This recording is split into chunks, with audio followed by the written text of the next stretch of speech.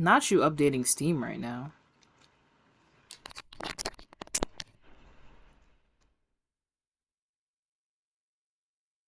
What? Hi, how are you?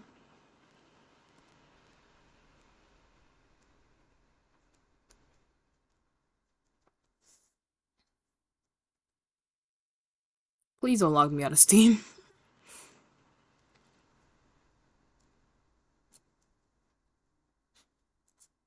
Brother in Christ, I asked you to load the game. Not give me all of this. Lobotomy Corporation.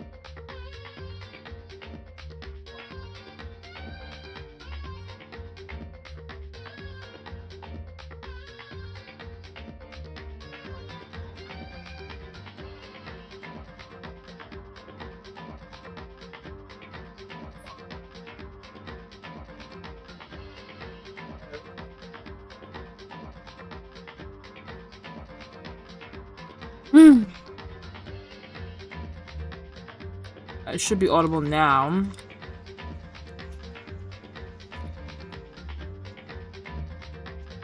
I can hear my. Oh, that's me.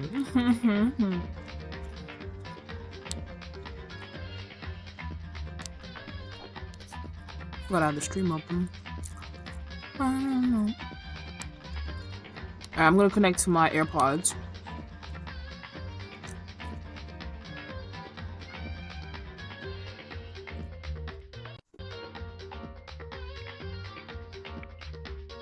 Hello?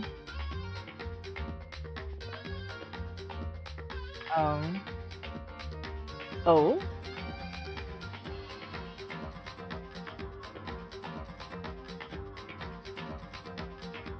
Am I, like, decently audible? Okay. Look at my mic settings real quick. Okay, AirPods picking up audio or whatever.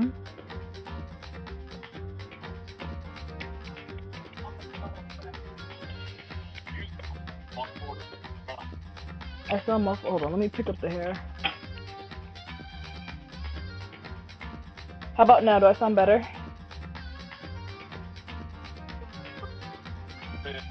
How about now? Do I sound better?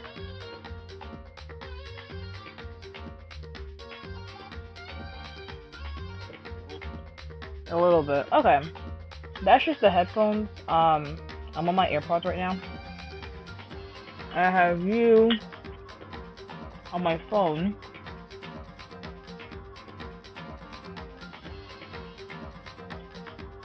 So I need you to keep watch. Tell me what's going on.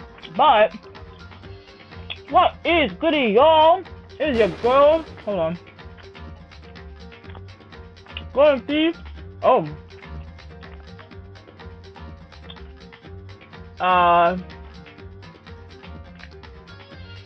Triple seven back. I give another live stream.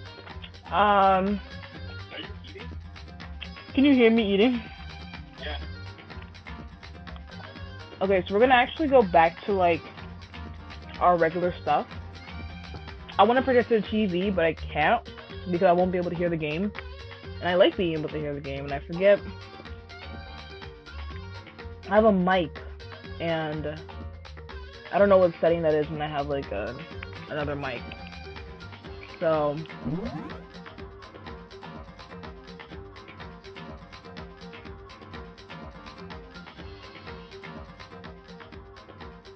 alright.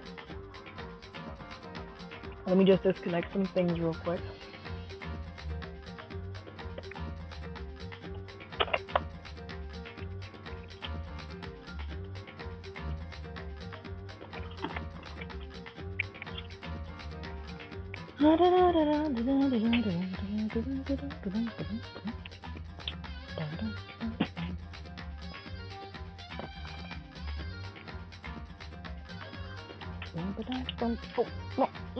Don't do that, don't do that, don't do that.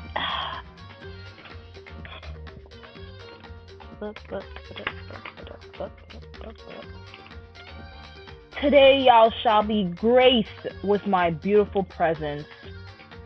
You should be thankful. Let's go ahead and disconnect these.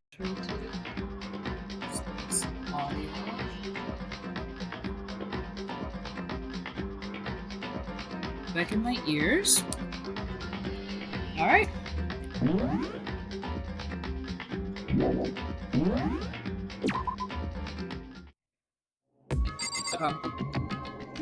Sorry.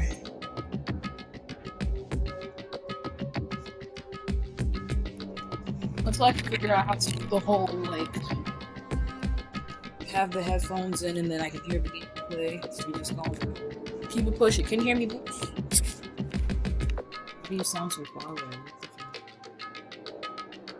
Okay. Switch down a little bit. I don't even know what I look like. Maybe you see me. Probably don't. Don't care. I just have a lot of light coming in, so we're not changing that. Anyways. Talk to Kuya. That's not Kuya. Hey, you still don't have the TV fix?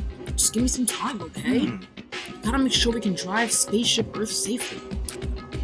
I think I know what you're trying to say, but I also think I have no idea. Clear? Why was the mastermind murdered?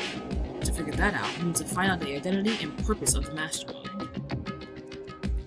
Well, let me change this stream name real quick. Get this off my face.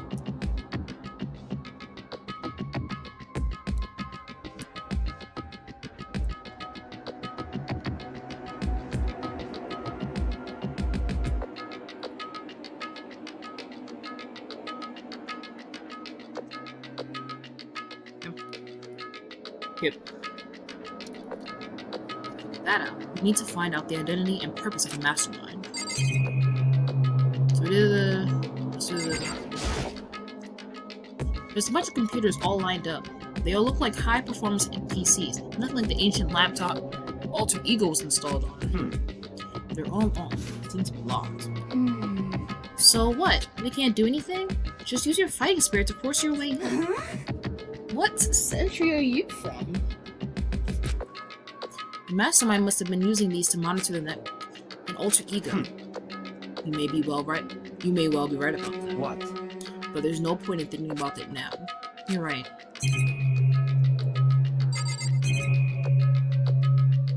They have cameras in the camera room.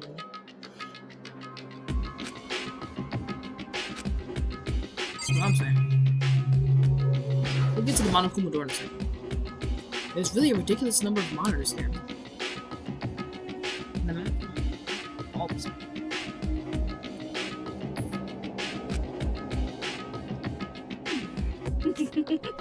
As long as I have this.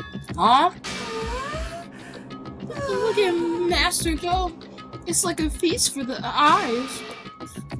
How much is a monthly membership? They were talking about OnlyFans when OnlyFans came out. No, OnlyFans might have probably been out at the same time.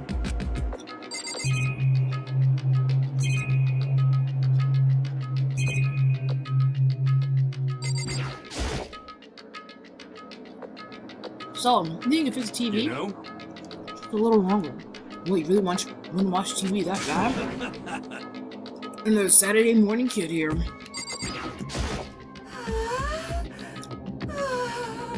Master's going around all this stuff. It's like an all-you-can-watch buffet.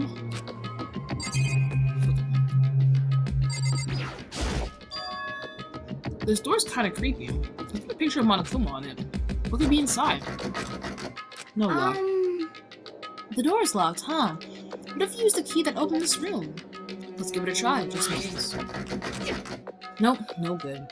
It wouldn't even fit in the keyhole. Aw. Yeah. Well, don't worry about it. Everything's fine. Mastermind's dead, right? So nothing's gonna happen to us. Yeah, I guess you're right.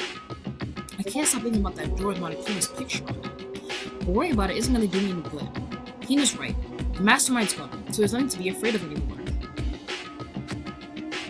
You know? Oh. Oh.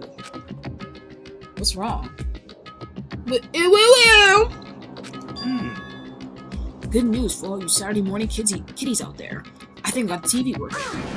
Really? Now, all we gotta do is switch it on. What? Then do it. Frigging idiot Mastermind. All you guys need to cut free from the regrets of the outside world. And they were sitting here watching TV the whole time. They really thought they can get away with it.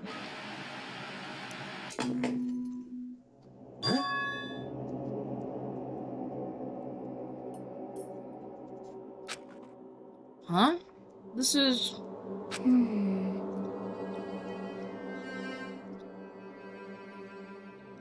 For viewers, how y'all doing today? Shit! Where did that from? Just wrap this up! It's the feed coming from the surveillance camera monitoring this room, isn't What it? the heck? Huh? That's weird. Come on. Hey, what are you doing? Huh? That's really weird. You're weird. Weird in every way possible. And not just weird, super weird. But... This TV isn't hooked up to him. Anything but the antenna. So how is it showing the camera feed? Well...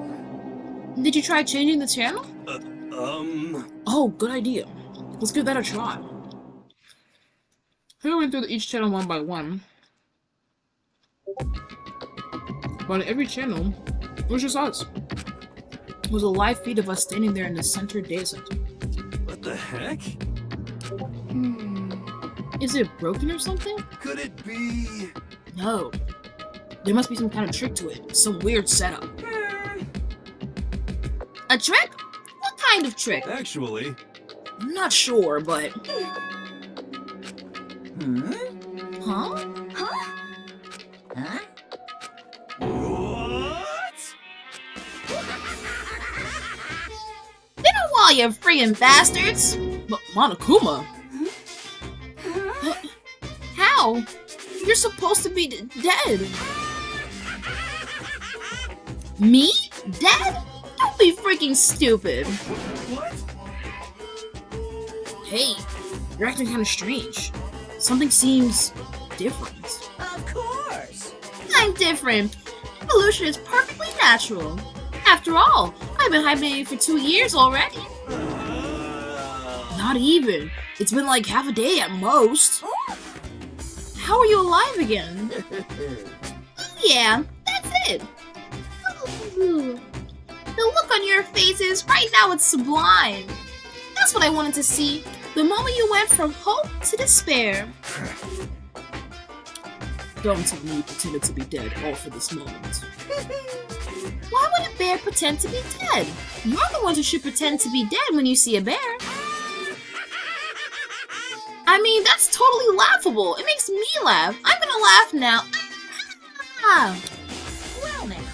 And that's that. Well, it's almost time to cut off your past so full of hope and begin to despair at the future ahead of you. I want you to all have way more fun in this killing game. You can't be serious. We have to keep going? Let me out of here! No, we were supposed to get out of here. Get out of here? Are you still obsessed with getting out of here? Unbelievable. How do you not get it? There is no getting out of here. And besides, this life isn't all bad, you know? I mean, there's stuff you won't like about life no matter where you are. Are you serious? This place is the worst. If it's the worst, does that mean you're in despair? Well now. Oof. from all that laughing. I guess I'll just get to the point now. The point? Hey, You guys really struck gold when you found that TV. Yes, indeed. That TV is an essential part of your school life here. What? I knew it was hiding a secret of some kind. What the heck? But I connected the antenna, so why is it just showing us a surveillance feed? Look how attentive they are now. Well then, I'm gonna let you in on a blood-gushing secret and tell you about it. That TV is absolutely without a doubt displaying the signal coming in on the antenna. huh? But what does that mean? What the heck? It's displaying the signal? But it's just us, standing here. Unbelievable. Oh, you're so stupid. Don't you get it? Fine, I'll just tell you. Kills, chills, kills! This killing game is being broadcasted live to the entire world. It's the most popular thing on TV. What? Extreme! This killing game is being broadcasted live to the entire world. It's the most popular thing on TV. Did you not hear me, nigga? Doesn't matter how many times he says it. I don't know what it's supposed to mean. I mean, even if I understood the words, I'm not sure I understand the deeper meaning. Ooh, what? Broadcast live? To the entire world? What kind of bad joke is this? That's... It can't be. Have they taken over the airwaves somehow? Oh no! The camera feed is being broadcast? No way! That's impossible! Here, That kind of overconfidence is a major weakness in your crisis management system. You know that? All you need is one rare trick that I found, and hijacking the airwaves is easy mode. Are you being serious right now? of course. I heard a kind of creaking, but the sound was coming from my own mind, like a boat tossing in the ocean. My mind had begun to creak and groan. Hey, Everything has a meaning, you know. All those hints I gave you, all those tantalizing tidbits about the school's mysteries, even me luring you here right now. Why would I do any of that without a reason? It was all for my captive audience, to show them true despair like they've never seen it before. I became the director of a despair-based production. This is the ultimate reality show, the best in despair entertainment. what are you saying?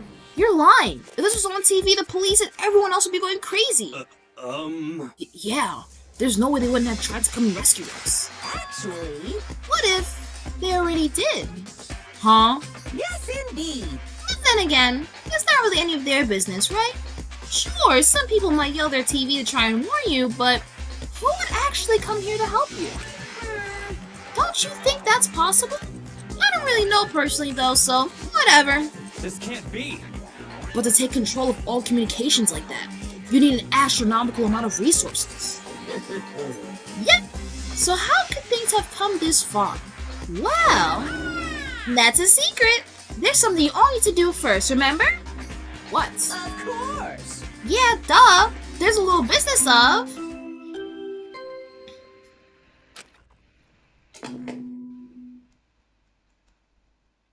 A body has been discovered. After a certain amount. Huh? Hold on 1 second.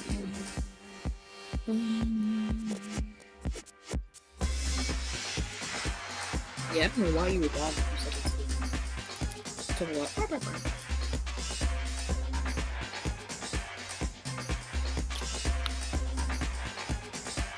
Class trial? Do you mean?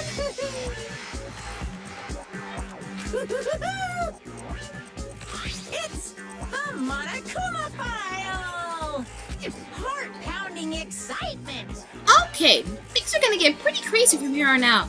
You're in for a heck of a ride. Can't wait! I can't wait!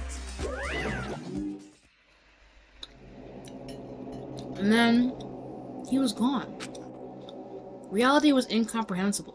The truth hopelessly out of reach. All we were left with was despair.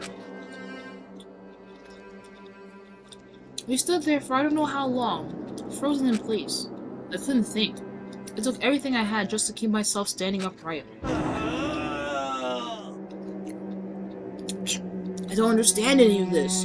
What's despair entertainment? And how is he still alive? I'm sick of this. I thought that finally, we could get out of here. And plus, what did he say about a class trial? Stop talking. Well, that part's obvious. The class trial is a class trial. What it means is that at this point, we have to figure out who the culprit is. Figure out who killed Kyoko. What? What the heck? What are you talking about? I thought Mukuro Ikusawa was the one who died. The victim was female, right? Kyoko certainly fulfills that condition. And if Monokuma is still alive and active, that means that the mastermind, Mukuro Ikusawa, isn't dead. So naturally, that body can't belong to her. So it must be Kyoko. There is no other possibility. That is Kyoko's? Kyoko's been murdered? No, it's not possible. Because I don't know anything about her yet.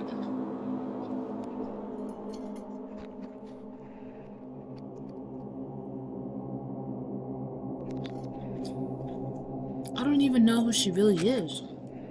To have it end like this? I don't believe it! I refuse to believe it! Quiet.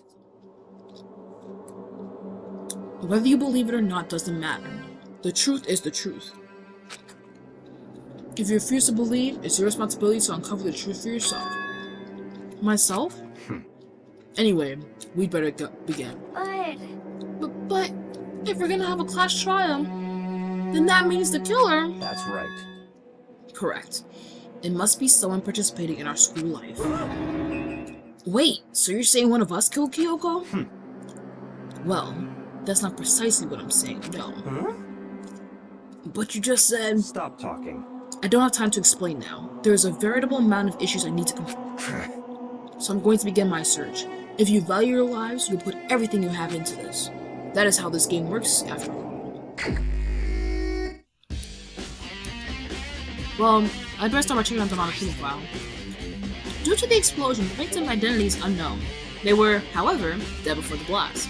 The victim had been stabbed a single time with a knife, which went completely through the body. They also been struck in the head with an object about as thick as a metal pipe. The body was covered with other wounds, but these were at least several days old. See what Monokuma file doesn't tell us who the victim actually was. The unidentified body could it really be Kyoko? Or... I have no choice, I have to investigate. I have to cover the truth for myself. No matter what, I have to find out what happened. Or we're all dead. I need to go back to the scene of the crime. Back to the garden!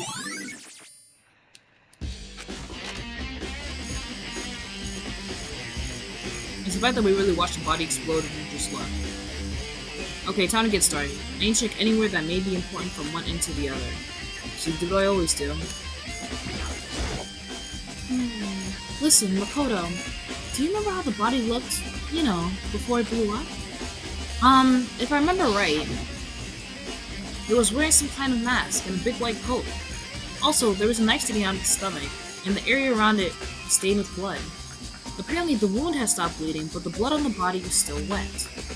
Byakuya said not to touch it to avoid getting all bloody, but for how much blood was on the body, I didn't see any on the ground around it. Okay. Wow, thanks! That was a big help. Now that you explained it, I totally remember how it looked. Well, having talked about it like that helped me remember it a lot better too. So thank you, too. Body work, chop. So who does the body belong to? Whoever it is, I'm not gonna look. I don't want to faint anymore.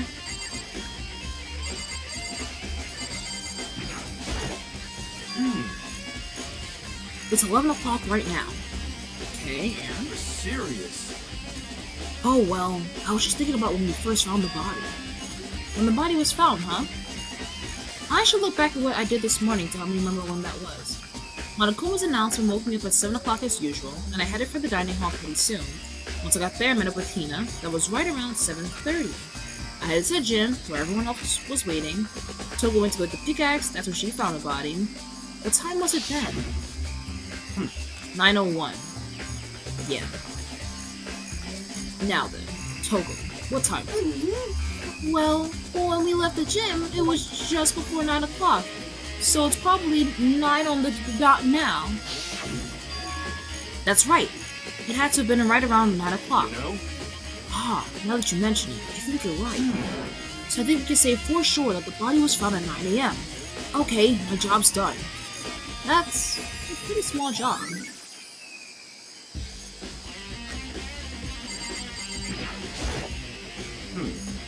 Good timing.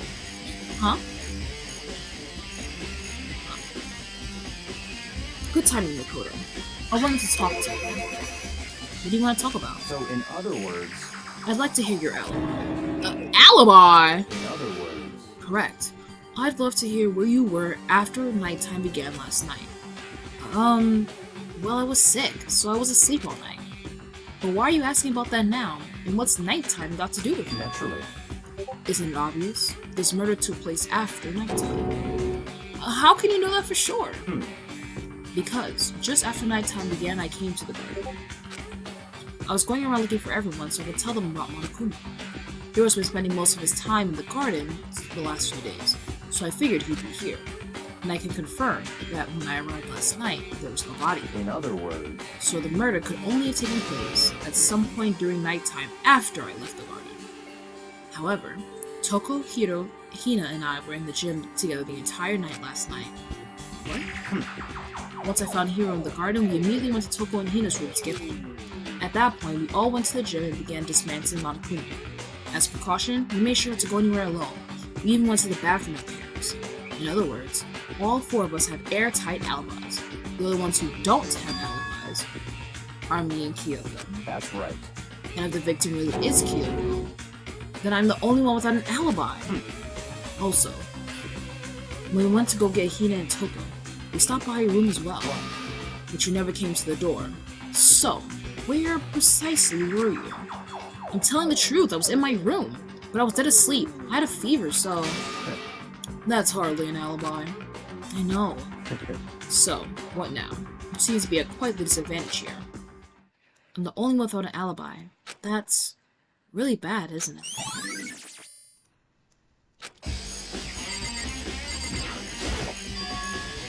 There's a knife laying on the ground. It must be the knife that was stuck in the body before it exploded. The force of the explosion must have thrown it over here. The Monokuma file said the knife went all the way through the body from front to back. Does that mean this knife is what caused the fatal injury? Either way, this knife looks really familiar. Wait, is this? Yes, Makoto. That's it! It's the knife that person was holding. This is getting really weird. There are just too many strange coincidences. Coinky dinks. Whoever the person in the mask was that attacked me last night, they were holding that knife. And that same knife was used to stab that same masked attacker we found here. So, maybe this masked person got stabbed because... when they attacked, I was kind of in a trance. Maybe I reacted by grabbing the knife. And maybe then and if this really is Kyoko, it would mean Kyoko was the one that attacked me. Why the mask? I just don't know. I don't remember anything clearly from last night. No. No, it can't be. There's no way.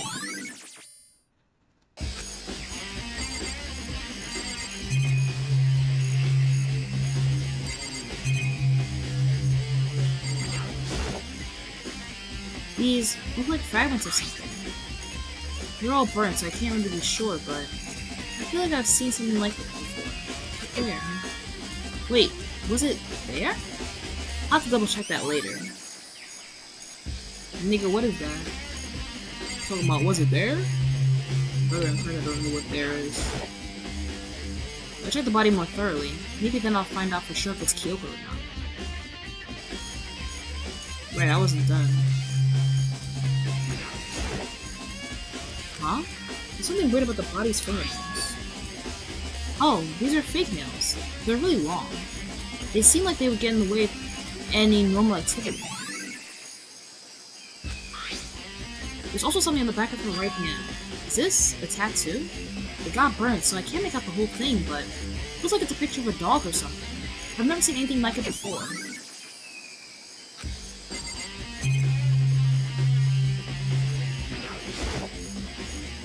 The lower half of the body didn't get wet at all. After the body blew up, the top half got set on fire, so I dumped a bucket of water on it. It explains why the bottom half isn't wet. What's really strange about that, right? The white jacket the victim was wearing got totally burnt up. There's only one little piece left. The upper half of the body got set on fire in the explosion, so it's totally black now. Also, the top half of the body is burnt. That's because it got set on fire and I threw water on it. Since I only threw water on the part that was on fire, the top half, the bottom half is still dry. In other words, there's something strange about the top half being wet. There isn't, right?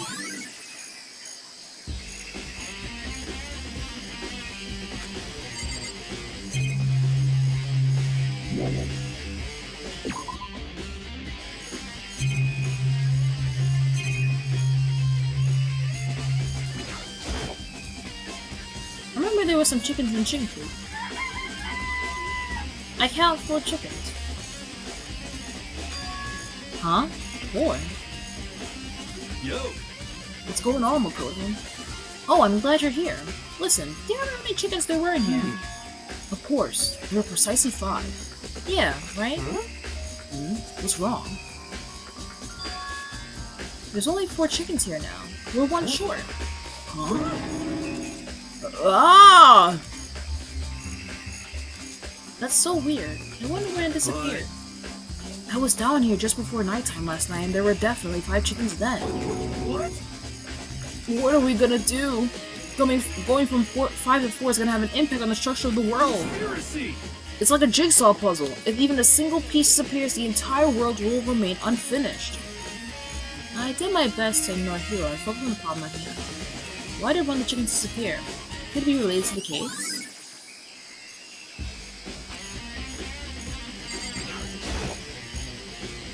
This is a probably control the sprinklers. It said turn on at 7:30. It said time couldn't be changed. Huh? Hold on. So the sprinklers turn on 7:30 each morning, right? Then, if the body was here before then, the sprinklers should have gotten it wet. Which would mean the murder must have taken place nighttime before 7:30. Monochrome flower doesn't really eat people plastic, and I don't think it's okay, so better stay away.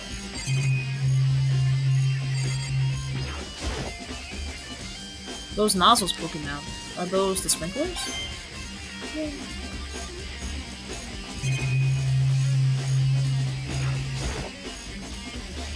Just be sure, just take a look for solution. This room is dusty and disorganized. In other words, a pretty stereotypical tool shed. Is this a tarp? Wait, was there a tarp in here before? I should probably look into that. It could be related to the case. The top is wet and covered with mud and grime, but the underside, totally clean and completely dry. One side of that tarp is wet and dirty. Something about that bothers me.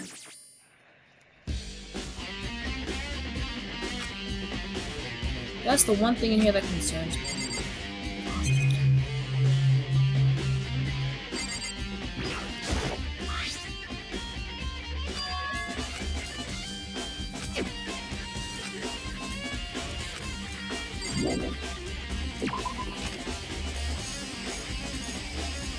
I think I've checked everything I needed to in this area. But I'm not done yet. There are other areas I need to check. Specifically the fragment I found before. There's somewhere I need to go in order to confirm my suspicions, and I still need to find out more about Kyoko. Is that corpse really Kyoko? If that's true, was that also Kyoko who attacked me last night? If I can find out more about her, maybe I can answer that question. Kyoko was never the kind of person to talk about herself all that much. Maybe if I can get into her room, I'll be able to find out more. But the key to her room... It's all clear now. I will simply limit your options. I can't allow you to engage in any further suspicious activity. What? Limit my options? Just give up. Give me the key to your room. I don't have a choice. Let's see if he'll let me borrow her room. Hey, Kuya? If you do come up with an alibi, I'd be happy to hear it. later at the last trial. Oh no, it's not about that. You have the key to Kyoko's room, right? I was hoping I could borrow it. I'm afraid I can't take that risk. You're the prime suspect after all. Of course, if I were to go with you, that'd be a different story. Then, will you go with me? Sorry, I have my own agenda to take care of. Find me again later and we'll say goodbye. Depending on my mood, I may go with you, or I may not. Come back later, huh? Okay. In the meantime, I should look around somewhere else. Maybe I should check out that one area. The fuck is that one area, brother?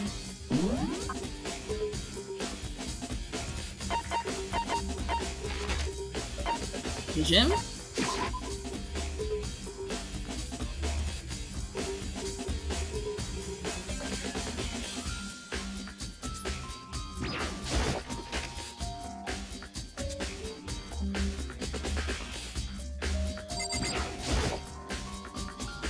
Well, someone's laying this cement on the floor, but I figured it would be, you know. You know?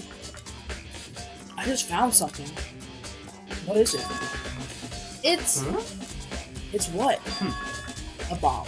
There's one installed in every monoclonal robot on shore. A bubble... Oh, that's what the corner is. Bubble bomb. And that bomb went missing. There's no doubt about that. The fragments I found in the garden... Pieces of the bomb come around. Okay. I tried everything else I can think of. All that's left now is Kyoko's room. I should head back to the garden and ask Byakuya. Isn't he gone?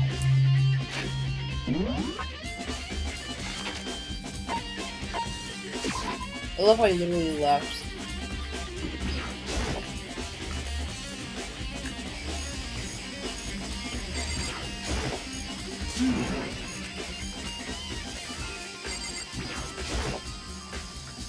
You think you can go soon, Byakuya? You want to check out Kyoko's room, right? Very well, let's go. Ah, wait for me! Byakuya walked off without a second glance, and I hurried after him on our way to the dwellings.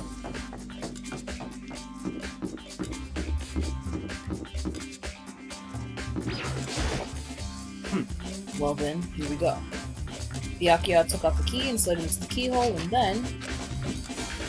And it's open. Looks like it, thanks.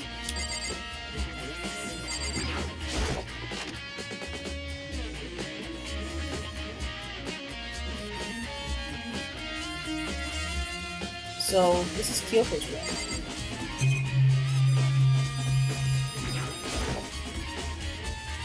Another monitors.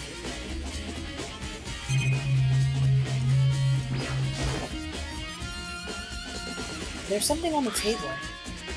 It's a wooden block decoration. What? What's that? What purpose does it serve? I think it's probably a key. The lockers at the really traditional public bathhouses use them for their lockers. I wouldn't know. I've never gone to a public bathhouse. That doesn't really sound surprising. It's hard to picture Byakuya doing something like It's that. certainly possible. But if it is a key, I think I might know what it unlocks. Really? Unless I'm mistaken. I'm pretty sure I saw something in the dojo that this might go to. The dojo? That's where I was headed to now.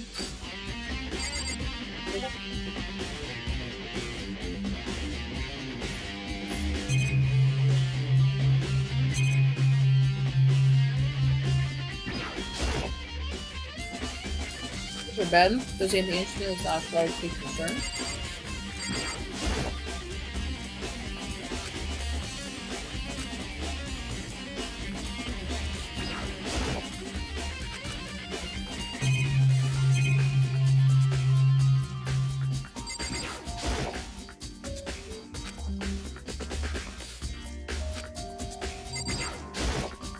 What? You wanted to come here, right? So what is it you're looking for? Nothing in particular. I thought we might find some kind of clue here. A clue that might help us understand Kyoko. Come on. You can't be serious. That's why you made me take time out of my search to come here? I'm so sorry. Regardless, if you plan on poking around at random, do no matter how much time you take. Surely you have something more concrete, something to do with some sort of direction here. More concrete. Oh, I know. Earlier, Kyoko gave you something. Huh? What's this? It's true. I'm sure I have it here somewhere. I found it. What's in the envelope? Kyoko gave it to me. She said if something ever happened, I should open it. Interesting. Something certainly has happened. So open it. Okay. I opened the envelope and looked inside. Inside was a single piece of paper. Under the sheets? What? That's all that was in there? Yeah, it looks like it. Under the sheets, what could it be?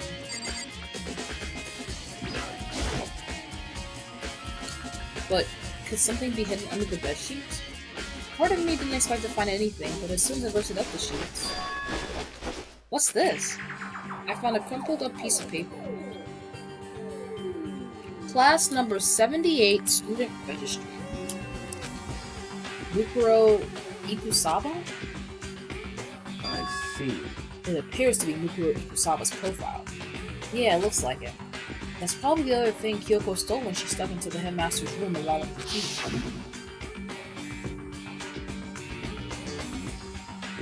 And this must be the blank that Monokuma was talking about. Kyoko said a death without meaning was unappealing. This is what she left behind.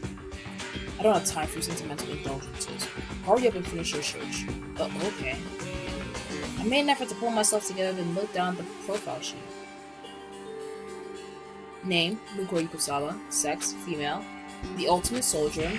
Although small for her age, she was a military specialist trained in every weapon type imaginable.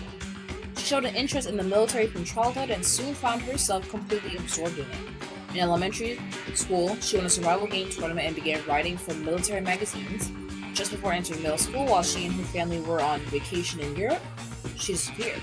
The story of a young Japanese girl being kidnapped quickly took over Japanese media outlets. An intense international investigation turned up no information and she was never found. However, she reappeared in Japan 3 years later, alone and completely unannounced. She revealed that she had joined a mercenary group known as Fenrir for those 3 years. She insisted that she hadn't been kidnapped, that she'd received battle training of her own volition. However, she never revealed why she decided to return when she did.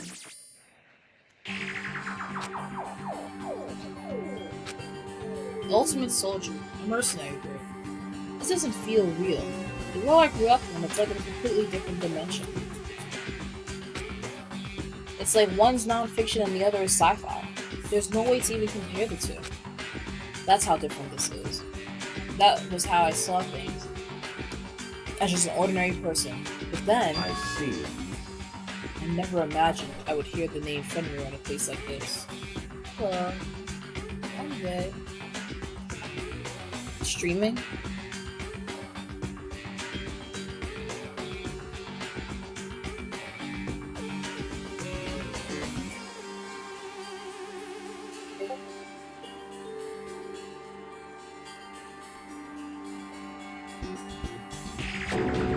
Huh? You recognize it? Naturally. The Fenrir Mercenary Corps is a collection of battle-crazed warmongers. But they do have their uses, and they always get the job done. That's where I'm going. This is all part of a world totally removed from the one I live in. I have to say, I'm intrigued. Every rumor I've heard of says that Fenrir has already... Found it. Whoa!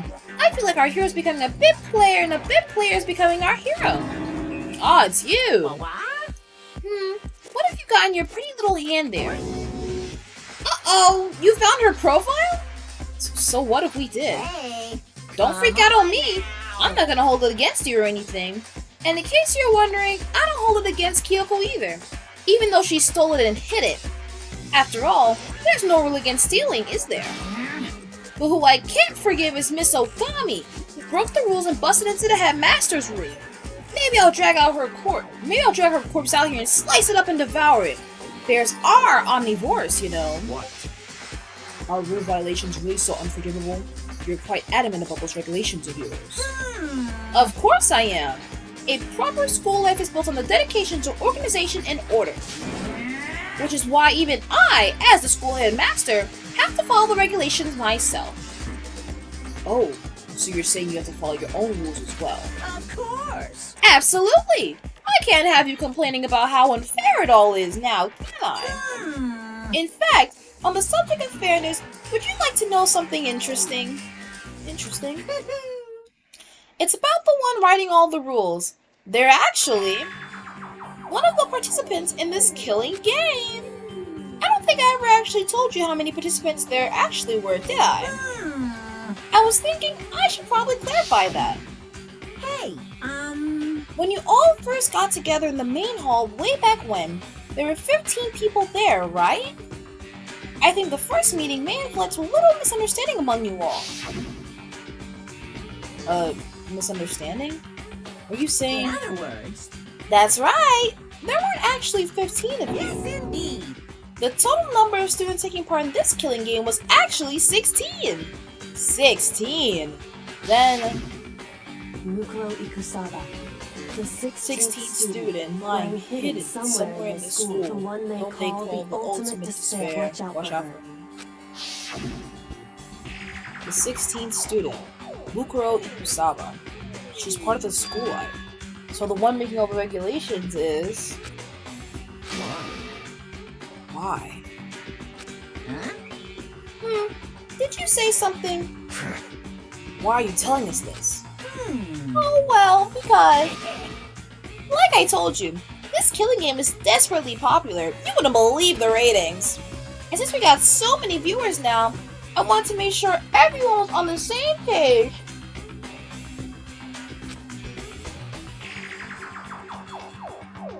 I don't want to wake up to a hurricane of complaints and hate mail, you know. Yes indeed. Makes sense? Well now. Okay, that's all you get for now. Oh, actually, I do have some revenge to get, so I have an extra bonus for you. Revenge?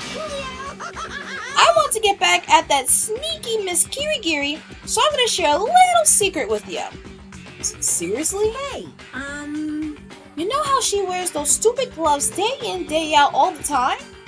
Well, don't tell anyone I told you, but she wears them to cover a bunch of hideous scars that she doesn't want anyone to see. What? Okay, now that's all you get.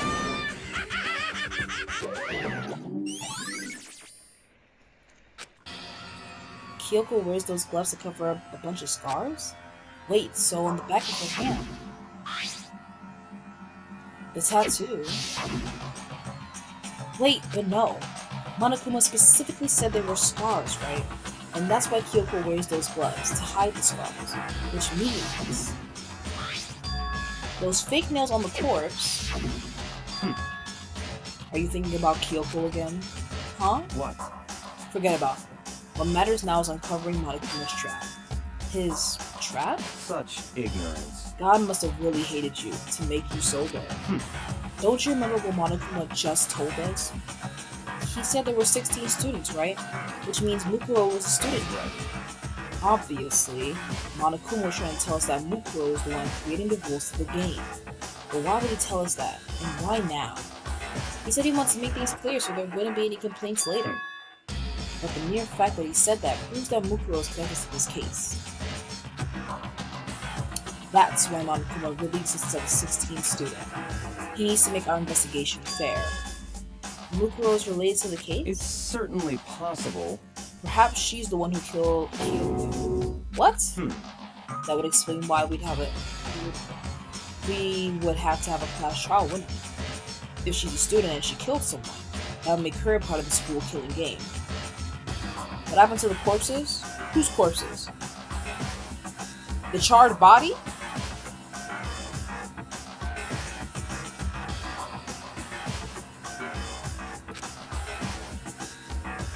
Everyone that died? I wouldn't be surprised if, like, majority of them are turned or like in the incinerator.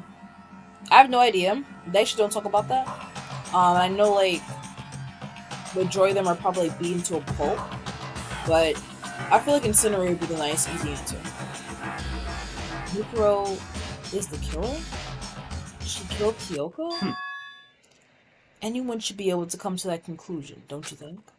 In fact, that's exactly what I thought when the investigation first began. What? But, based on what Monokuma just told us, I've changed my mind. It's all clear now. Mukuro Ikusaba isn't the culprit. Huh? What makes you say that? We thought Mukuro was the ultimate despair, was the masterminds. think that body is Junko's. Interesting. With Mukuro, the ultimate despair, is the mastermind's true identity. But if that's true, Monokuma's behavior makes no sense.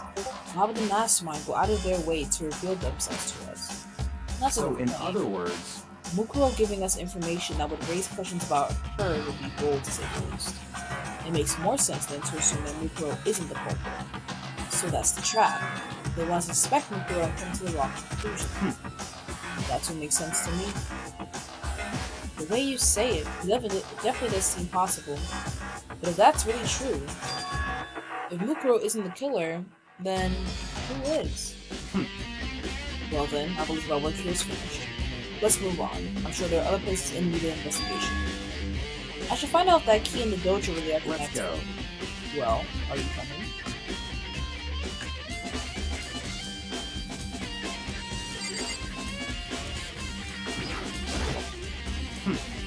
Hurry up and check the lock. That's what we're here for after all.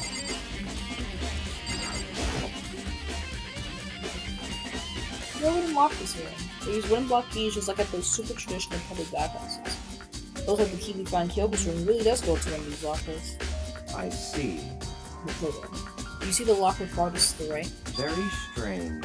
That's the only one door that doesn't have a key in it at the moment. You understand what that means, right?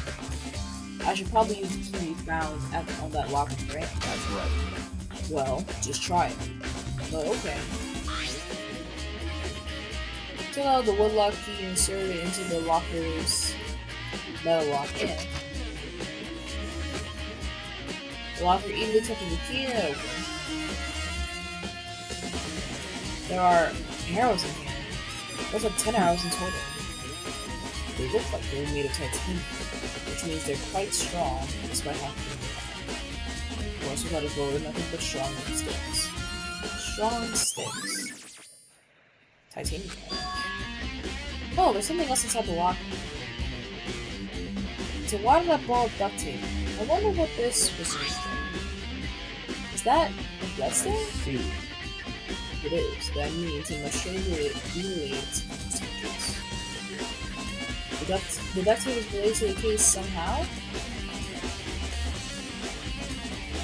But how could it possibly be involved?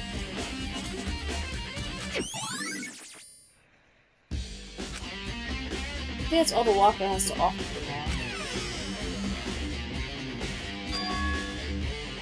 Is something wrong? Very strange. It's very odd, don't you think? The locker was having items that were clearly related to the case. Why did the key to the locker wind up in the victim's room? Why? Perhaps. Byakuya? Forget it. Well, we didn't see the search. Well, what next location? What? There's still something we need to look into. So I'm trying. We need to do more research on Fenrir. Fenrir? Me and the mercenary group that Mercury was a part of? But how are we supposed to find out about that? It's obvious. Where in this school would you go to do research on something? Research. You're talking about the archive? That's right. That's right.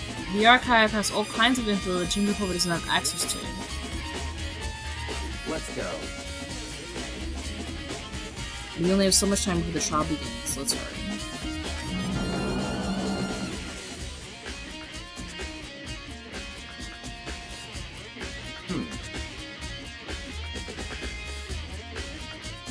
I believe there was a file related to Fenrir somewhere over here. Kuya seemed to know the archive with the back of his hand, which we touched off from the back.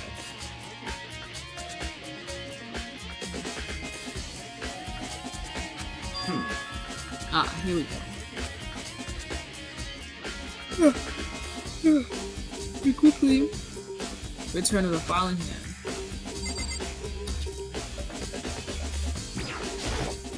I see.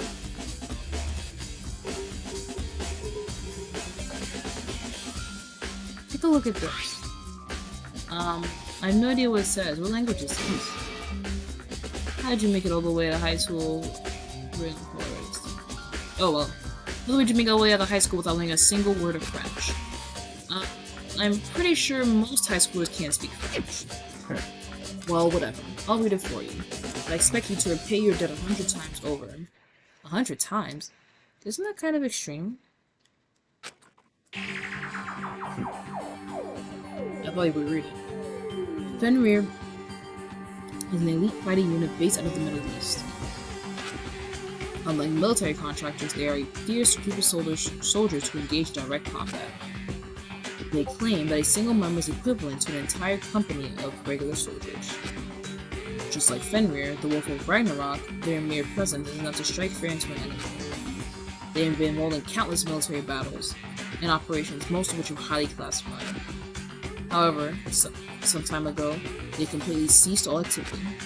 At present, their continued existence cannot be confirmed. There are unconfirmed reports that the key members of the group were all neutralized. Rumors indicate that they were killed to keep them from revealing the many state secrets they had acquired. Some, however, believe there were mounting internal tension within the group and they simply imploded. What? This all just sounds like some kind of alternate reality. Well, it isn't. This is our reality, the only reality. These people are part of our worlds. Their battlefields are much different from our lives here, in an unpredictable, unimaginable world.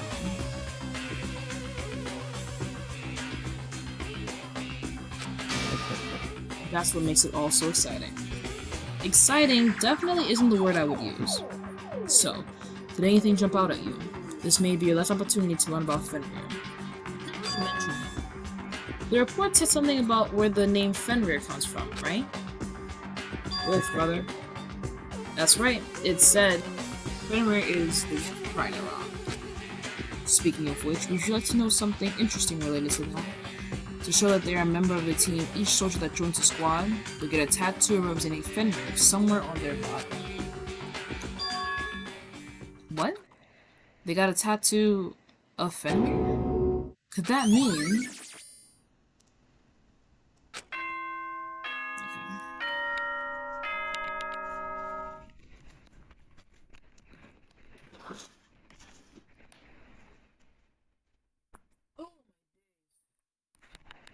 Be awake for this trial? Whew, I'm trying, y'all. Time is utterly silent, and yet it constantly assaults us organisms, the earth, natural phenomena. It damages us little by little until the end. You should really think about that. Anyway, it's time to begin the class trial. So, please meet up in the usual spot. See you later! Time has come. All we can do now is try to uncover the truth during the class That's right. trial. It would seem that way. Let's go. Okay. If I'm... Let me talk. If I'm understanding this correctly...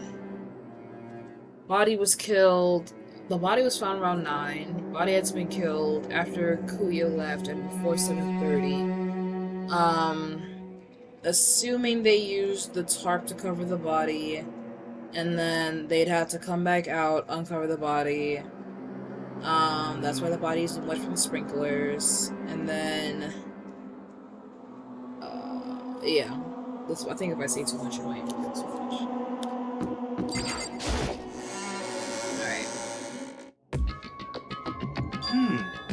Whoa, Miyaki and Makoto showed up together. Where the heck have you two been? You just disappeared without a word. We were investigating, of course. How could you not figure that out by this point? Makoto's ranked high enough for you guys to go off to ski together? Just the two of you? Huh? What? Are you jealous? Hey. Or are you making up some kind of creepy fantasy for yourself? What? Stop talking. Embrace yourselves. He'll be here any second. Any second? He could show up at any time. When I imagined what was about to happen, I immediately tensed up and prepared myself. But we stood there for 5 full minutes waiting for something weird to happen. And then 5 minutes became 10. Why? What's going on here? Why hasn't Monokuma shown up yet? Could it be? Maybe he died again. What should we do? Should we keep waiting here or what? Jesus. Did I scare you? Come on. I demand an explanation. Why did you waste my time and make me wait like that? What? I made you wait? You've got it all backwards. You're the ones making me wait. Huh? In other words, I'm waiting for everyone to arrive. We can't start till everyone's here now, can we? What are you talking about? Everyone is here. We've been all waiting for you. Sorry, but you're wrong. But I've been waiting 10 minutes now, so it's okay if I punish the one making us all wait, right? If we all agree it's a violation, I'll arrange a punishment right now. If it's me you're waiting for, I'm here. When we heard that voice, we all spun around to look. Hey, I'm here, no rules have been broken. Kyoko! Kyoko, you're still alive! No! That's a ghost! Stop talking. If you want to fight, do it at the class trial. Huh?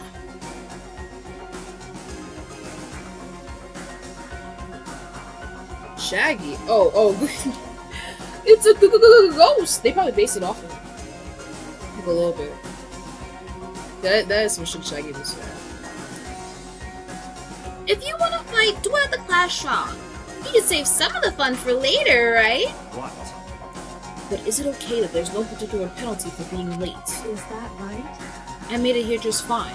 What school regulation did I violate? Am I wrong? You're so selfish, so spoiled. You're right, there's no penalty officially, but I bet you'll be sorry later. No, I'll make sure you're sorry later. Anyway, I'll swing your butts into the elevator. I'll be just one step ahead of you. When Monokuma was gone, we all rushed up to Kyoko. Kyoko! So you really didn't die? Indeed. Of course I didn't die. Thank God. I'm so glad you're okay. Perhaps. But that's not necessarily a good thing for us.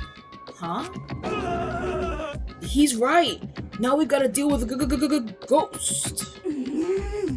I told you, stop talking. Let's go. Come on, let's just go. Whatever we need to discuss, we can do it during the trial.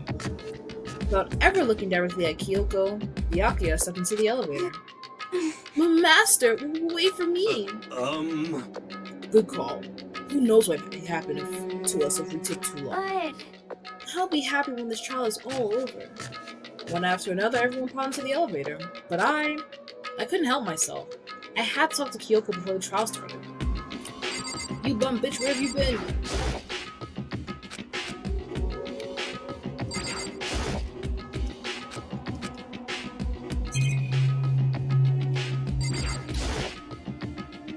Listen, before we get started, I have to ask you. Where have you been this whole time? You used that key of yours to go somewhere, didn't you? So... Correct. I went to investigate the second floor of the dorms. The second floor? That's right. There aren't any monitors or cameras there, so I was able to avoid Monokuma completely. Of course, I also missed his announcement because I had no idea a body had been discovered. Then, what did you find out? So, Just now? I finished my search and came back down just in time to hear the class trial announcement. I took some time to go over the crime scene first. I can't go to trial completely uninformed, can I? So that's why you were late. however, I'm sorry I kept you all waiting. But if you were on the second floor of the dorms, then that's what the key you found goes to? wrong. Actually, to be precise, not In quite. other words, I used Monokuma's secret tool which can open any lock in the school. What? Will open any lock in the school. just a second. Hey, what are you two doing? Hurry up before we get in trouble with Monokuma. Makoto, We can go over all the details after we get through the trial, okay, Makoto? Right now, I just want to focus on surviving our current situation, because this is probably the single most crucial moment so far for her. That's a strange way to put it.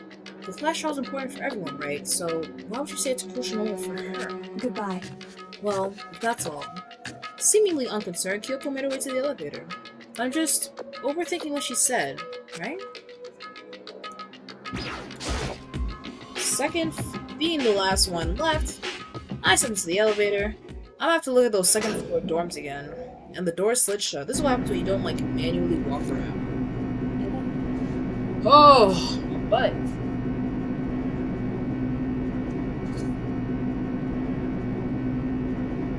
Sorry, y'all, just getting some water.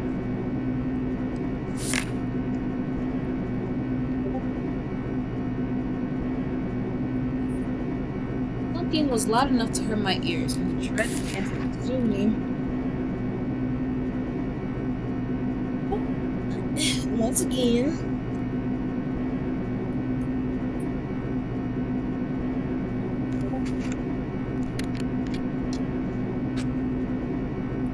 I can't imagine ever getting used to the mental pressure that comes with preparing for an execution. In that dusky darkness, nobody said a word. We just stood there, silent and still. After an immeasurable period of time, the doors opened without warning. A dazzling light penetrated every depth of my eyes. But it wasn't the illuminating light of hope. It was the blinding light of despair. I can't wait! Ah, I've been waiting for this. I feel like it's been forever since we got together like this. The time for pointless jokes and jabs has passed. Chills, chills, kills! Let's get on with the show! And so the curtain opened for the 5th time. Judgment, deception, betrayal, riddle, defense, faith, a deadly class trial. Yeah, I'm not reading all that deadly shit, bruh. First things first, open that e-handbook. Damn, I can't even... Is there a certain one for truth bullets? No. Okay. I want to look at the floor, the second floor. But I ain't gotten too much. So... They were dead before the blast. Stabbed in the stomach. Struck in the head with an object thick as a metal pipe. I hope y'all paying attention to what's being said here. Cause I know who this is. Burnt the upper half of the body beyond recognition. Fake nails. Tattoo of a doll on the back of the right hand. Kuma bomb.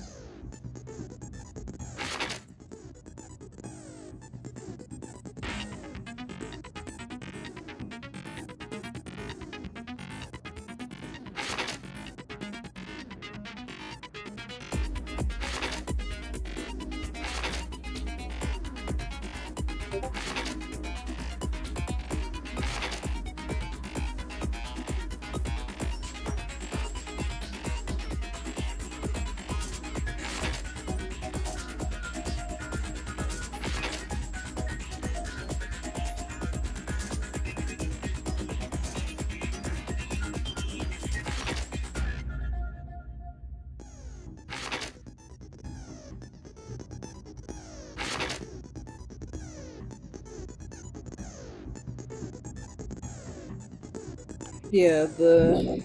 Oh, I won.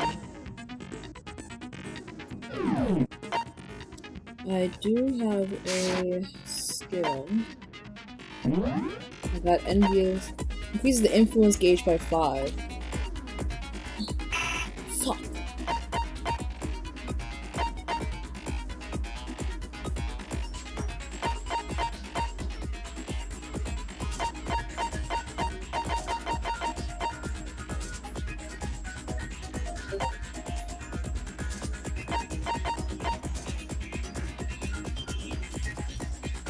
I ain't gonna lie. I don't know what the other skills are that you can get, but I feel like the ones that I have currently, like the whole reload 2 bullets at once, doing extra damage, get extra time, whatever, have all been pretty good skilled, ain't gonna lie to you.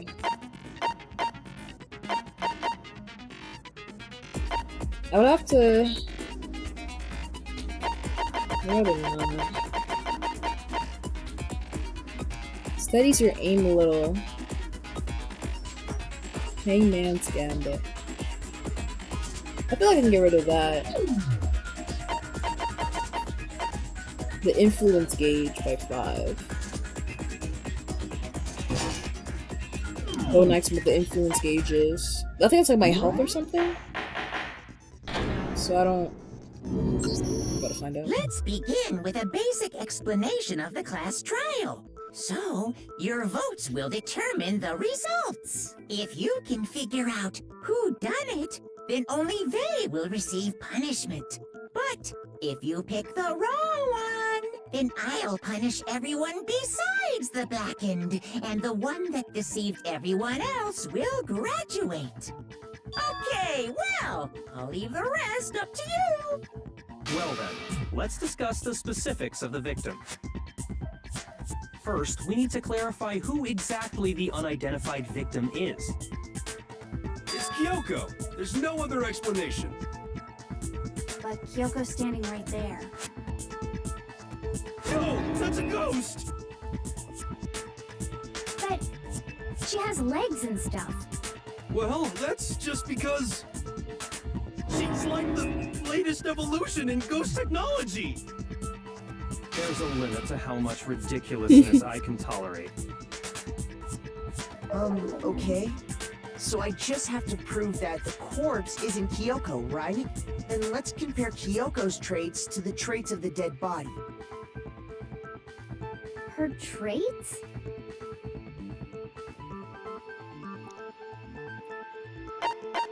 I got it! Oh, look at all that health bar, yo! I needed that. Y'all know I be taking damage like it's nobody's business. Y'all saw how many hearts I had? Yeah. In that case, I think it would be helpful if someone explained why she actually wears those gloves. And would you happen to know the answer? In fact, Monokuma told me. Apparently you have scars on your hands you don't want anyone to see. Oh, you know, now that I think about it, the corpse wasn't wearing any gloves, right? They probably just got burnt up in the explosion. I'm not convinced. The ghost is just trying to fool us all. There's a community of people who like Yasuhiro, and I'm just like, I would have been fine if he blew up from day one. Like, there's a level of, like, I agree with Byakuya, there's a level of stupidity that I can tolerate, and I'm like, ready to jump off a bridge with him. There's no way that corpse was Kyoko. Please don't have me, because, like, if I can't prove why we're gonna be stuck here and the case will move forward. I don't have any choice but to...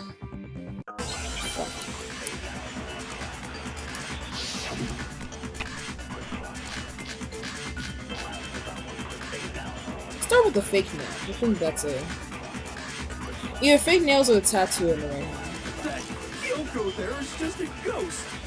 Impossible. Okay, then prove it. Prove she's not a ghost. The dead body wasn't wearing gloves. They got burnt up in the explosion. Then she was wearing gloves before the explosion? Well, yeah, she must have been wearing gloves. Because that corpse is absolutely Kyoko. She must have been wearing This gloves. entire discussion is idiotic.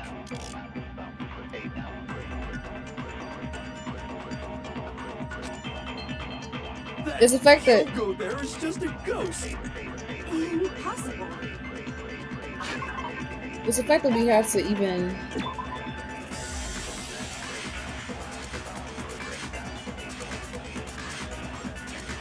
How they're explaining this, like... Is this nigga 5 real? Okay, then prove it. Fragments, Prove some she's not a fragments, some ghost. sprinklers. The dead body wasn't wearing gloves. They got burnt up in the explosion. Then Then she was wearing gloves before the explosion. Tattoo? Well, yeah, she must have been wearing gloves. Because that corpse is absolutely Kyoko. Like, it's This entire discussion is idiotic. exploded. I feel like look at that exploded body analysis real quick.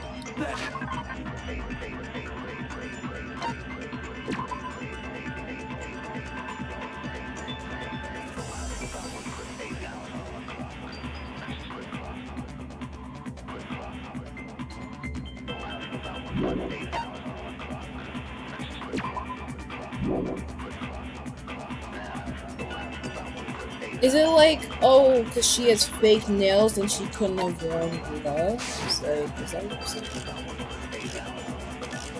Impossible. Okay, then prove it.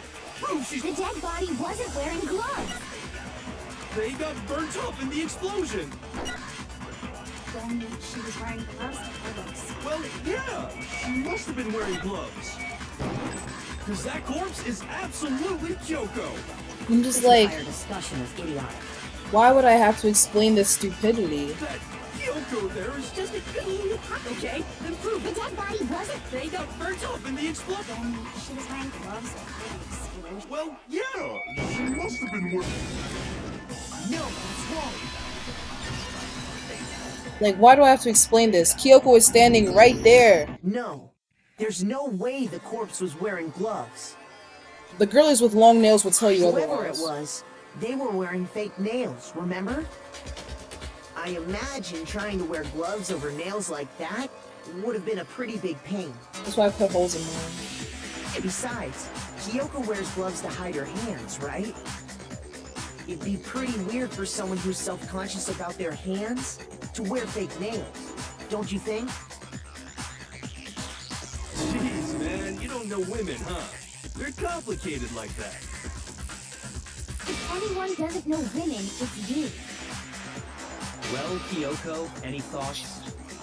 These gloves were custom made to the size of my hands to make sure they don't interfere with my daily life. If I wore fake nails, the gloves wouldn't fit properly. Then that's that.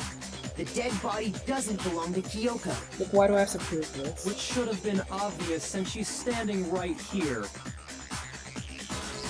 Okay, so then, who's the real victim? First, we need to figure that out. No shit, Sherlock. That's the first thing I said. You're the one who's been dragging us around in circles.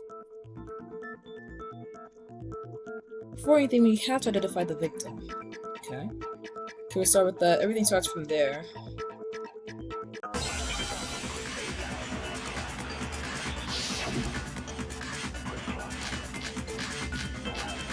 Let's start with that tattoo, brother.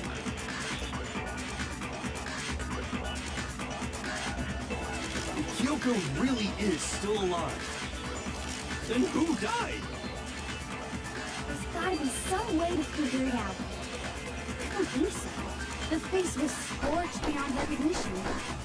And there wasn't any description in the Monokuma file. Oh, if we can't identify the body... And there's nothing else we can do, right?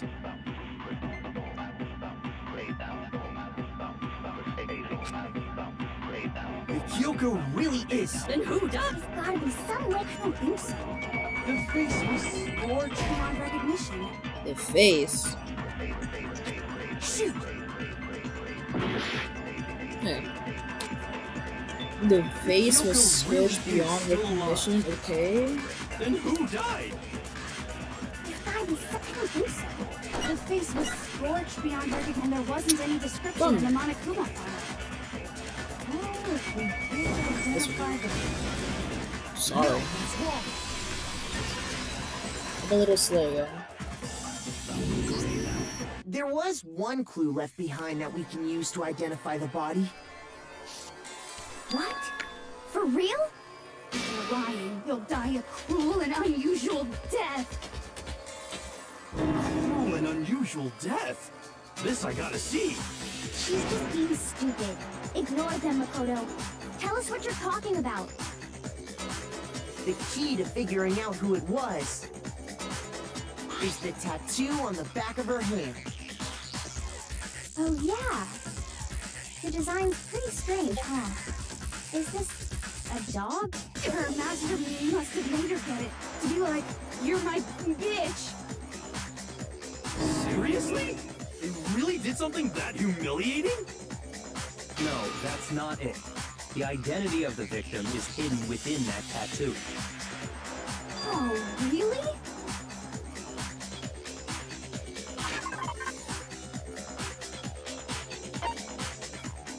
Wait, what?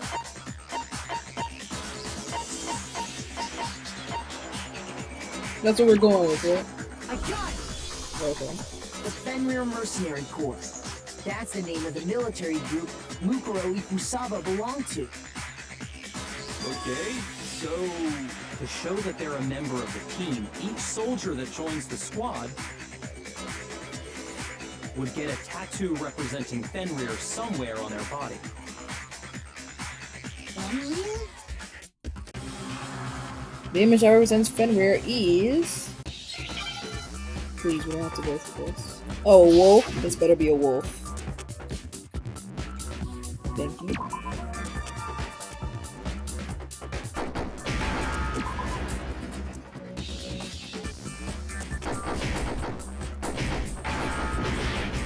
Hey!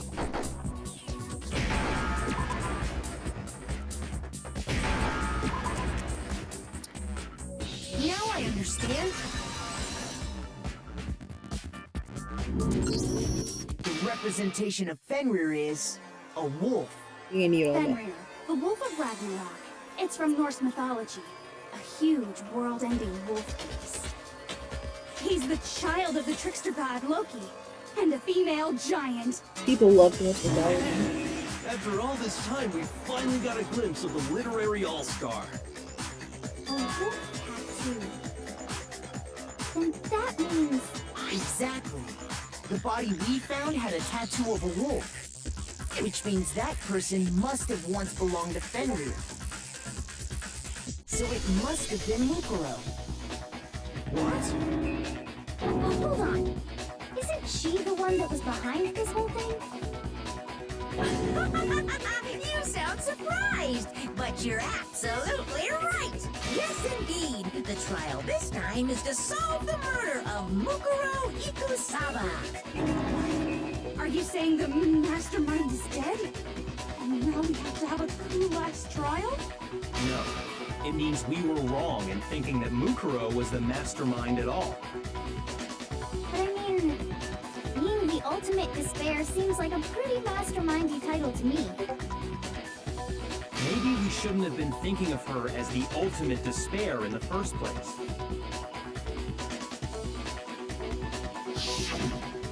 After all, looking at her profile, I didn't see anything that would fit such a description. All it said was that she was the ultimate soldier. If I remember correctly, that other information came from Kyoko. That's what you told Makoto, right? So that means Kyoko got it wrong? Then who was she? Who was Mukuro Ikusaba? She's been gone this whole time? And when she finally turns up, she gets killed. Usually when there's a scene where an important character dies, it has a lot more detail. So you're saying she wasn't an important character? Which would mean she was the same as us, just another participant. Then who's the real mastermind? It must have been the Hope's Peak Academy headmaster after all. No, the headmaster has nothing to do with it. But how can we trust that? We already know your information about Mukuro was wrong. My information was not wrong. Okay. We're in the middle of a trial right now. Figuring out who killed Mukuro is first and foremost. Please limit all future prattle, chatter, and chit-chat as much as possible. Fine. Uncovering the identity of the mastermind will have to wait. But remember this. No matter what happens, we will find out who you really are. I stake my family name on it. officially decided to completely ignore all such attempts at provocation. Now then, just so nobody's confused, let me state this one more time for the record. The reason we're having a class trial is because a murder among the students has taken place. Hammer that point straight into your big ol' brains! What you're saying is that both the victim and the culprit are part of the student body? Then, one of us killed Mukuro? Wait, no! There's a chance that there's some mystery 17th person who's been hiding all along! Nope. There are only 16 students in total that have been taking part in these events. Seriously? Then, one of us killed Mukuro? Who did it? Who's the killer this time? Get a hold of yourself. We've already narrowed down the list of possible suspects. I'm sure you realize who I'm talking about, right, Makoto? Who the evidence points to?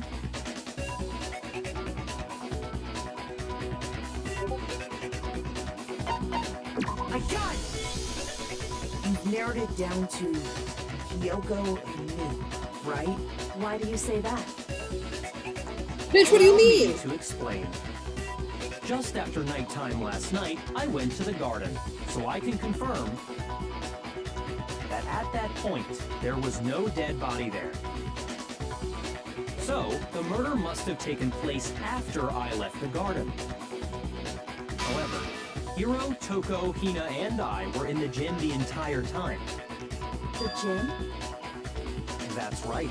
The four of us were there trying to dismantle Monokuma. The whole time we were very careful not to go anywhere alone. We even went to the bathroom in pairs.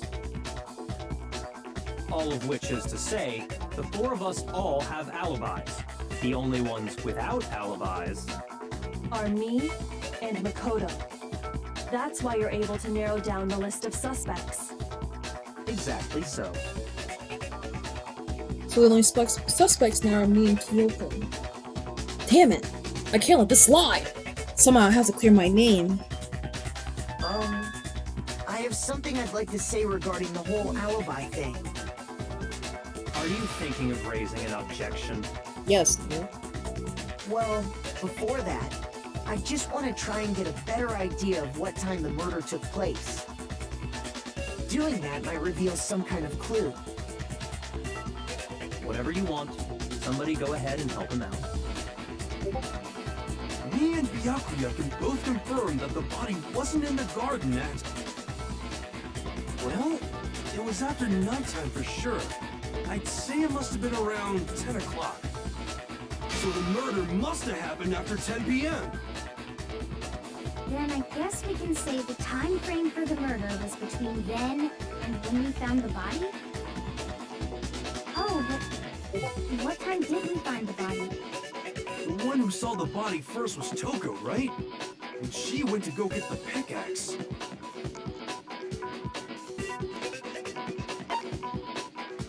I got it! The body must have been discovered at 9 a.m., since that's when Toko went to get the pickaxe.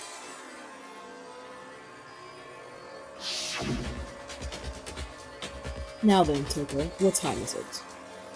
Well, when we left the gym, it was just before 9 o'clock, so it's probably 9 on the dot now. Okay, go get the pickaxe and be back here by 9:01. He's right.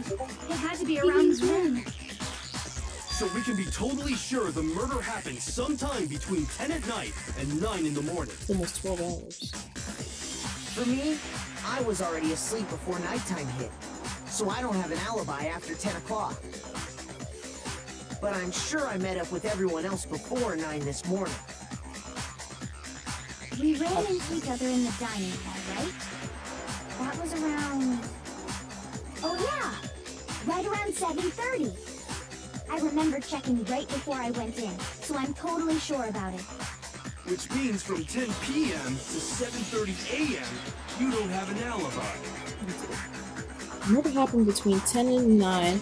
I don't have an alibi between 10 until 7:30. Okay, then looks like the game has begun. I can provide an alibi for that period. And I just have to prove the murder didn't happen during the time I don't have an alibi. Alright.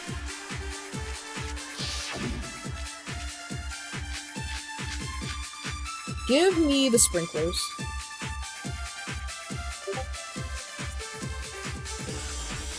We've established a time frame for the murder.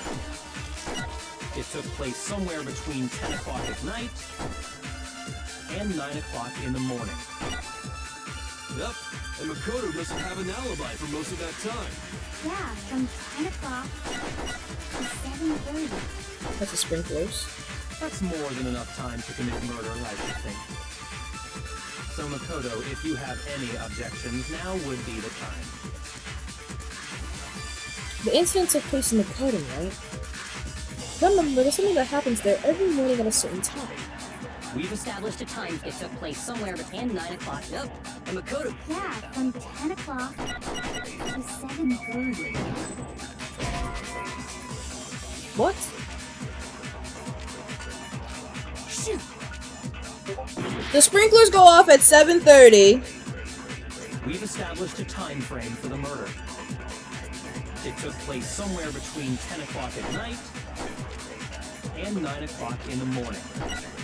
My other option is 10 o'clock and Makoto 7:30. doesn't have an alibi for most of that time. Yeah, from 10 o'clock to 7:30.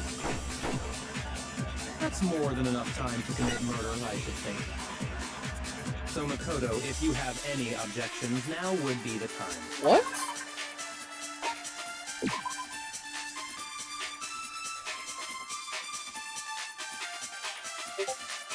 What are you trying to get me? Not the fake nails, not the tattoo, not the fragment.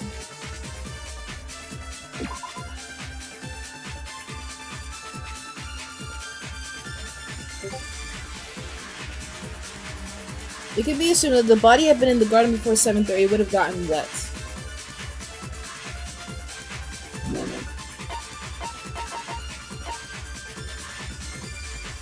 Oh, do I have to do the whole body? Do I have to do the body first before it's... We've established a time frame for the murder. It took place somewhere between 10 o'clock at night and 9 o'clock in the morning. Yep, and Makoto doesn't have an alibi for most of that time. It's only 10 o'clock and 7:30. 7:30. Hold on. What's your problem, brother? What are y'all trying to get at?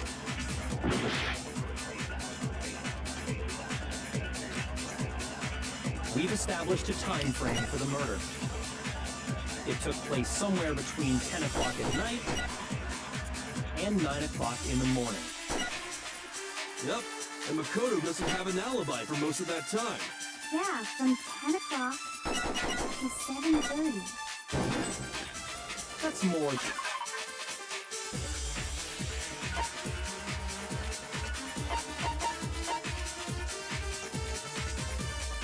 I had the sprinklers with the 7:30, right? I did that.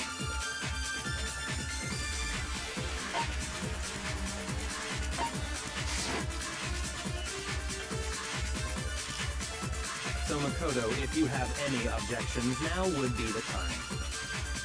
What am I missing here?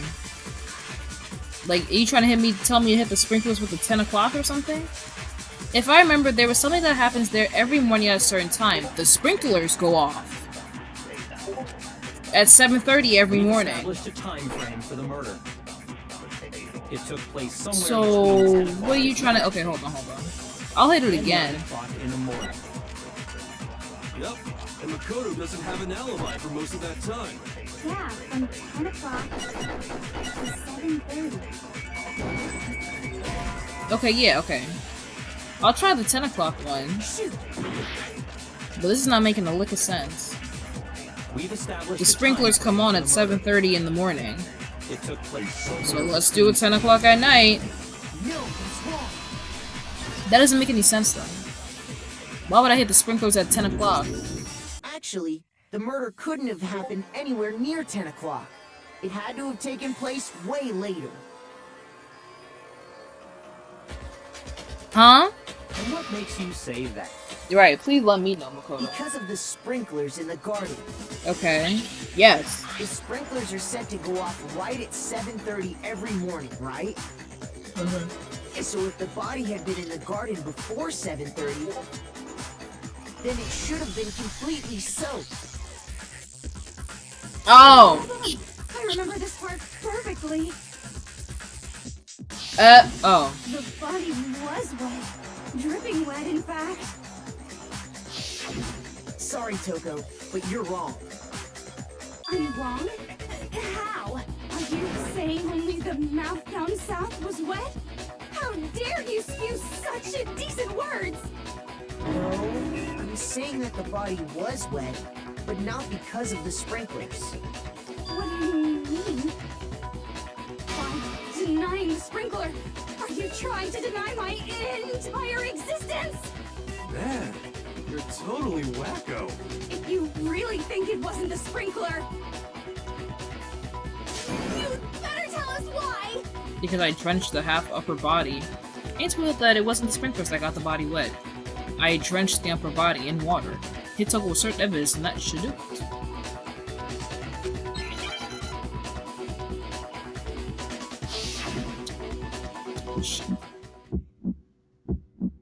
I admit nothing. No, no, no! Enough! Are you trying to bring me? I admit nothing. No, no, no! Enough! Are you trying to bring me? I admit nothing. I'm right about this. I admit nothing. No, no, no! Enough! Are you trying to blame me? I admit nothing. No, no, no!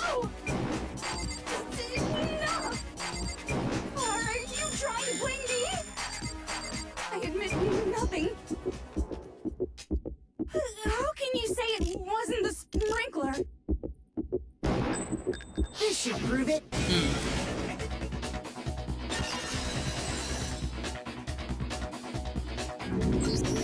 Just remember what the body was like after the explosion, and you'll see why it wasn't the sprinklers. The top half of the body was wet, yes, but the bottom half was completely dry. If the sprinklers got the body wet, shouldn't the whole body have been wet? So they only got the top wet? The bottom was completely dry? 1 second, y'all. Man, I ain't gonna lie to y'all. I kinda wish I lived near like a Sam's Club. I could kill for a pretzel right about now. Like, ooh, snacky snack. Whatever.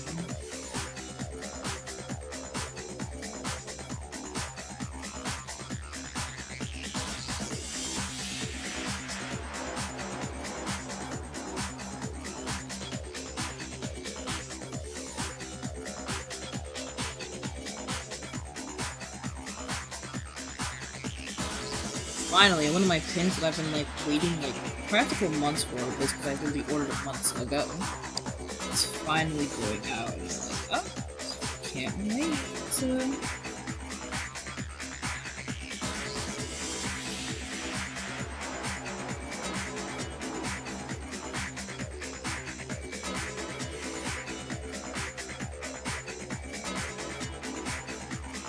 Hey, boobs. Hi, boobs. Alright, let's do it.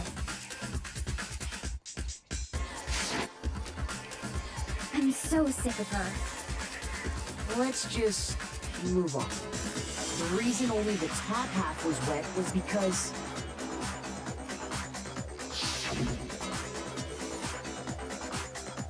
while the body was still on fire, I doused it with water. But only the part on fire, the top half. Oh, Then I guess the sprinklers really didn't do it. Isn't she like The awake? sprinklers didn't get the body wet. Then the murder must have taken place sometime after the sprinklers turned on at 7:30 in the morning. Oh, okay, I see what you're coming at. Which means she must have been killed sometime between then and when the body was discovered at 9. Okay, big brains. But Oh. Makoto's alibi was only missing from 10 o'clock last night to 7:30 this morning, right? So there's no way Makoto could have done it. I guess you had an alibi after all. Good for you. In which case, the only one left without an alibi is Kyoko.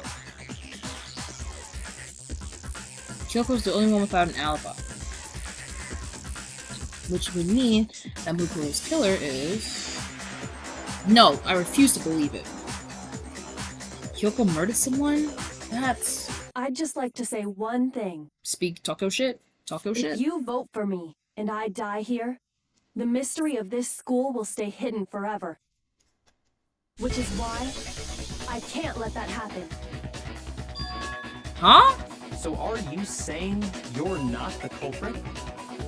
Of course I'm not. I have no reason to kill anyone. This is a trap the mastermind has laid for us. A trap? Tart? We're this far into the game and now you decide to blame me? Stop wasting time! Stop wasting energy! You really think your little trick is gonna work? Shut up, you! You got it, boss! Shutting up now! Anyway, Kyoko, you actually did have a reason to kill her. Huh? She did? She thought Mukuro was the ultimate despair. In other words, the mastermind behind everything. So she killed her to try and put a stop to all this. Isn't that right, Kyoko? Wrong. But you made one catastrophic mistake. Mukuro wasn't the mastermind at all. And as a result, we were forced into another trial, something I'm sure you weren't at all expecting. So, that was her motive? If she had a motive and no alibi, well then, I think it's pretty clear Kyoko's gotta be the culprit. I'm not the only one without an alibi. Makoto's explanation is still insufficient. Huh? The sprinklers didn't get the body wet, but that doesn't mean the murder happened when he said it did. What are you... Because you see, there is a way the body could have avoided getting wet. Interesting. I'm listening. All it would take is covering the body with a certain something to keep it from getting wet. Turn something. Where the tarp at? Sorry. I got it! You're talking about the tarp, aren't you? You catch on quick. You're right. All you'd have to do is cover the body with the tarp, and that'd take care of the water. In fact, that's exactly what the killer did. The dirt pattern on the tarp can attest to that. Damn. Only one side of the tarp got dirty, because that's the side that got covered in water. The side that faced down over the body, meanwhile, kept perfectly clean. This proves that the killer used the tarp to keep the body from getting soaked. Why did they go to all that effort just to keep the body from getting wet? Most likely so they could cloud the issue of when the murder actually took place. In other words, to create an excuse exactly like the one Makoto just gave us. This bitch. Why would Kyoko say that? Why would she want me to make me look like the killer? No, I can't think about that right now.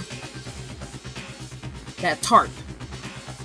If it was used the way Kyoko said, the tarp must have touched the body, right? But the body... Wait. Something's not right. And what might that be? can't worry about Kyoko's motivations. If I don't do something, everyone's gonna think I'm the killer. I have to refute what Kyoko said.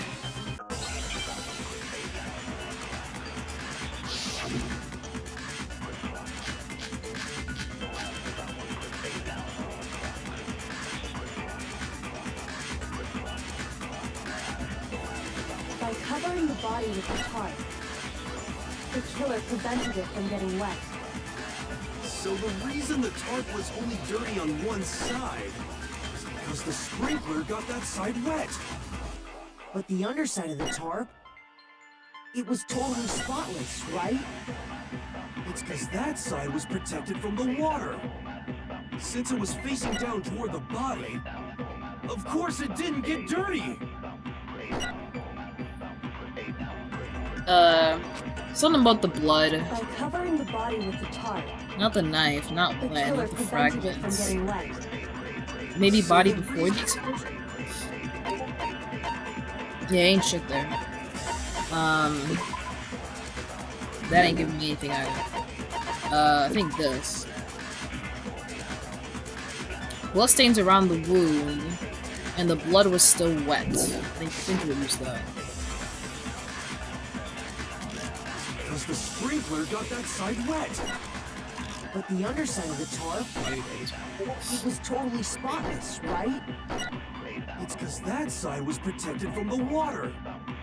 Since it was facing down toward the body, of course it didn't get dirty.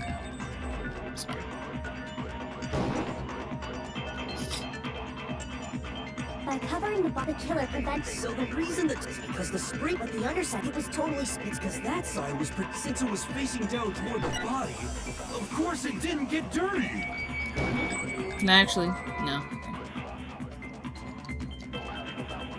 By covering the killer prevents. So the reason that because the spring, but the underside, it was totally. It's because that side was. Since it was facing down toward the body, of course it didn't get dirty. No, what's wrong? Sorry, y'all, my aim's... Amy. Actually, one side being clean is pretty strange if you think about it. Give me 1 second, y'all. Let me... Cause I'm like downloading my exports, my videos real quick. So let me just go ahead and... go into my VOD producer. I'm like, you know what, while I'm sitting here letting them talk, I'm not really doing too much.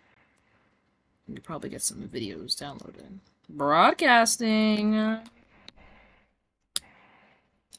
Let's see, that's 1, 4. Download this video.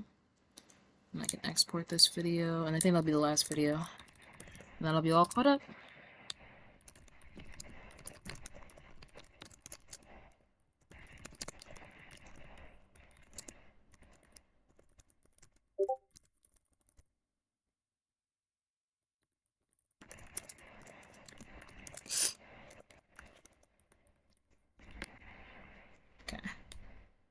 Start that export. Cute. Alright. That was cute. Because the blood wasn't dry before the body got blown up, right? Yakuya said it himself. Not to touch it, or you might get some on you. If you put a tarp on a body in that state, it absolutely would have gotten blood on it. I don't know, I feel like the knife would have kind of propped it up there. Well, maybe the culprit washed it, so nobody would know they'd used it.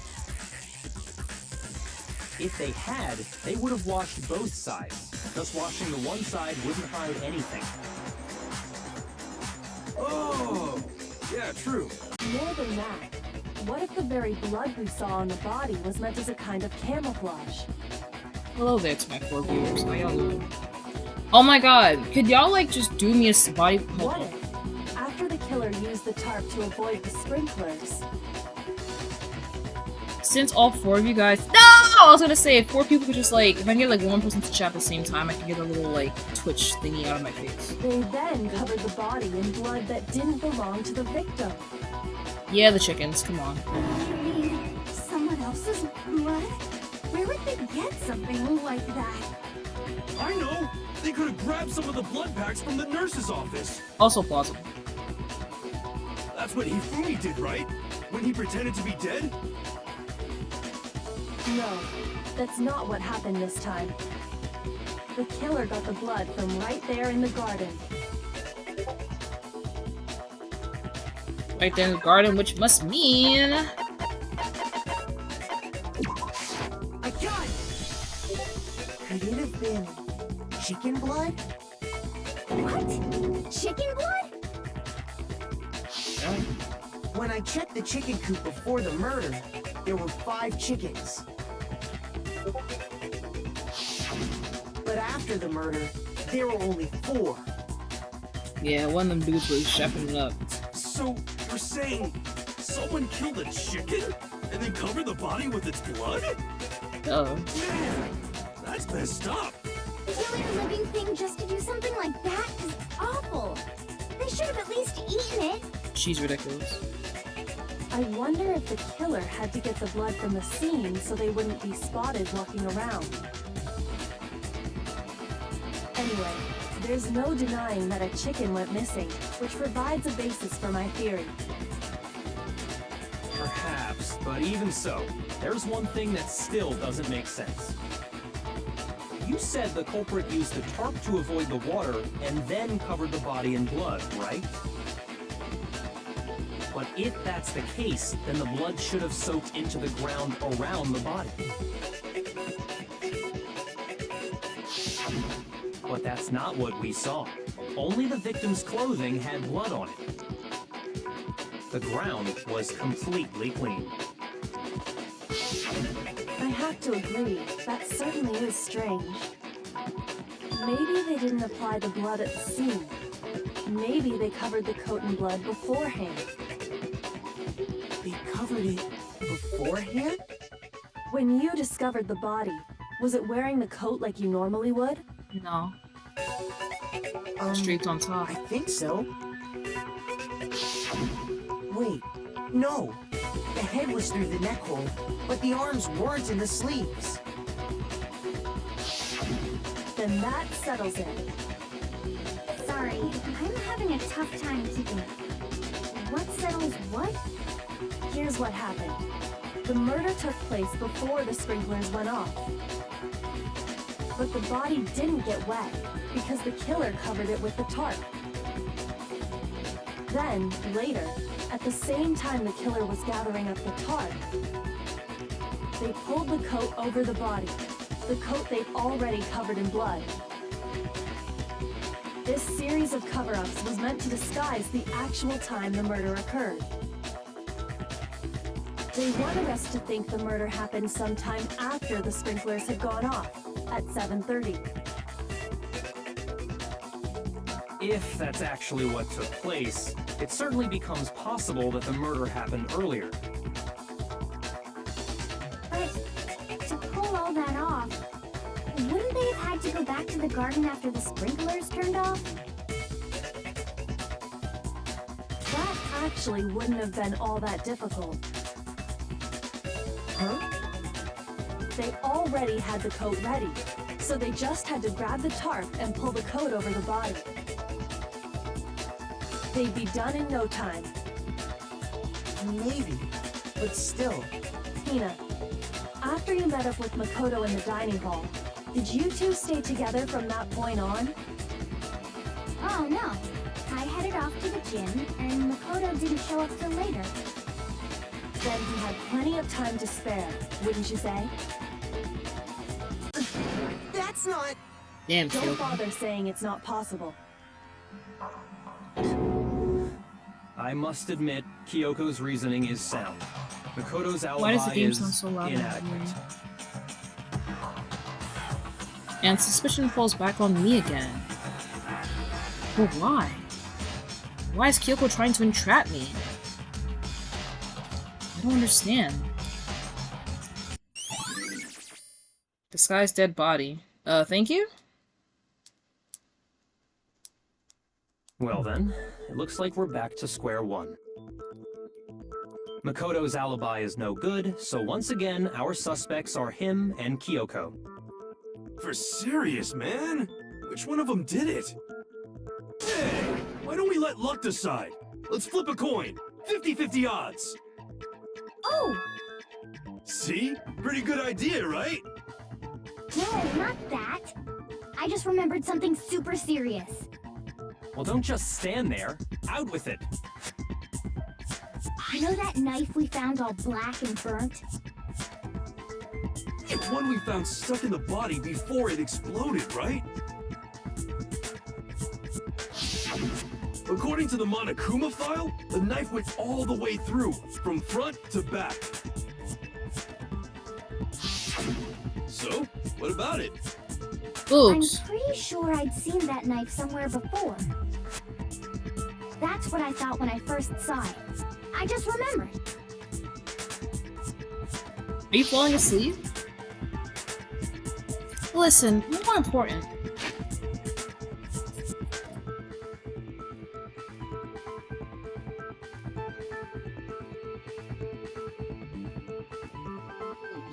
Text me back.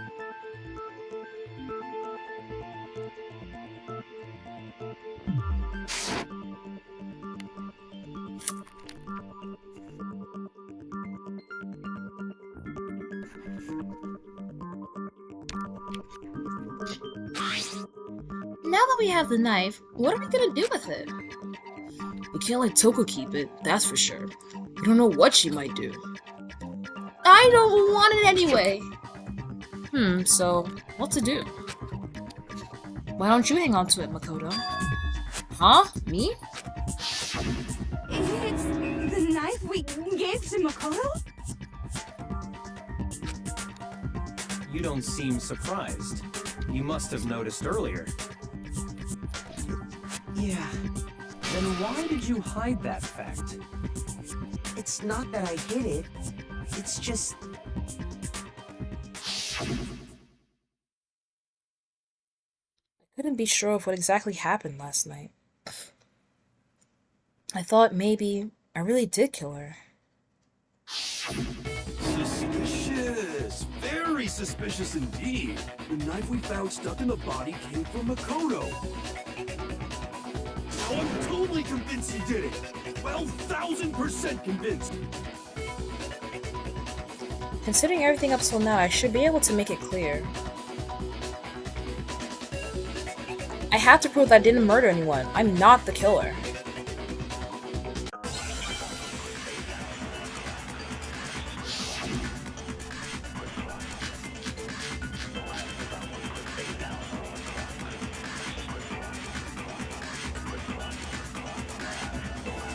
The knife we found lodged in the dead body. It's the same one we gave to Makoto.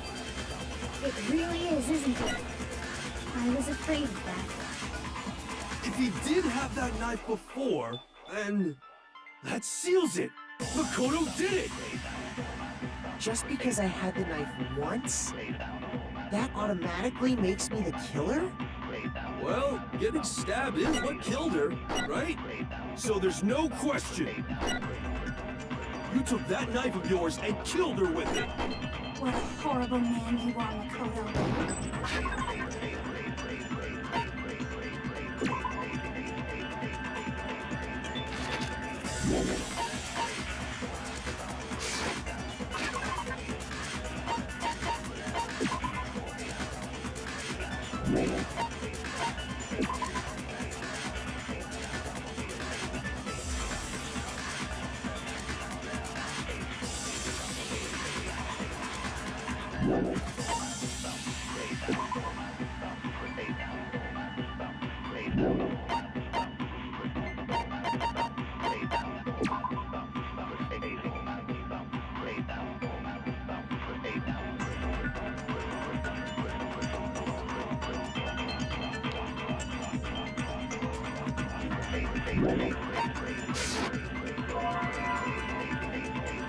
I used that knife to kill Mukuro. No, there's no way.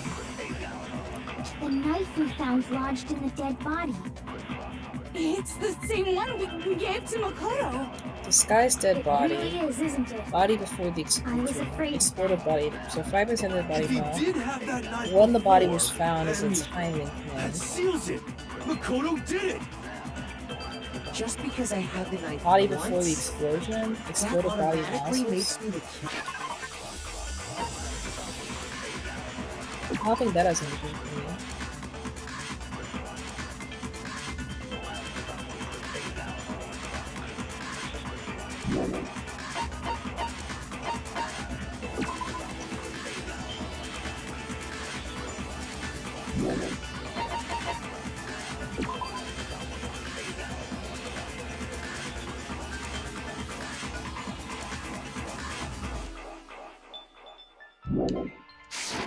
This is rough. Well, getting stabbed is what killed her, right? So there's no question. You took that knife of yours and killed her with it. What a horrible man.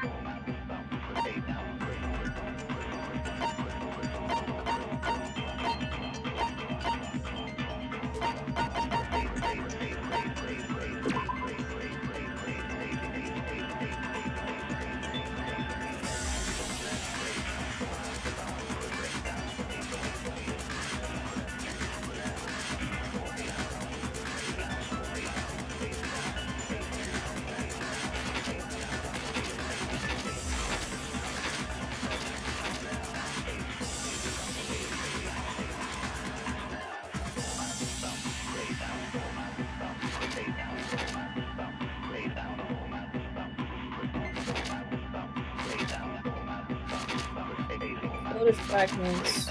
When the body was found. Disguised body. Oh. Disguised dead body.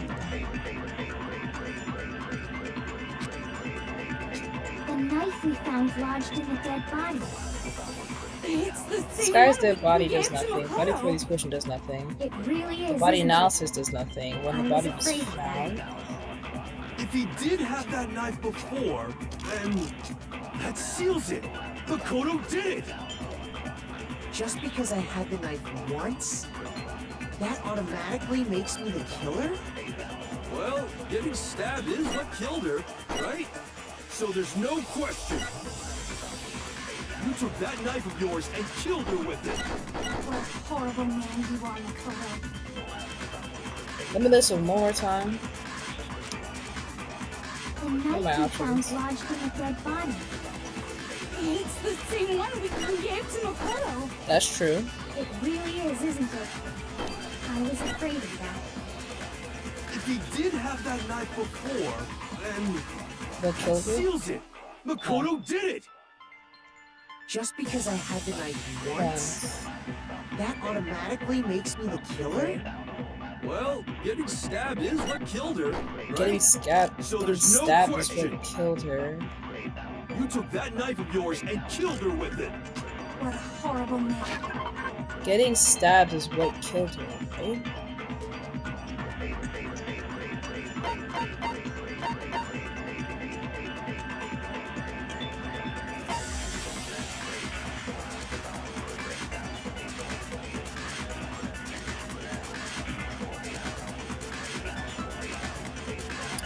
I wonder if it's...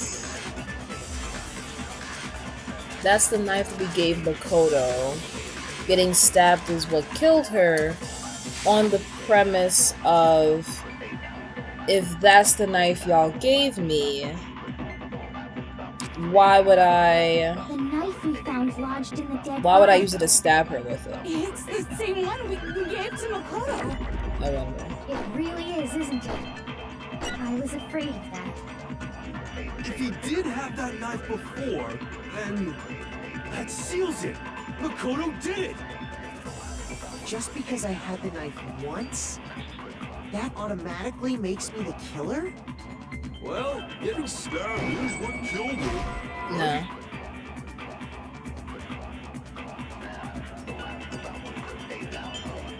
Shoot. I'll try the other way around. The knife we found. It's the same one we gave to Makoto. It really is, isn't it? If he did have that seals it. just because I had that automatic. Well, getting stabbed is what killed her. So there's no question. You took that knife. What a horrible man you are, Makoto. I feel like that would be stupid. Like, why would I stab her with the knife that was The given knife to we me? found lodged in the It's the same one we gave to Makoto. No, okay, so it's something that I have. Shoot. Thank God for these health, bro. The knife we found lodged in a dead body. It's the same one we gave to Makoto. It really is, isn't it? Let's do body I before was the afraid of explosion. that. If he did have that knife, that seals it. Makoto, just because I had that automatic. Well, Getting stabbed is what killed her, right? I don't know. Shoot. The knife. None of this is making any sense. I feel like the Monokuma file has more information because it says she's been. One of them says that she got popped to the head.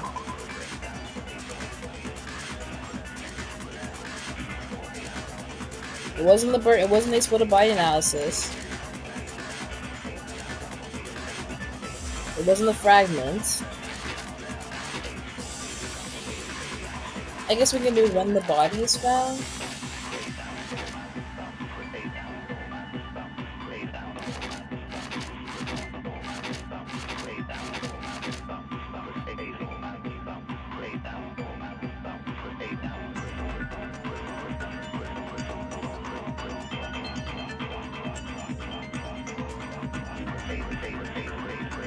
Maybe the disguised dead body.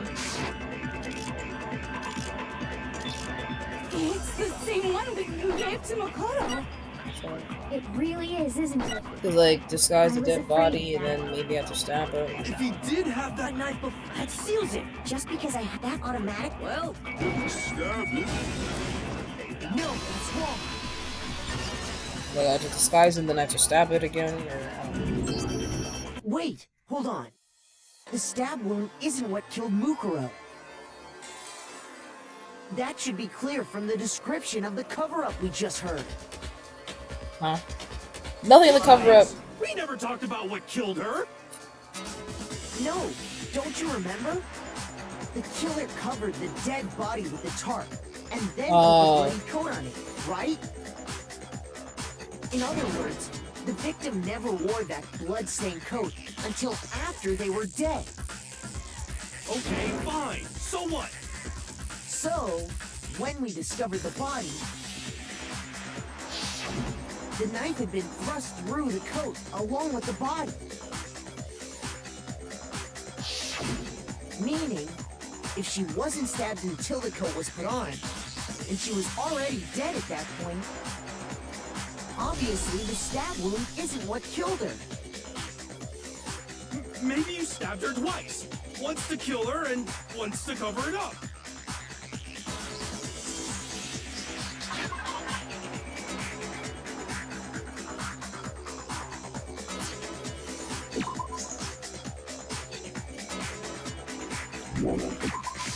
I got it!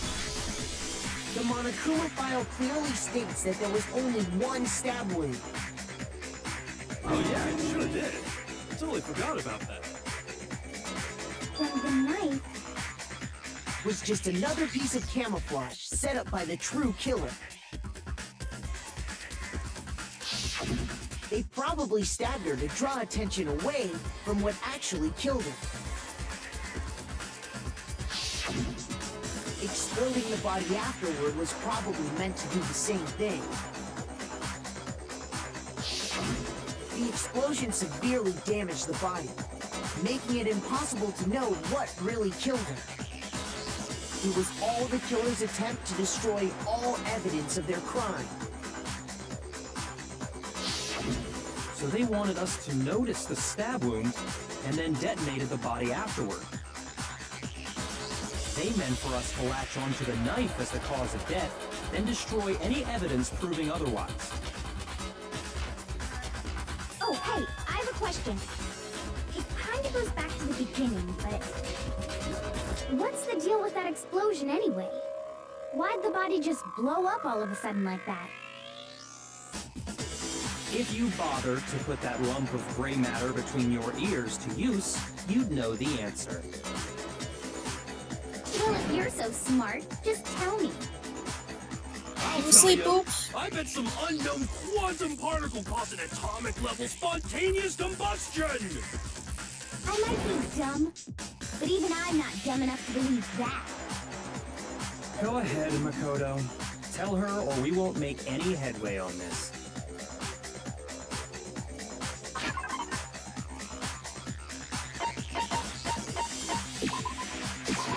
I got it!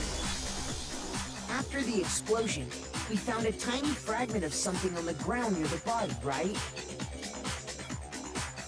That fragment reveals the cause of the explosion.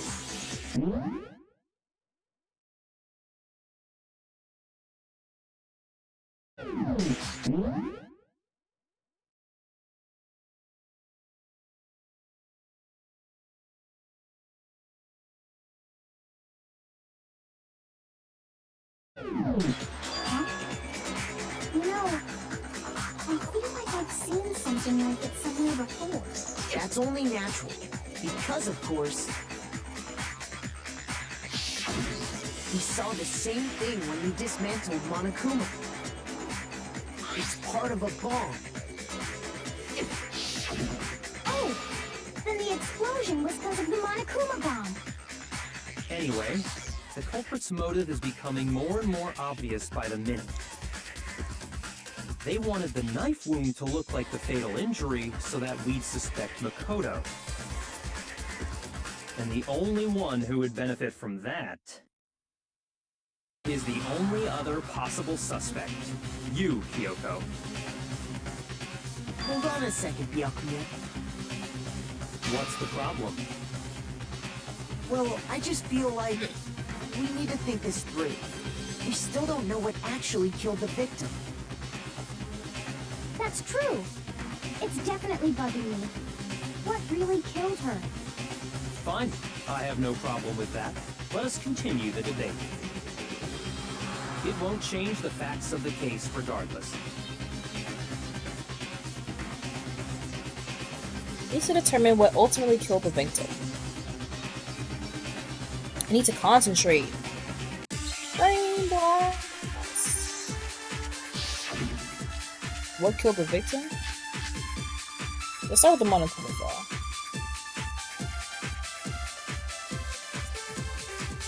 Then shall we continue the debate? The victim's fatal injury has yet to be determined, correct? The explosion didn't kill her for sure. Yes. Well, yeah. She was already totally dead when that happened. And it wasn't you because of the knife, right? And then there's only one other thing. Oh, yeah. According to the Monokuma file, that's gotta be it. There was evidence that showed she was hit on the back of her head. And more than that, the victim had suffered countless wounds across her entire body.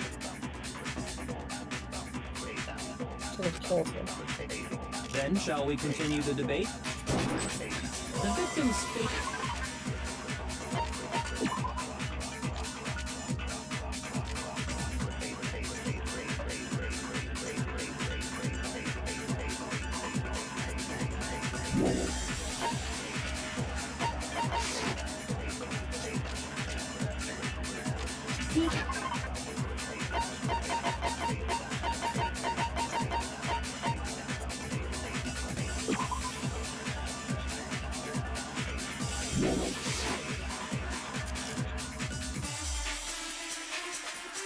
Well, yeah.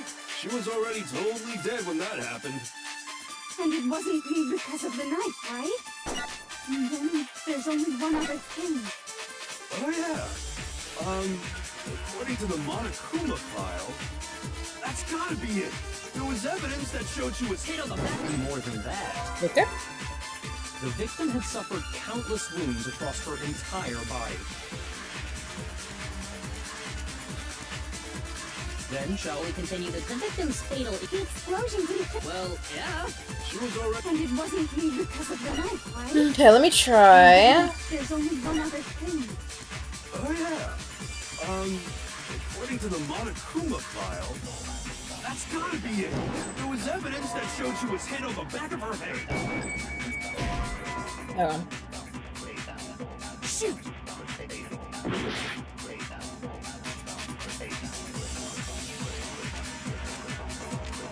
Then, shall we continue the debate? The victim's fatal injury has yet to be determined, correct?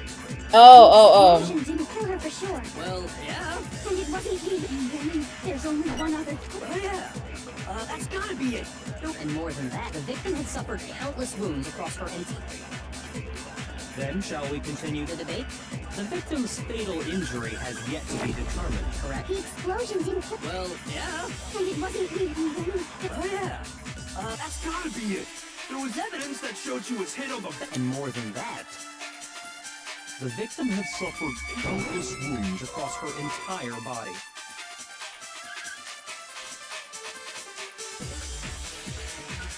Then, shall we continue the debate? The victim's fatal injury has yet to be determined, correct? The explosion didn't kill her for sure. Well, yeah. And it wasn't even. Oh yeah! That's gotta be it! And more than that, The victim had suffered countless wounds I across keep her messing up. entire body. Okay! It's gonna be one way or the other, I know The it. victim's fatal I don't know injury it has yet actually. to be determined. The explosion didn't kill. well, How about... And it wasn't Okay, even. that's gotta be it! okay. Press A, Countless wounds across her and then... entire body. Okay, let's try the other way around. Shoot! I wonder if it actually works Shall we continue? that way or the other way The around. explosion didn't kill. Well, yeah. And it wasn't even. Oh yeah! That's gotta be it! And more than that, The victim had suffered countless wounds across her entire body. Come on! Come on, come on, come on. then shall Come we on. continue? The victim's fatal... The explosion didn't kill. Well, yeah. And it wasn't even. Oh yeah! That's gotta be it! And more than that, The victim had suffered countless wounds across her entire body. Then, shall we continue the victim's fatal injury has yet to be determined, correct? The explosion didn't kill. well, yeah. And it wasn't even. Oh yeah! That's gotta be it! And more More than that, the victim had suffered countless wounds. Like, I'm trying to hit across the her thing, entire but body. they'd be like, oh, minus 20 seconds, and I'm like, Brody, hit the thing that I... Hit the silent thing. Like, come on now. Then, shall we continue the debate? The victim's fatal injury has Like- yet to be determined, correct? Okay, so I definitely don't know what it is. Stop playing with me. I know what killed her, but what are you trying to get at, brother? What are you trying to get at?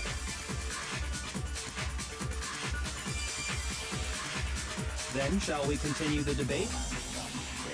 The victim's fatal injury has yet to be determined, correct? Yes, we know The that. explosion didn't kill her for sure. We know that, yes. Well, yeah. She was already totally dead when that happened. Yes, And deceased. it wasn't because of the knife, right? Wasn't because of the knife. There's Am only I supposed to one other dispute clue. that or something? Oh yeah. According to the Monokuma file, that's gotta be it. There was evidence that showed she was hit on the back of her head.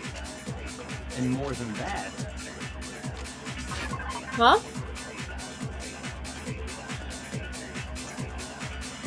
Well, I know how she died, but I know who this is. But I'm just trying to understand, like, with what I'm given, how do I even get there?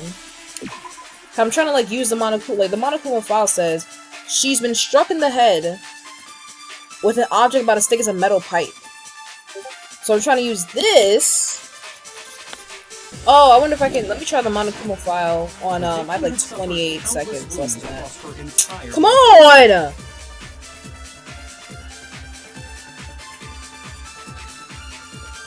Then, shall we continue the debate? The victim's fatal injury has yet to be determined.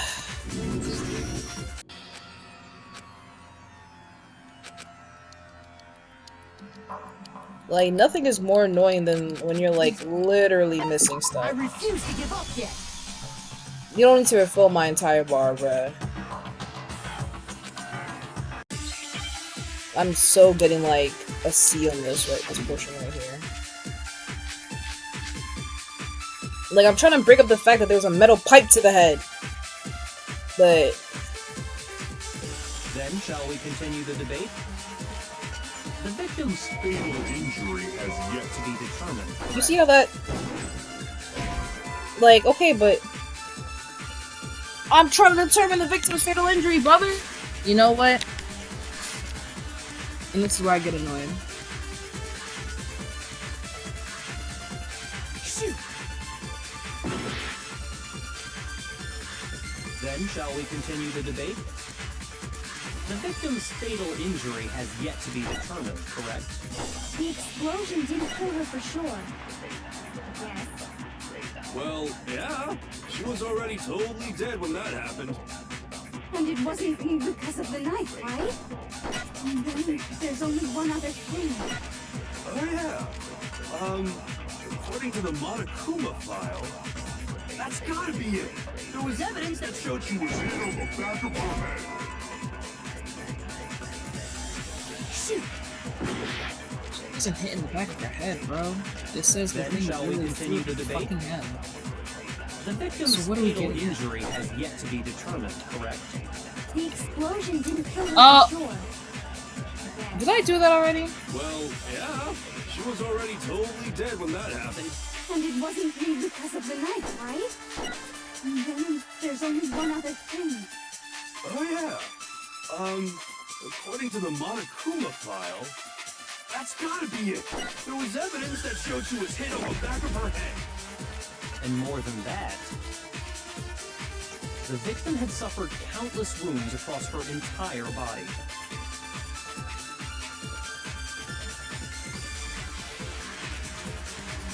Then, shall we continue the debate? The victim's fatal injury has yet to be determined, correct? No, he's wrong. What I don't understand is that... Why would I use that? Miguel died because of the blow to the back of the head she suffered. Yes, I understand. Blow to the back of her head, whatever. But we're not gonna sit and act like the Monokuma file did not also state there is a metal pipe that went through her head. The Monokuma file states this. Like, so I'm like, why would I use, oh, blow to the back of the head to hit with fatal injuries? If we actually read the Monokuma file to its entirety, you would see it mentioned she was struck in the head with a metal pipe. She has other wounds on the body. Like, come on now. What about the wounds all over the rest of her body? They didn't have anything to do with it? The Monokuma file makes it clear that those weren't fresh wounds. Oh yeah, good point. If they were old, I guess they don't really matter. Okay, then we're safe in assuming the blow to the back of her head is what killed her. But then, what was the murder weapon? The Monokuma file says she was hit with a blunt object, about as thick as a metal pipe. Oh, I bet it was the pickaxe. How is that even possible? If you hit someone with that, it'd cave their skull in completely. Well, maybe they held it the other way and hit her with the handle. No way! The balance would be all off. You wouldn't be able to swing it with any kind of power. I wouldn't mind testing it on you if you want. No thanks. I bet you just hit me with a metal end and call it an accident. I'd love to scoop out that nasty brain of yours, throw it on the ground and spit on it. I feel the same way. Looks like we're on the same page this time. Seriously? We want to figure out what killed her, right? It just so happens we already know. We already know? I knew we could count on you, Master. So what was it? Go ahead and tell them, Makoto. Surely you've deduced the real murder weapon?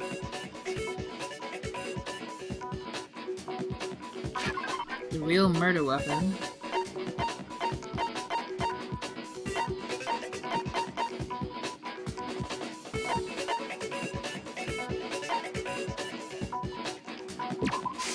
I got it! Mukuro was was hit in the back of the head with something. And that's what killed him. And that something was the titanium arrow we found in the locker in the dojo. Arrow? That's what the culprit attacked Mukuro with? Indeed. There's no doubt about it.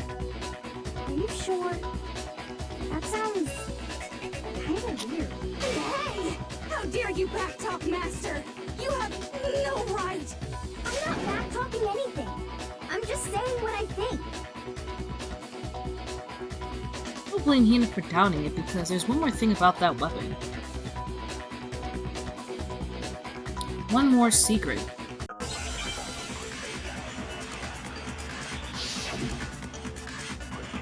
Yo! What's good, Sugar Lucky 777?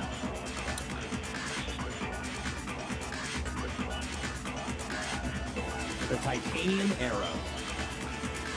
It was in the dojo locker, right? I have no doubt that was the murder weapon. That's from, Envy's thing from You Byakuya. don't sound convinced. What's They gave the me plus problem? 5 hearts. Well, cause in the Monokuma file, it said the weapon must have been about as thick as a metal pipe, right? It seems like an arrow would just be too thin. Talking back to Master! You have no right!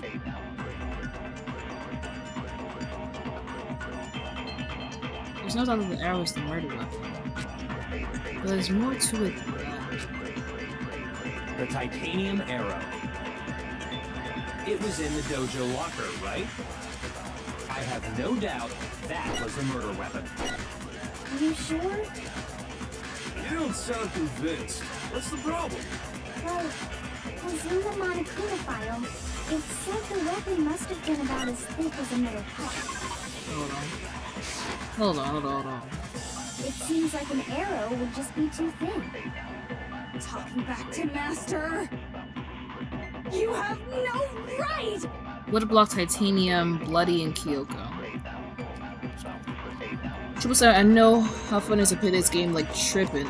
You're stressing, I'm stressing. Like, nothing, when I tell you, Sugar, there is nothing more annoying, because like, this is not, I've said this before, I'll say it again, this is not my first time, not actually playing the game, but I've seen multiple, look this way, I've seen multiple playthroughs of this game, so I know the beats, who dies, who's the killer, whatever, so I know who the dead body is, I know who the killer is, I know where we're getting to in the story, it's just using the brain meats to actually get there and actually piece, like, the information together, like, trying to understand, like, where the game creators were, like, trying to get with to help you, you know, if you never played this game, if you've never seen the game before, be like, oh yeah, well if I put this item together, I'll get, you know, this information. Like, no, like that, I think that's the hardest part.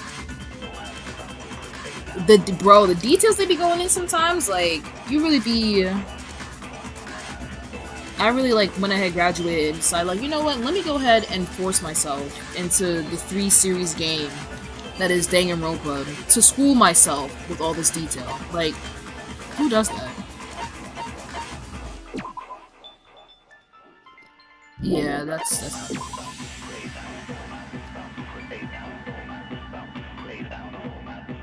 Girl, I don't even know how. Like, you tie around the bloody duct tape on the titanium arrows. Like, I don't...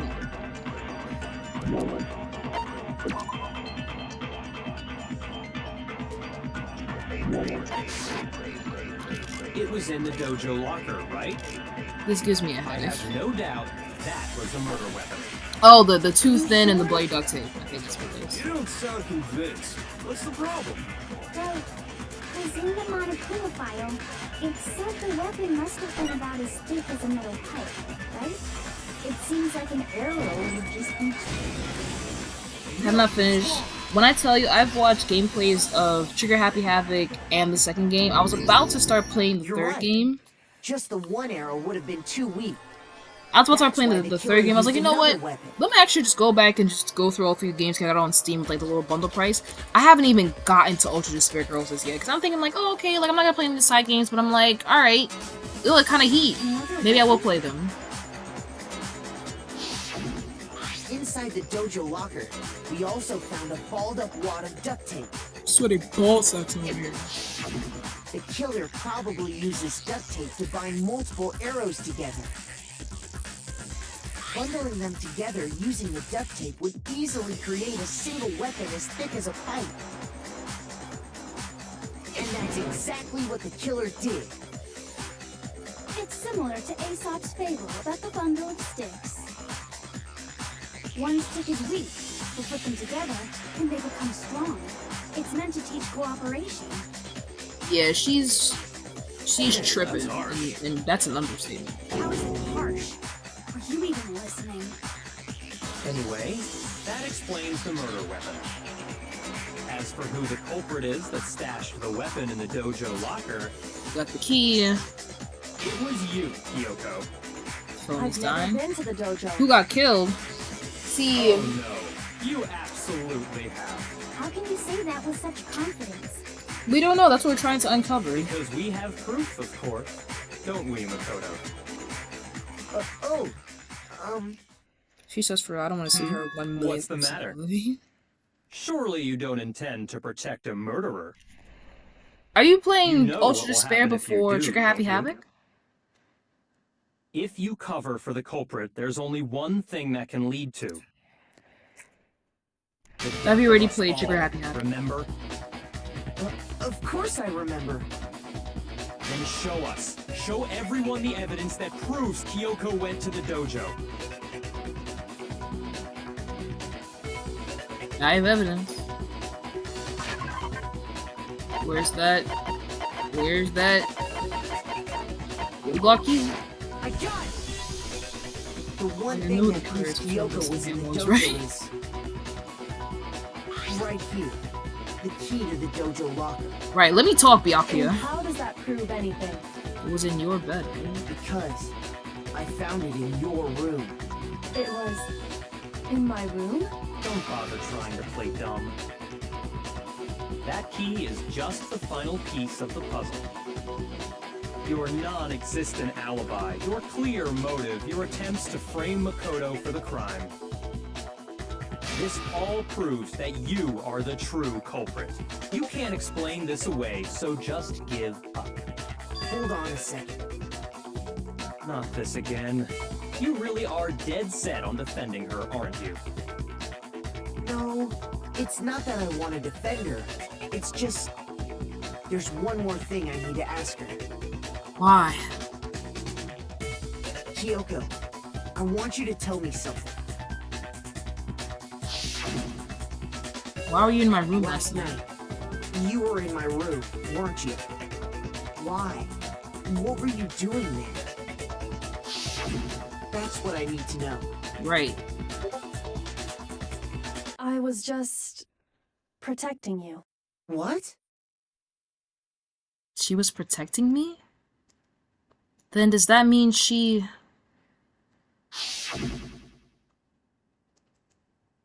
knew I was being attacked? And she came to my rescue? I wish she didn't stand over me like that. Could that be when... Which would mean that Kyoko... She killed someone for me? That's enough.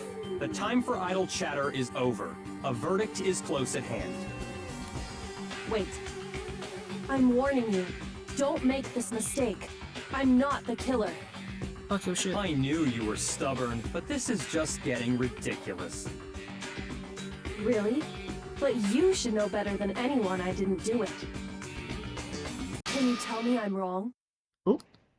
I should know. What? Byakuya should know better than anyone? What does that mean? Oh, brother.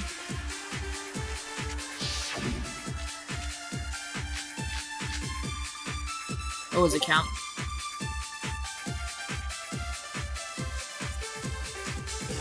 Those words you just spoke. What do you mean?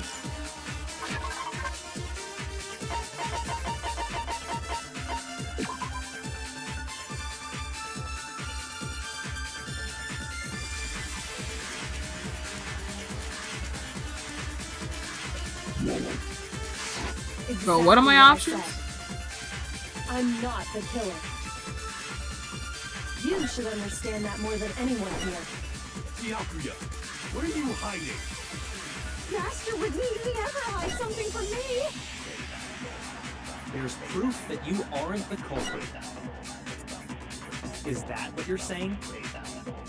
You stated a theory earlier. You said I hid the evidence of my crime in the dojo locker, and then left the locker key in my own room, correct? But could I really have done that? Byakuya should know that Kyoko didn't do it. But why him? What I was like, oh, let's go check out Kyoko's room, whatever. We looked at the note, we looked under her sheets. We looked at the notes say look under the sheets. Under the sheets we found the wood block key. Okay. Like the rich guy thinks he's always right. I mean, to be honest, with the cast that we have right here, he damn near is almost right because everyone else is like damn near complete idiots. Those words you just spoke, what do you mean? Exactly what I said. I'm not the killer. You should understand that more than anyone here. Byakuya, what are you hiding? Master would never hide something from me. There's proof that you aren't the culprit. What are my options here? Is There's that proof. what you're saying? You stated a theory earlier. You said I hid the evidence of my crime in the dojo locker, and then left the locker key in my own room, correct? But could I really have done that? Oh! Left the locker key in her own room. Oh, because he has he has her key. Who got killed? We don't know. We're trying to figure that out. Because everyone else in the cast got killed off. Actually.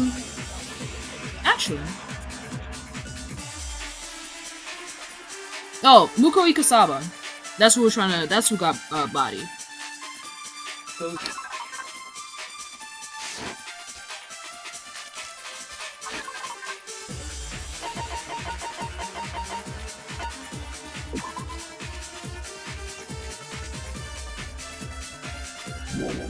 I feel like it has to do with the fact that he has her key. Exactly what I said. I'm not the killer. You should understand that more than anyone here. So it's not the killer. What are you hiding? Master would I don't think it's his account. There's proof that you aren't Not the killer. Proof. Is that what you're saying? Because you have her key, bro. You have her key. You said Or the I hid proof the could evidence be. of my crime in the dojo locker, and then left the locker key in my own room. It's not this. Locker key in my own room. Maybe proof? Shoot. Locker key in own room and proof? Those words you just spoke. Exactly what I said. I'm not the killer. You should understand that more. Byakuya, what are you Master would never hide something. There's proof that you aren't the culprit. Is that what you're saying? You stated a theory earlier. You said I hid the evidence of my crime in the dojo locker, and then left the locker key in my own room, correct? She doesn't have a room! She can't leave the locker key in her room, she doesn't have the key to her room. Let's get there now.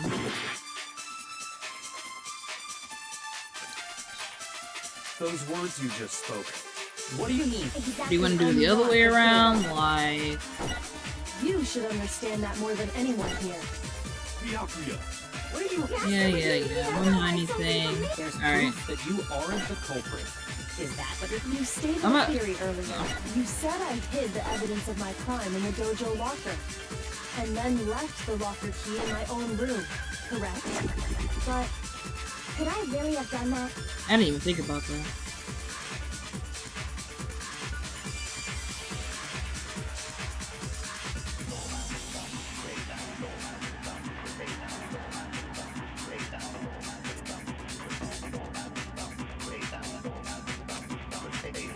Those words you just spoke, what do you mean? Exactly what I said. I'm not the killer. You should understand that more than anyone here. Byakuya, where are you? Master would never hide something from me. There's proof that you aren't the culprit. So okay, so it's not a... It doesn't work both ways, it works the other way. If I'm right, Kyoko wouldn't have been able to get into her room. Why not? Because she had given her room key to Byakuya. I see. So that's what you meant. And if I had the key to your room... So then... Then obviously I had no way of getting in. Without my room key, I couldn't have possibly put the locker key in there myself. Am I wrong? It would appear not. Then you're finally starting to understand. No, that's not actually true. There was a clear contradiction in what Kyoko just told us. An obvious lie. But this just isn't like her. To try and save herself with such a desperate lie. Oh! Okay. Does she really feel that threatened? I know it is. Because she's the killer? Or is it something else? Yeah, probably. Was there some deeper meaning hidden in what Kyoko said earlier? She has a key that unlocks every door. If you vote for me and I die here, the mystery of the school will stay hidden forever. Which is why I can't let that happen. This is a trap the Mastermind has laid for us. The Mastermind's trap. The Mastermind's trying to trap Kyoko? But what if that's not really true? What can I do? What should I do? What should I... The Mastermind's trap? The victim was Mukuro? And Kyoko killed her? What does Kyoko really know? What am I supposed to do? Kyoko's lie. I'm the only one who knows it's a lie. I'm the only one who can expose it. But who can I trust? What am I supposed to do? The Mastermind's trap. If you spend all your time trying to avoid danger, you'll never move forward.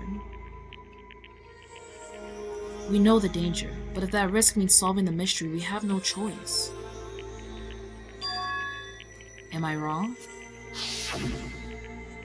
What do I do? This is where they ask me to, I have to decide right here, right now, whether or not to expose.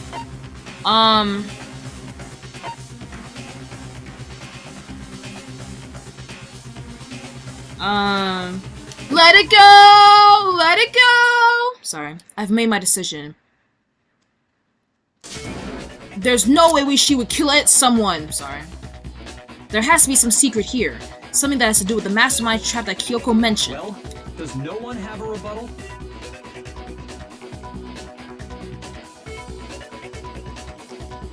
And I'm not screaming. You're just have my volume up, dingus.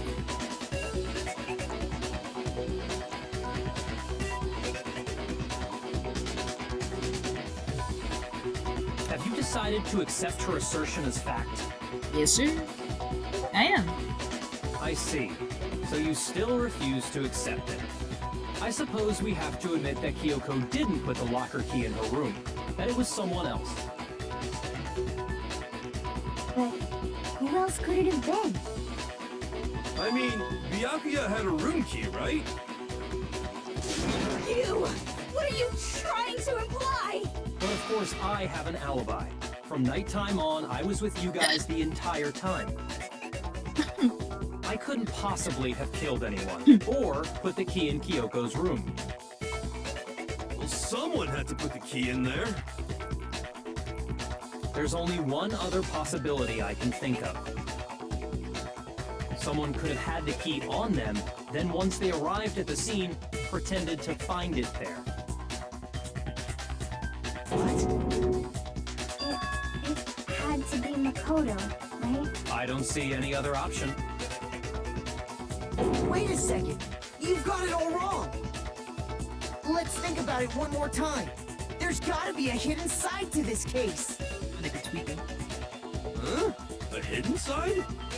First of all, there's something off about this entire trial. You all see it, don't you? Mukuro, who we didn't even know existed, suddenly shows up dead, and then we're thrown into a trial. And Kyoko even said, it's a trap the mastermind set for us. So that's why this has to be... Why is he yelling? Okay, time's up! Huh? Time's up! Class trial's all over! Everyone can stop talking now! What? Time's up? What do you mean time's up? There's no time's up. Since when have we... It's because you were late, so we had to push back the start time. So then, it's time for voting time, okay? Everyone, please vote using the lever in front of you! Voting time?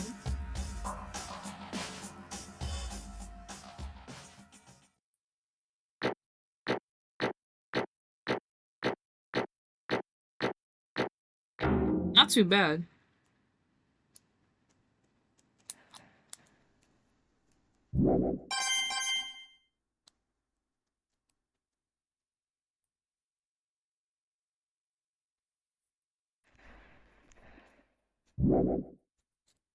Now, who will be chosen as the blackened?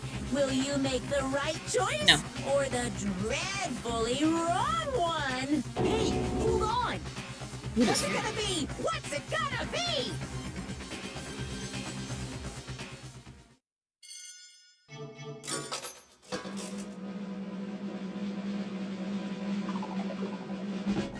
Hey, yo.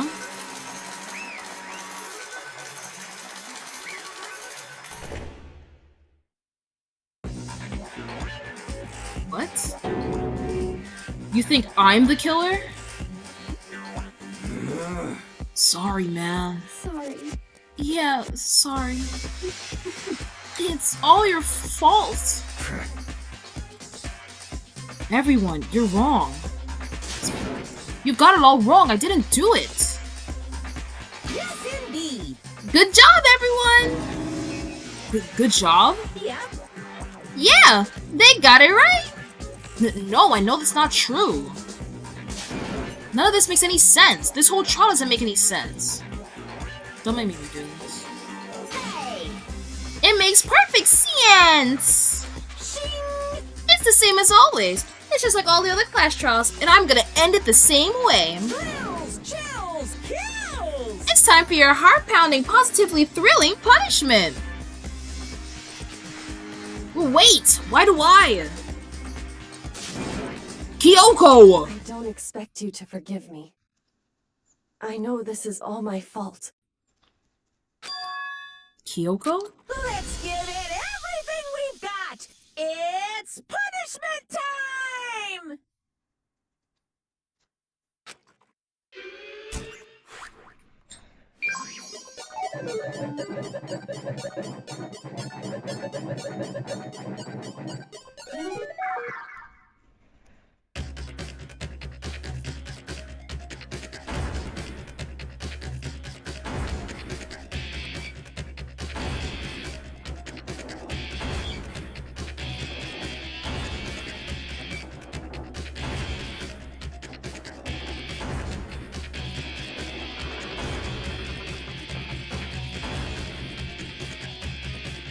Oh, I think okay.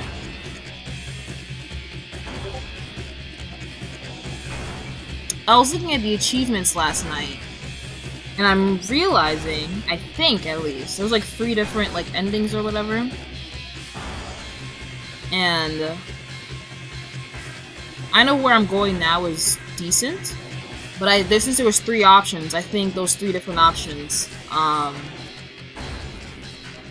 might be in reference to like whether I tell Kyoko's secret, I run away, or I keep it to myself.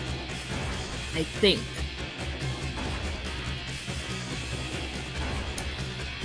Alright, Makoto.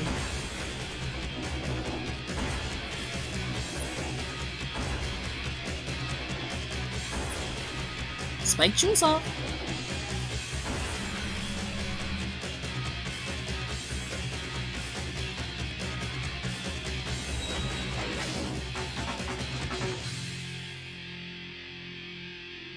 I'd still shit my pants falling like that, to be honest with you. Like, head first, that's not really comfortable at all.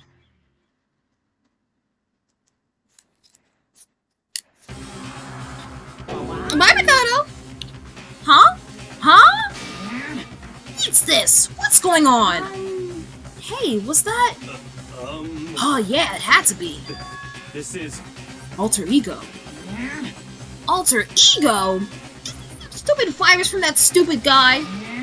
He must have planted it when he invaded my network. Damn it all to hell. I don't believe this. It seems you finally made a miscalculation. No, you miscalculated from the very beginning. What the heck? In other words, What I'm saying is, you shouldn't have underestimated us. Why are you talking like you already won? I barely felt a thing. It was a pinch, an itch. The stupid virus is gone now, got it? And so is Makoto. Maybe I didn't get to smash him flat, but you're never gonna see him again. To waste away in a garbage-strewn pit, in a way that's even a better special punishment.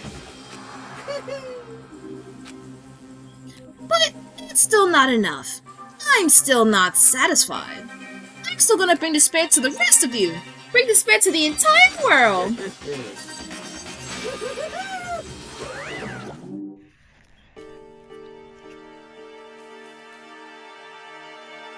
Books. Why is my stream in my ears?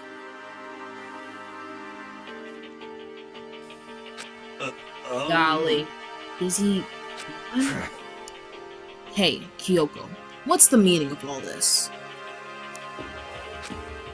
Just what the hell is going on? Calm down. It's okay. We're not the ones being trapped this time.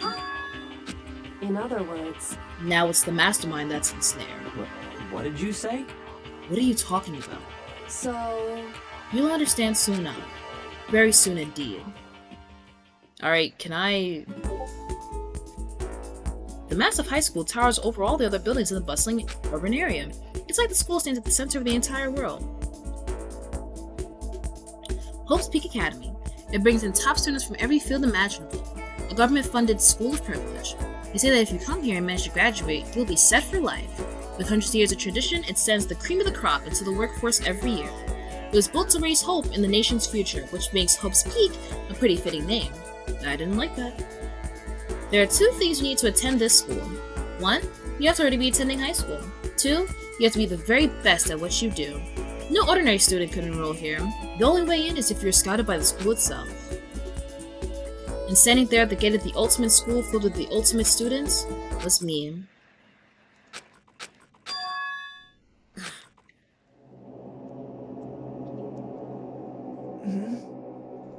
What? Where am I? I woke up with my head resting on top of a hard wooden desk. My body felt heavy. It wouldn't be weird for me to zonk off in the middle of some boring class or whatever, but what was I doing to sleep here just now? It wasn't any classroom I'd ever been in before. What the heck is going on is a great question. Ugh. There we go. That's what I wanted to see. I was like, do not restart me from the beginning. You see how they get you with that? This laptop is burning my skin, brother. Finally.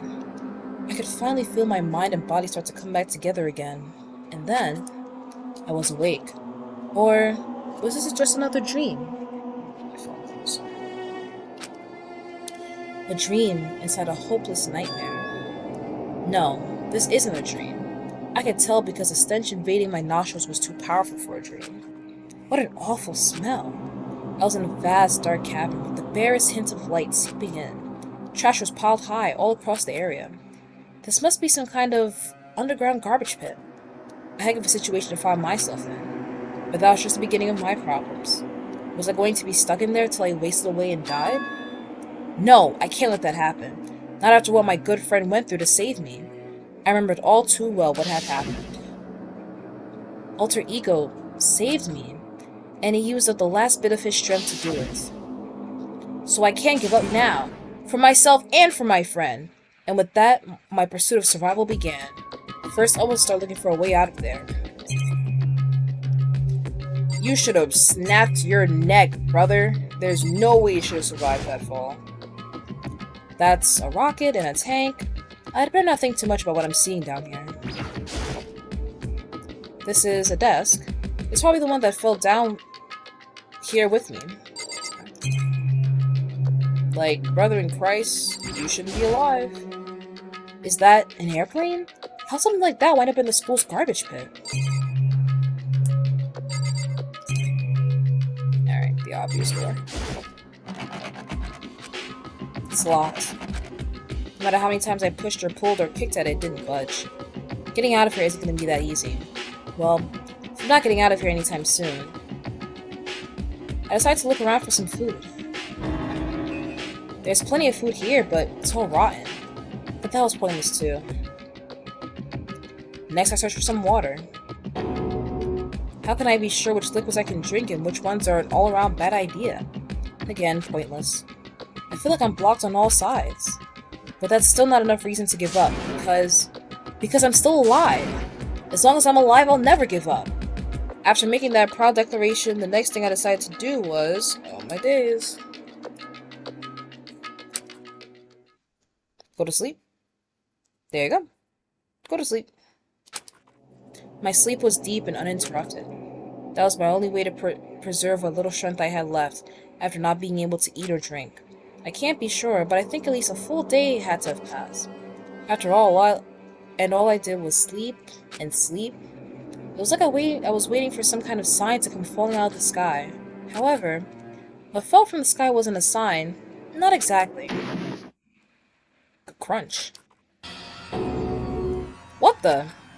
The strange sound pierced my silent isolation, jarring me awake. As I watched, a pile of garbage jostled and formed an odd shape. Did something fall down over there? Something fell from up above. What could it have been? Did a giant piece of trash just fall down here? I carefully stretched my hand out toward whatever it was that had tumbled down here with me. Just a second. A giant piece of trash? Rude.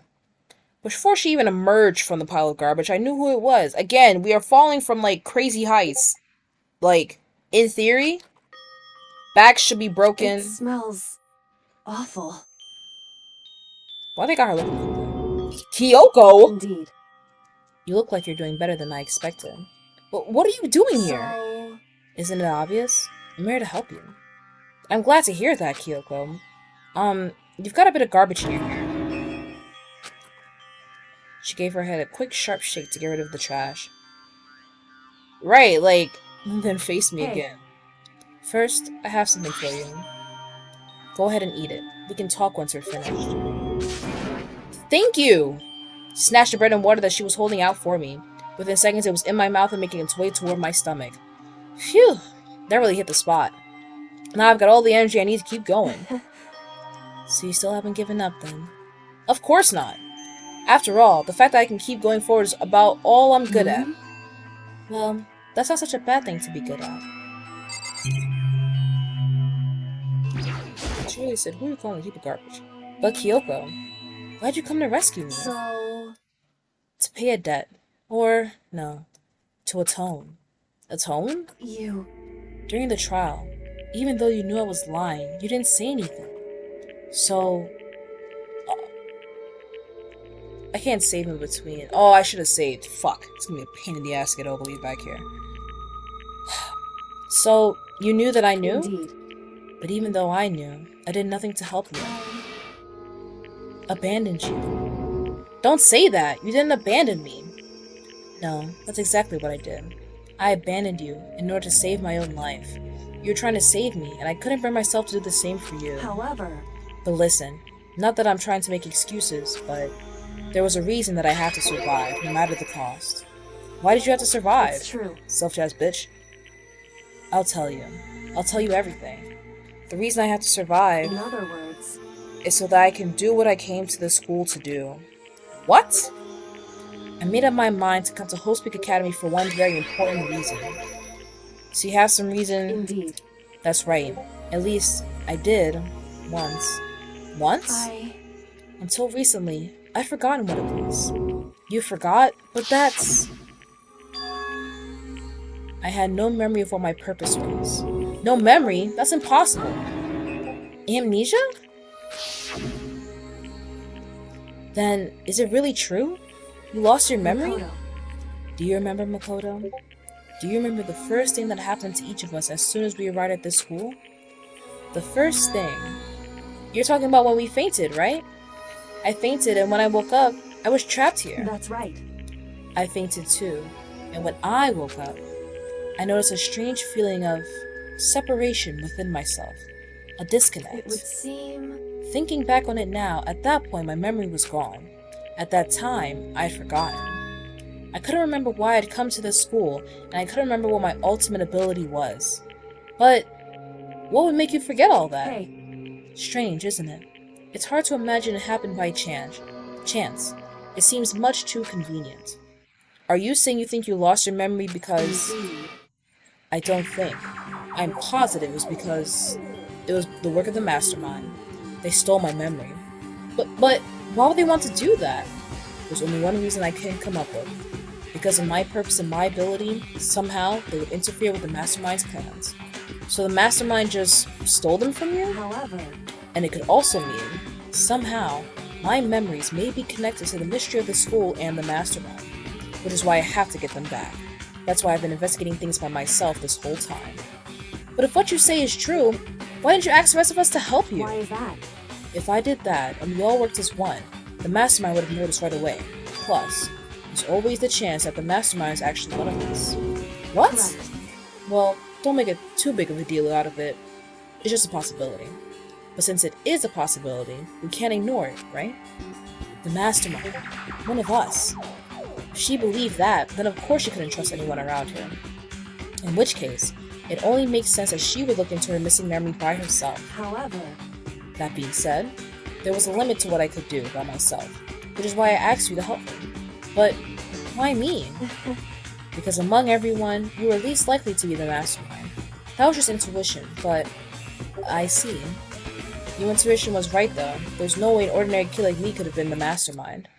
I understand. I should understand everything. My goal isn't to get out of here. It's to stay here. Oh. It's just like the dream I had before, but why did that just happen? Listen. Are you okay? Oh yeah, it's nothing. It is nothing, right? Hey. Even now, I still trust you, you know? It's just, I'm not used to relying on others. Correct. I know I never asked you for help the right way, so I understand if you're not convinced. Honestly, I was convinced. I think that's just her personality. You said you had a reason for doing all that investigating on your own? So, how'd that turn out? Were you able to remember anything? So... I think there's still a lot I don't remember, but at the very least, I was finally able to recall my purpose and my ability. You mentioned your ability. My ability, what everyone should have known me for. I'm the ultimate detective. The ultimate detective? Correct. And the reason I came to Hope's Peak Academy, there was someone I had to find here in the school. You had to find someone? Who? So... Well, it was the headmaster of Hope's Peak Academy. The headmaster? Why'd you want to find the headmaster? Because he's my father. What? In other words... I was separated from him as a child. As it turns out, he became the headmaster of Hope's Peak. Kyoko's dad.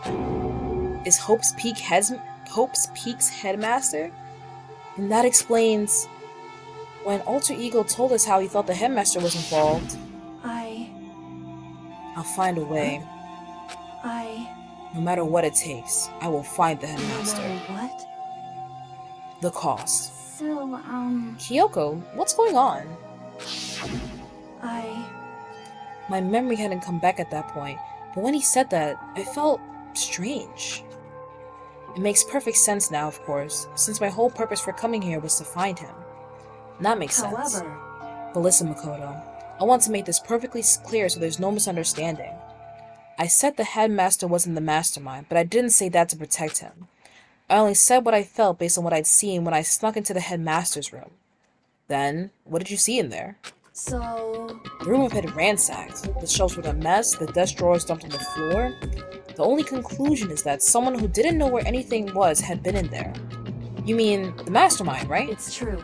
That was my assumption, yes. And to confirm my suspicion, I decided to investigate the second floor of the dorms using the key I found. But why there? Because I also found this in the headmaster's room. This is some kind of map? Indeed. It's a layout of the entirety of Hope Speak Academy. I found it in the headmaster's room, along with Mukuro's profile and that key. The map showed that the second floor was home to a number of rooms meant for faculty use. Some of the staff must have had to stay overnight from time to time, and I figured the headmaster would have had some kind of private room there. I assumed that if that were true, that room would likely hold more clues, so I went to check. Correct. And that's when I finally remembered. I remember that my purpose was to find the owner of that room. So you went there to see if the headmaster really did have a private room there. However... But once I got there, I noticed that the second floor of the dorms didn't have any cameras or monitors. So, what was it like? That part of the school, I mean. It's hard to describe. All I can say is, the moment I saw it, I realized whatever's going on in this school is more horrific than we ever imagined. What do you mean? So... I can't explain it. You need to see it for yourself, and I'm sure you'll get your chance soon enough. It sounds like it must be something important, and really ominous. However... There were no cameras and no monitors, which is why I had no idea what was going on in the rest of the building. It has to do with Mukuro Ikusaba, doesn't However... Just to be perfectly clear, I didn't kill her, and I know it wasn't you either. I know you're right, but that just means everyone but you and me had an alibi. So then who did kill her? What I can say for sure is that the mastermind is directly involved. To begin with, the point of the class trial of Mukuro Ikusaba was to get me killed. Get you killed? Indeed. I stole that key and disappeared, and in retaliation they wanted to draw me out and eliminate me. Correct. That was the point of the class trial. It was? The mastermind knew they couldn't interfere directly. You mean because of the school regulations? That's right. Exactly. With minimal restrictions, you were free to explore Hope's Academy at your discretion. In other words... The mastermind is adamant about following the rules, and with that rule in place, they couldn't step in. Since they couldn't kill me themselves, they tried to use a class trial to do it. The mastermind couldn't step in because of the rules? That makes it sound like the mastermind themselves is somehow bound by the school regulations. Hey. There's one other thing I'd like to point out about the murder of Mukuro Ikusaba. What's that? There was a point where Mukuro may not have become the victim. It could have been you, Mukuro. I could have become the victim? Indeed. You know what I'm talking about, right? Do you mean... during the night? I can hear them, you know. The footsteps of the god of death. What? I can hear the god of death as he moves. That ability naturally draws me into cases just like this. Anyway. Which is exactly what happened with you. I was in the dorms, and I had a sudden sense of dread. I looked down the stairwell, and I saw a white shadow cross the corridor. I gave chase right away. As I followed it, I saw the shadow go into your room. Correct. I ran into your room and I saw what was happening. So I gave him the old 1-2! 2 apiece and biscuit! No drink! I intervened immediately, of course. However... That wasn't the end of things, of course. I stopped them, but that led to... whoever the masked assailant was, they ended up dead. Correct. And their murder was disguised, and the dojo key wound up in my room. It all has to be the work of the mastermind in an attempt to use the class trial to eliminate me. So all this would mean that whoever killed Mukuro is also the mastermind, right? Indeed.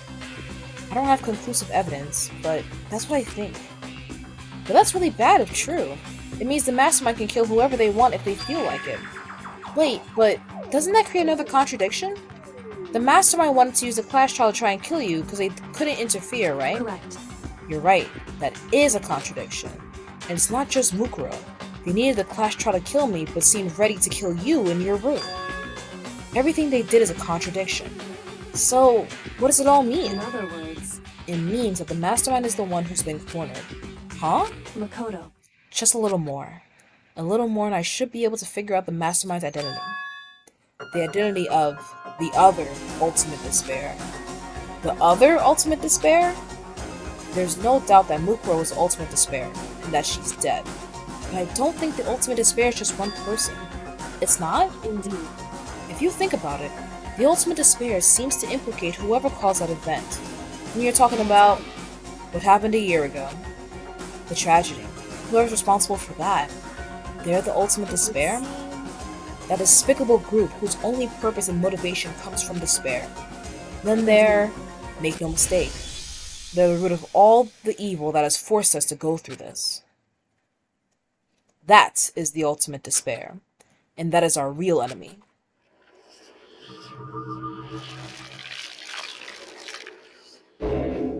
Oh, that's it?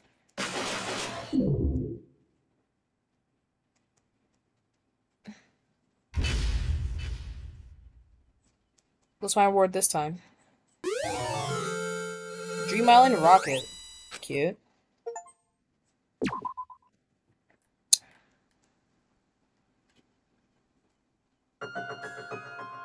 The ultimate despair.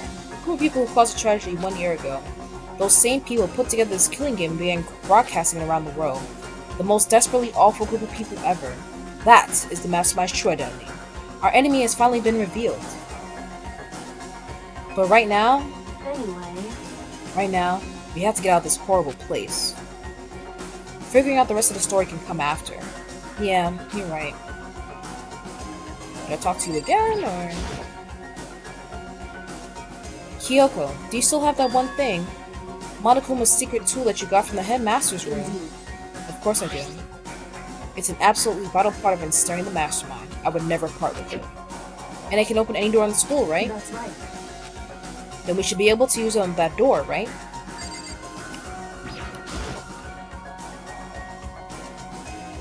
We both have 777. Yeah, we do! Golden Thief 777, Sugar Lucky 777. Hey, Kyoko, we can use that key of yours to open this door, right? It's true. Let's find out. Kyoko took off the key with the Monokuma design on it and slid it into the keyhole, and then... Yes, it opened! Indeed. And now we can get out of here. Let's go. Sounds good. We quickly opened the door and made our escape from the garbage pit. Where does it put you, though? Finally. We were finally free. But there wasn't even time to take a breath of relief, because the real fight had just begun.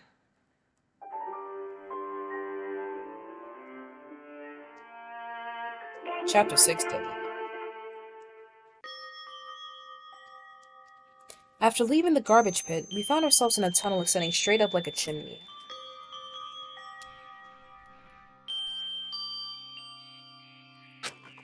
There was a metal ladder leading up into the tunnel. We started climbing the ladder, intent on reaching the surface. The ladder was impossibly long. I couldn't even see where it ended. We climbed into darkness. The paths were so dark and cramped I couldn't even see my own feet beneath me. I had no idea we were so far down. That's what I'm saying, like, y'all should have died from the impact, brother! Ultimate Monokuma has all the worst ultimates.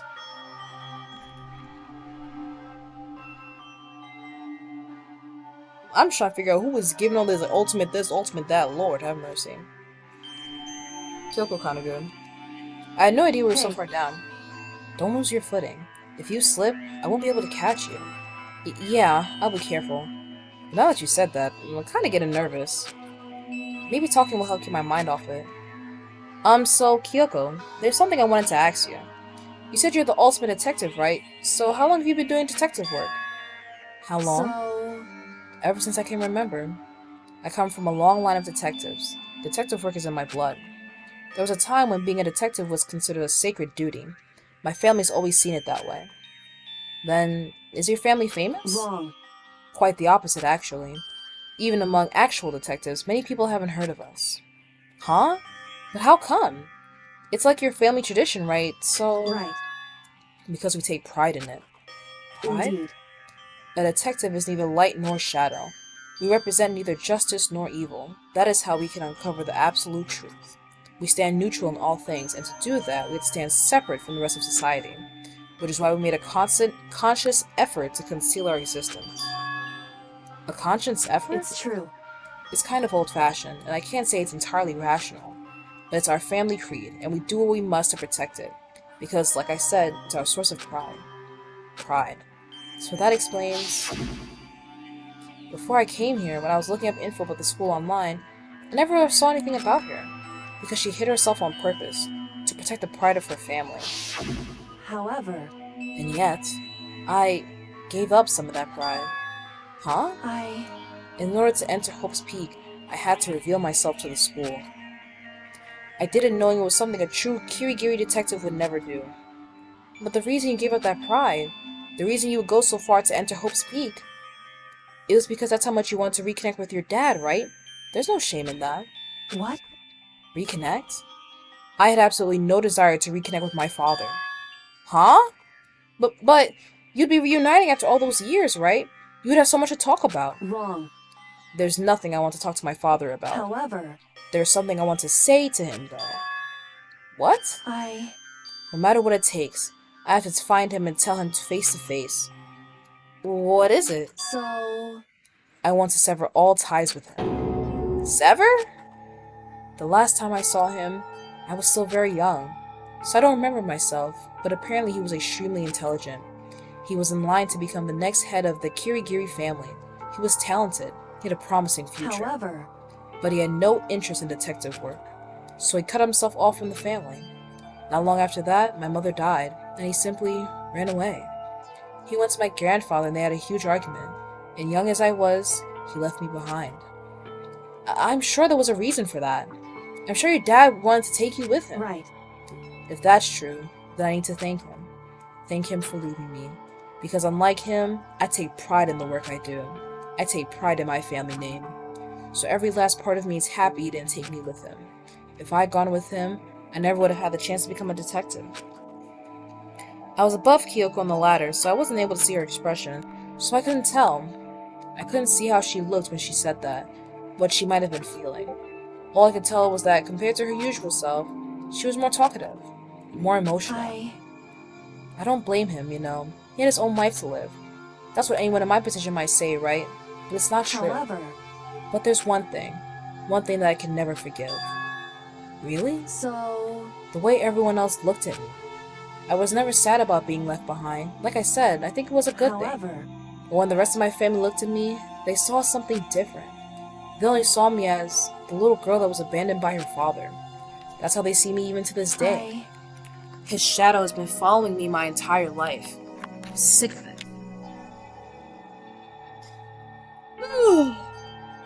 Night. Oh my days.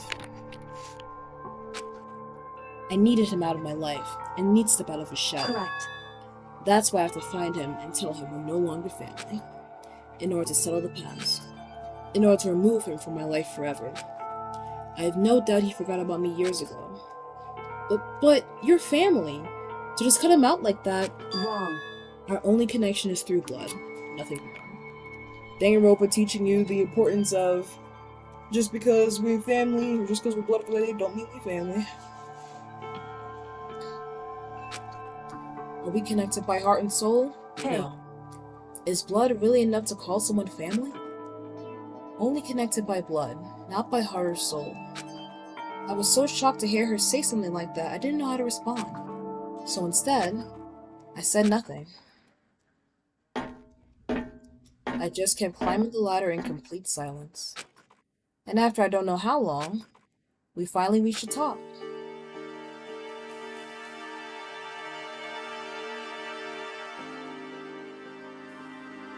Looks like this is it. Indeed.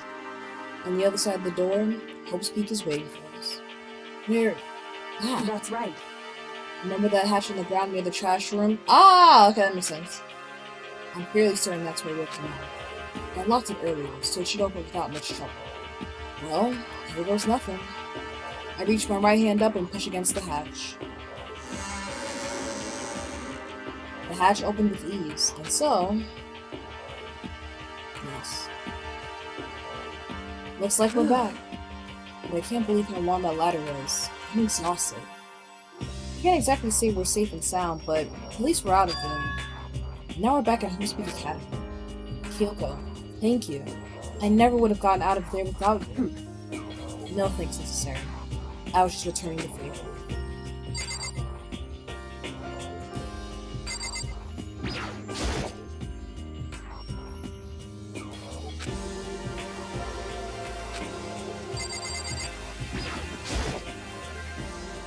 So, now what do we do?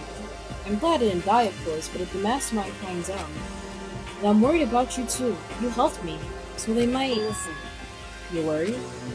Yeah, of course. So then, let's just get a concrete answer. Huh? in other words, Let's ask Monokuma if there's a problem with you escaping. Well, wait, that's... however, If we try to hide, it's only a matter of time till we're found out. And it's not like we can run away. As she said that, she pointed at the nearby surveillance camera. So you're saying rather than stressing out over getting caught, we should just give up now? Don't worry, what you think is going to happen isn't. Because the mastermind is the one that's ensnared. Mastermind is ensnared. That's what I'm saying, like, I'm getting ready to wrap this up, brother. You said something like that before. What does it mean? so The mastermind stood exposed during the investigation into Mikuro's death. There was a moment where the mastermind had been bothered. There was? right. If we can talk to Monokuma, we can confirm it. And it'll be better for us if we go to him directly before he tracks us down. That should help with our negotiations. I'm still a little, super uneasy about this.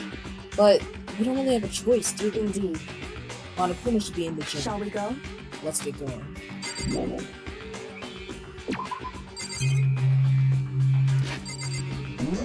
I'm not walking to the gym, brother.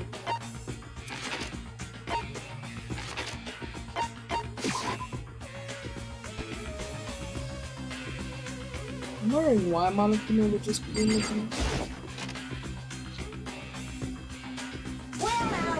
Well now. It's about to get packed. You try to wrap your head? Trust, it will become clear. I just gotta get through it.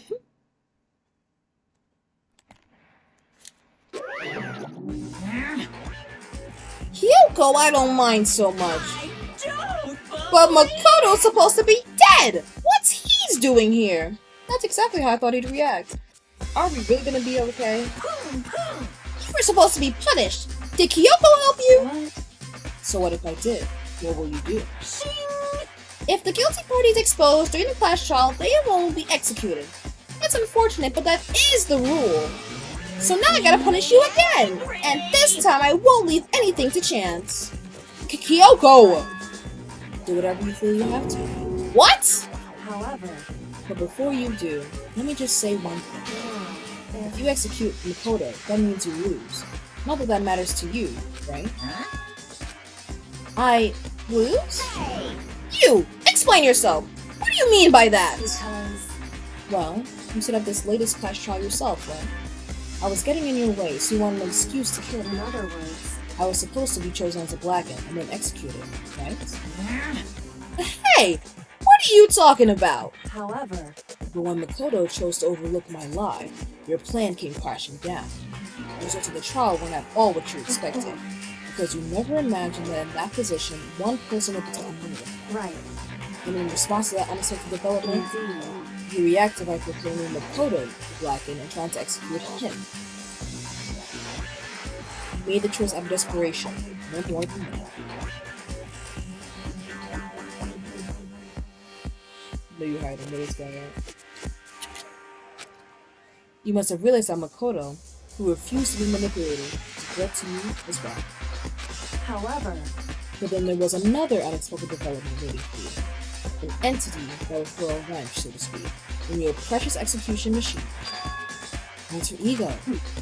You never imagined the possibility of a being that could come to our aid even after you killed it. am I wrong? Now, here's the absolute truth. Makoto didn't kill Mukuro. You did. Listen to me.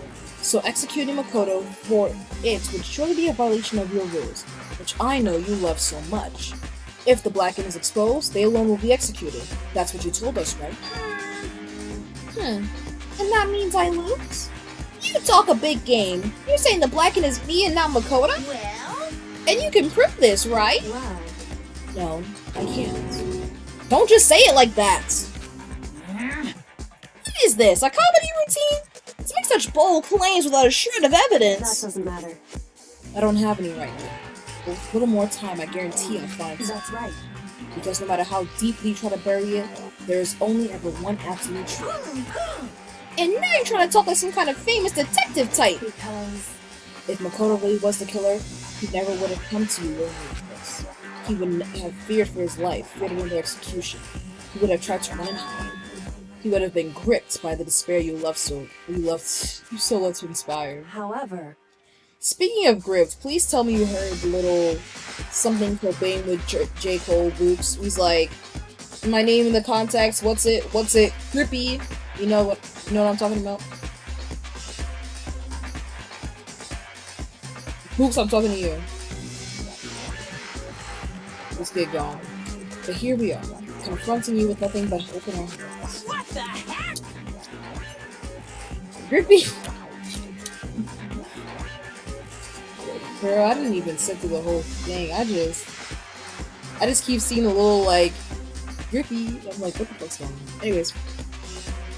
And that's supposed to be enough to convince me in the absence of evidence? Indeed. It's not you I'm trying to convince. If you were to execute Makoto right now, everyone out there watching this would be extremely displeased. Huh? Indeed. Imagine what everyone out there would think if you killed Makoto. They would assume that you killed him because what we said is exactly right. Despair can never kill hope. Hey. Of course, you can say we're just making all this up. You're welcome to prove us wrong. No, you have no choice but to prove it. Because if you kill Makoto without proving your own innocence, you'll be accepting your own defeat. If you want to earn our despair fair and square, then I suggest you take my advice. So, what is this advice of yours? It's true. To do Mukuro's trial over again. Only this time, follow the school regulations to ensure a fair trial. It's time for one last showdown. One final battle between hope and despair. Hey. Well, that would make for a proper climax, wouldn't you say? Fair trial. One last showdown. In other words, this would be our chance to expose the true identity of Mukuro's killer. The mastermind themselves. But what reason would the mastermind have to accept the challenge? They'll probably just execute me without another word. Interesting. Barrett! Very interesting indeed. Very? What's wrong? Well, I was getting bored, so I decided to change things up a little bit. So, time for bear jokes! Now, what you suggested might be plausible. It would certainly make for one honey of a climax. In other words, does that mean you accept? You guys! If we do things your way, that'll be enough to convince you and the viewers, right? It would cause you unbearable despair, right? Then I'm prepared to agree to your terms. Will your hope win out? Or will my despair claim victory? I can barely contain myself! Let's have one final grisly showdown! He agreed! Then we still have a shot at this. Barrett! But this is the long-awaited climax, right? Just guessing the killer is barely a fitting end. Guys! So for this final face-off, you'll have to unearth all the mysteries that have been buried here. All the mysteries. That's right! Every last mystery that's pawing around the school. If you can do that, I can barely contain myself! then that'll be enough to qualify as a victory for you! it's true. That's what we've been trying to do all along. Okay, well good. Then let's bear it all! If you can claw your way to the truth of Mukuro's death and solve the mysteries of this school, Guys! then you win! But if you can't do all of that, we'll all face execution, right? I can barely contain my excitement. When you learn the whole truth, what kind of despair will you show me? You're as excited as you are, I'm sure. Listen to me. When we've uncovered every last truth, how will the ultimate despair reveal their own despair? I honestly can't believe how this all turned out. Hey. But before we get started, I want to clarify one more thing. Do you remember the rule? When one student kills another, that's when a class trial is held. What's wrong? I remember that for sure. So what? Hey. I just want to confirm that is what you said, right? And it's a true statement? You don't have to be so suspicious. I've said it before, but it bears repeating. Everything is based on the school regulations, and having a trial for Mukuro is no exception to that. Huh? Mukuro's trial is no exception, then it's part of the regulations? Which had to mean that whoever killed Mukuro... It's a very polarizing approach, I know, but okay, enough puns. Anyway, here's a hint. I'm sure I told you this already, but this killing game began with 16 participants, all of them high school students, and the only people to take a single step in Hope's Peak since the killing game began are those 16 students. What? Listen. Are you telling the truth? Why'd he go so quiet all of a sudden? Now I'm really angry! I'm done talking. I got nothing left to say to you. So get lost, would you? Why so mad? He seems emotionally unstable. Oh my god. Everything. Let's go. Clash trial time. Huh? Oh, shush. Leave me alone. Get out of here. Okay, I'm going. You're really gonna let me go? I don't even care anymore. You're all gonna get your punishment later anyway. I'd start getting it ready. A super duper extra special punishment overflowing with despair. Hey. Come on, Makoto. Let's go. Okay.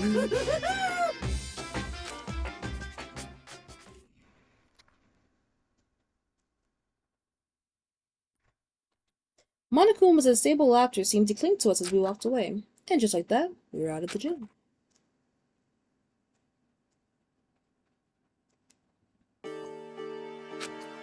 I can hardly believe it, but somehow I ended up back in the executor. I still had my life and we still had a chance. Overall, things turned out way better than expected. Once again, I was in Kyoko's debt. Kyoko, thank you. Everything I have right now is because of you. Don't blame me just yet. The real battle is still ahead of us. Yeah, true. But still, I'm glad it worked out. I wasn't sure if the enemy would accept my proposal. But honestly, why would the mastermind agree to that? I mean, they don't stand to gain anything from a final showdown, do they? So... They had no choice but to accept. Huh? Because...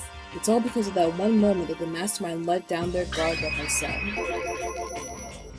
So when was it the mastermind let down their guard? So... I wasn't there to hear it myself, but do you remember what the mastermind said? They said they had hijacked the airwaves to broadcast our school life to the outside world.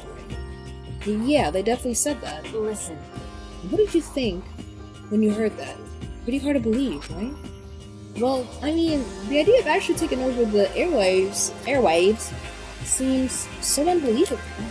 Indeed. You don't exactly read about something like that happening very often, so it's hard to imagine. In other words, that kind of thing is extremely difficult to pull off. However, and yet somehow, the mastermind was able to do it. In other words... But think of it another way. There must have been some reason they had to do something that difficult. A reason? So... They had to show the world something, no matter the cost. Else killing each other. They wanted to show the world? It would seem... The mastermind has been very adamant about not killing us directly, but forcing us to kill each other. And all their rules and regulations were designed to encourage that. Yeah, that makes sense. If those sort of regulations didn't exist, nobody would have killed anybody. In other words... So the mastermind's ultimate goal was to make us kill each other, and show that off to the world. But why? Correct. To prove a point, most likely. Prove a point? Hey. The outside world is a name for the students of Hope's Peak, right? A certain concept. You're talking about hope, right? That's right. And for those of us who represent hope, to kill each other and sink into despair. The mastermind wants the world to see that to try and prove that despair is better than hope. That's their goal, as the ultimate despair. What? They want to prove that despair is better than hope? But that's ridiculous. True. You're right. It is ridiculous. Completely irrational. It is the kind of thing that nobody but those who call themselves the ultimate despair would devise. That group whose only purpose and motivation comes from despair. But Is that really their only reason for making the rest of us suffer? Makoto. I know how angry it must make you, and yet, that same motivation is what lets the mastermind revealing their weakness. What? In other words, Because their goal is to broadcast this killing game to the world. The mastermind has to be more particular than is reasonable about their own regulations. If the mastermind simply ignored their rules, this wouldn't have been a game, but a one-sided slaughter. at the very least. At least, that's how those who are watching this would have seen it. And that's why the mastermind couldn't kill any of us themselves? Indeed. That is precisely the reason. No matter how much they hate what I'm doing, I haven't violated a single one of their regulations. Junko broke the rules, so she was punished, but in my case, they couldn't lay a finger on her. Right. So instead, they tried to use the class trial, following all the proper rules, to get me killed. They began a trial that didn't have a right answer, that made me out to be the killer. But even that didn't work. It's true. Yes, thanks to you. And due to that failure, the mastermind took yet another risk. They attempted to kill you instead, who also was not the killer. And when that fact was exposed on live TV to the entire outside world, the mastermind had to accept your suggestion. Indeed. To prove to the world that despair is better than hope, they have to defeat us in perfect form. Hold on. Luke's, I'm right there in my ear again.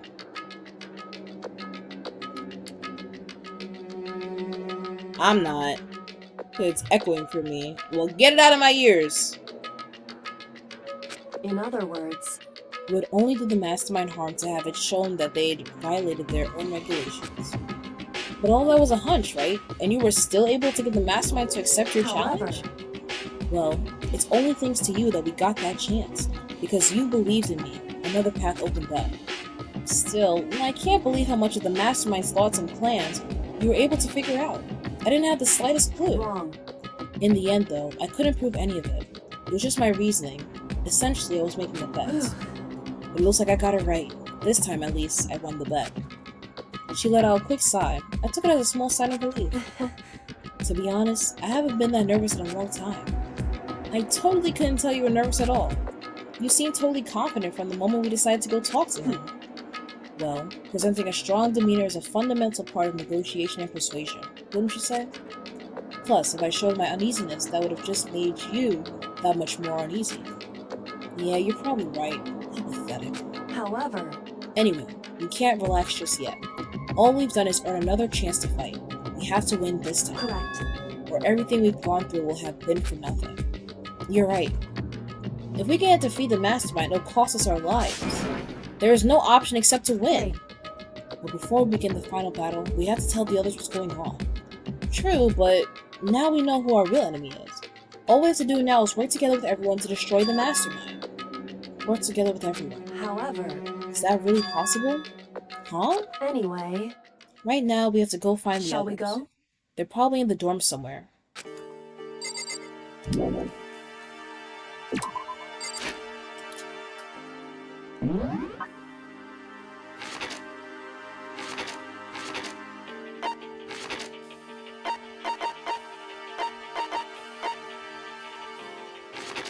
Hold on, real quick. Let me see this dormitory, second floor type stuff.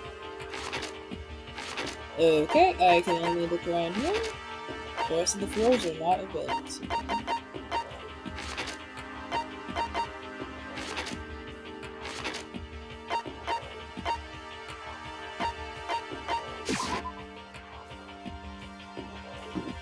I wanted to look around some more. Like, I wanted, because they were talking about, like, how the second floor has no cameras. The second floor of the dormitory. But I'm still like, what the hell are you talking about? Like, no cameras, no monitors.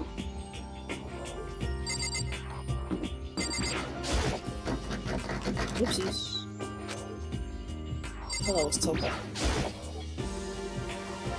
This is Byakuya's room. Is he inside? Hey, I don't think he's here. Mom, we need to keep looking.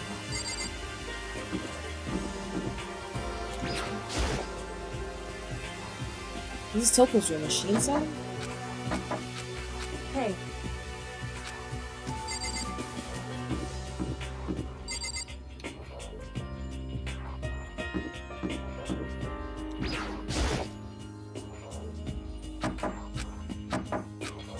okay.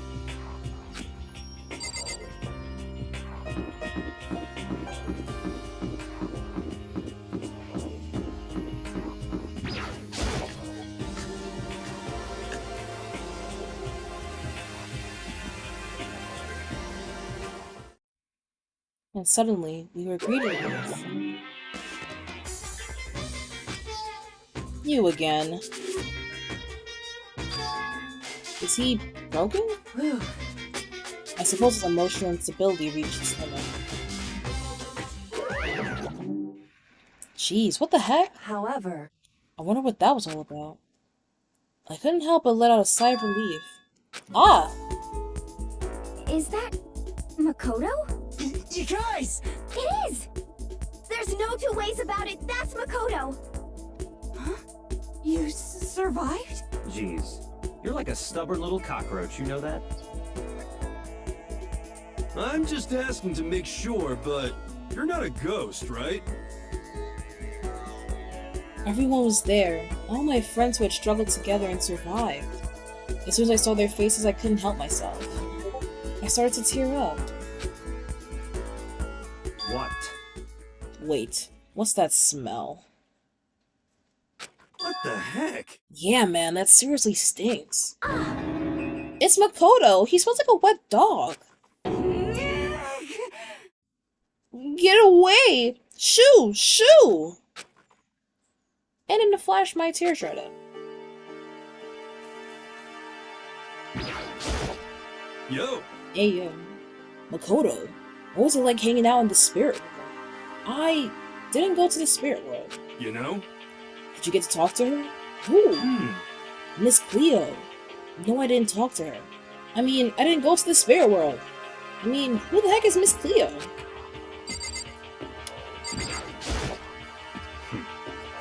I still can't believe you survived. Yeah, me neither. Do you realize why it is you who escaped execution? It was alter ego. He saved my life. That's right. Not too many people can say they had their lives saved by a computer program. I imagine it was a learning experience for you.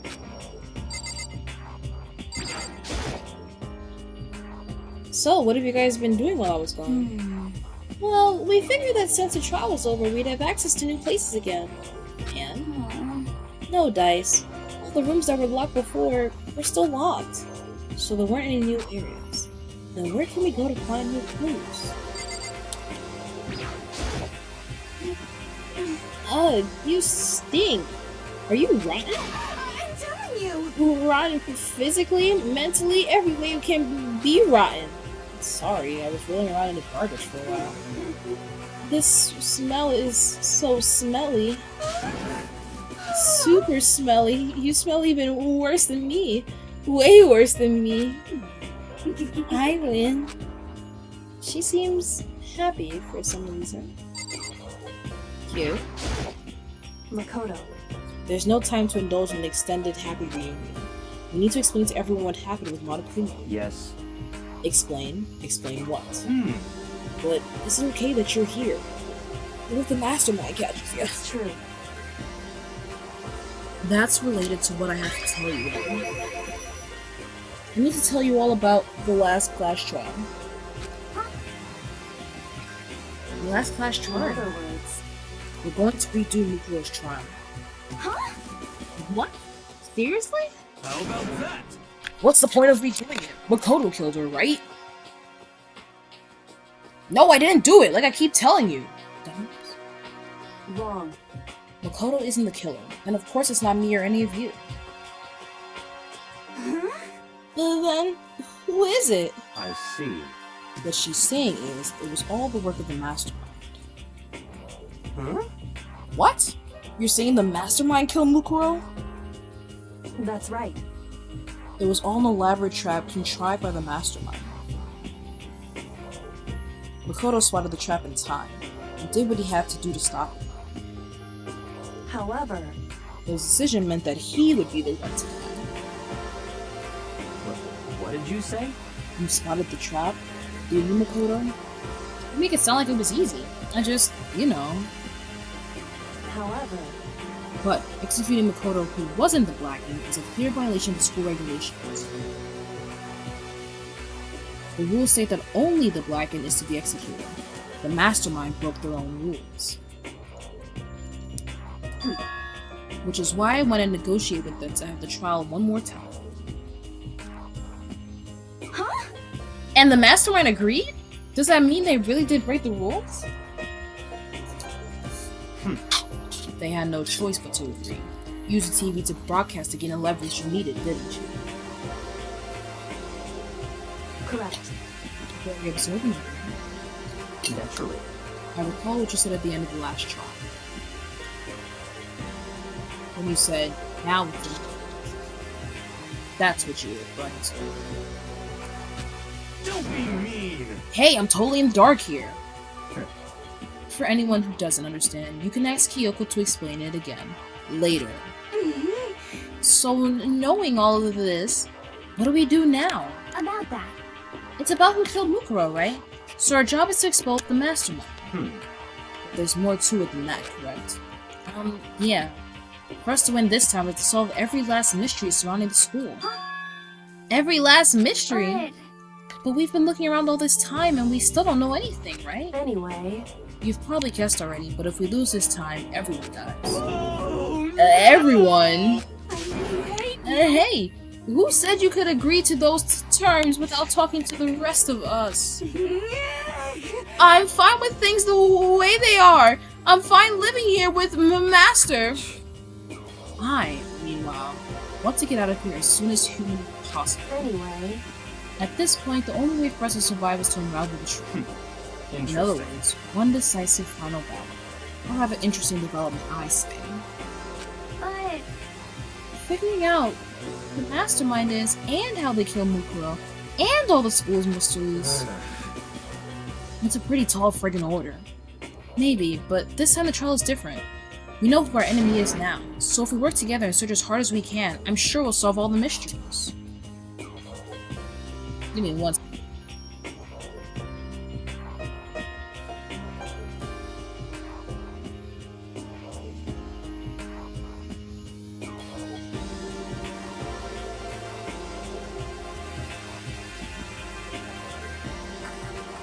Yeah, my mom will. Give me one second.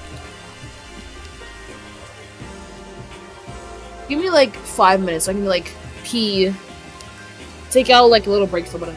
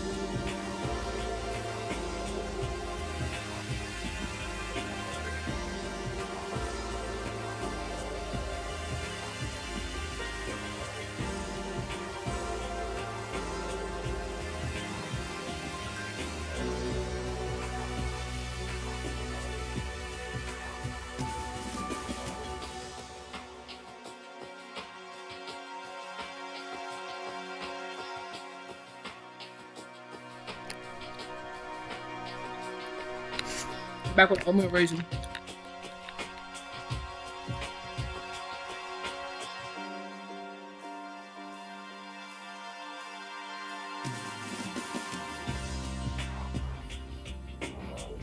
Stop giving me marins. Oh my god.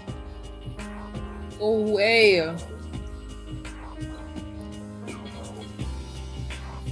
I love this for y'all. Give me the pins.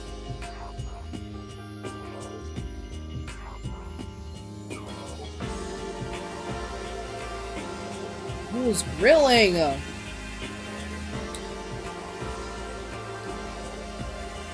Well, we work together, and as hard as we can, I'm sure we'll solve all those mysteries.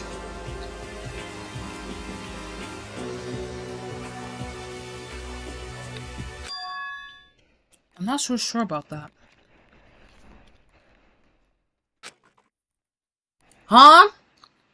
I can't agree with the idea of working together with everyone. You can't agree? Why not? Everyone here's a sniping little lying-ass bitch. I mean, working together with everyone seems like the most obvious way to solve all the mysteries. That's what I thought it too, at first. Until Monokuma gave us a little hint of it. Hint?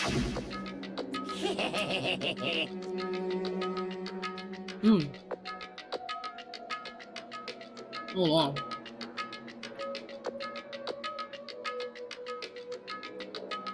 It's a very polarizing approach, I know. But, okay, enough puns. Anyway, here's a hint. I'm sure I told you this already, but this killing game began with 16 participants, all of them high school students. And the only people to take a single step in Hope's Peak since the killing game began are those 16 students. I see.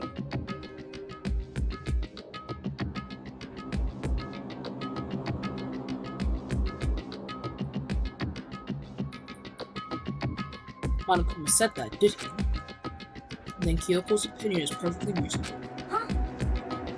Well, why? So, in other words, if the mastermind really is the one who killed Mukuro, as Kyoko says, then the mastermind would have had to set foot in this school, right?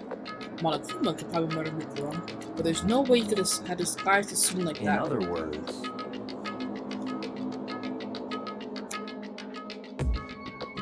But according to Monokuma, the only people who have set foot in Hope's Peak are the 16 students who have been taking part in the killing game. Then the mastermind is... There were 15 of us in the main hall at the very beginning. Add in Mukuro, and you get 16. So the mastermind would have to be one of them? that's right.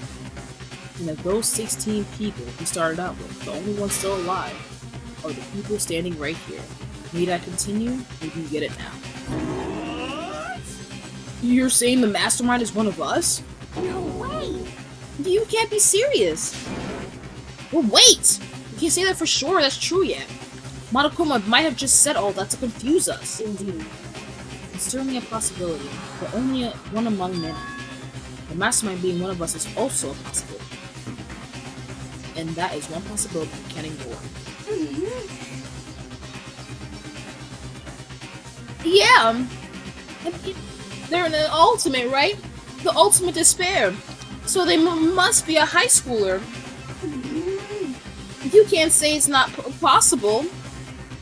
But if one of us was the mastermind, they'd have to be controlling Monokuma somehow, right? But did you ever see anyone acting suspicious anytime Monokuma was active? Well, Maybe they snuck off and controlled him in secret.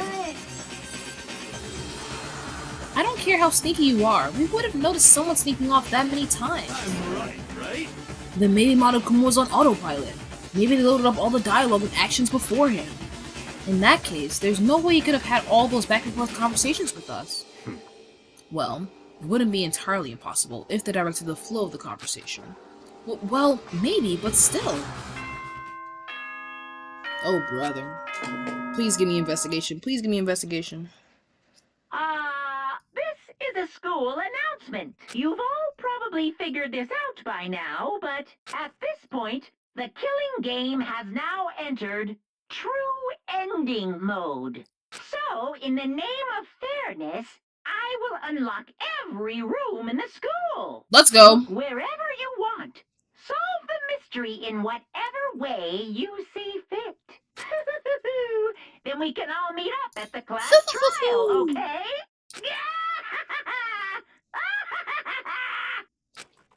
Some people's maniacal laughter is really good.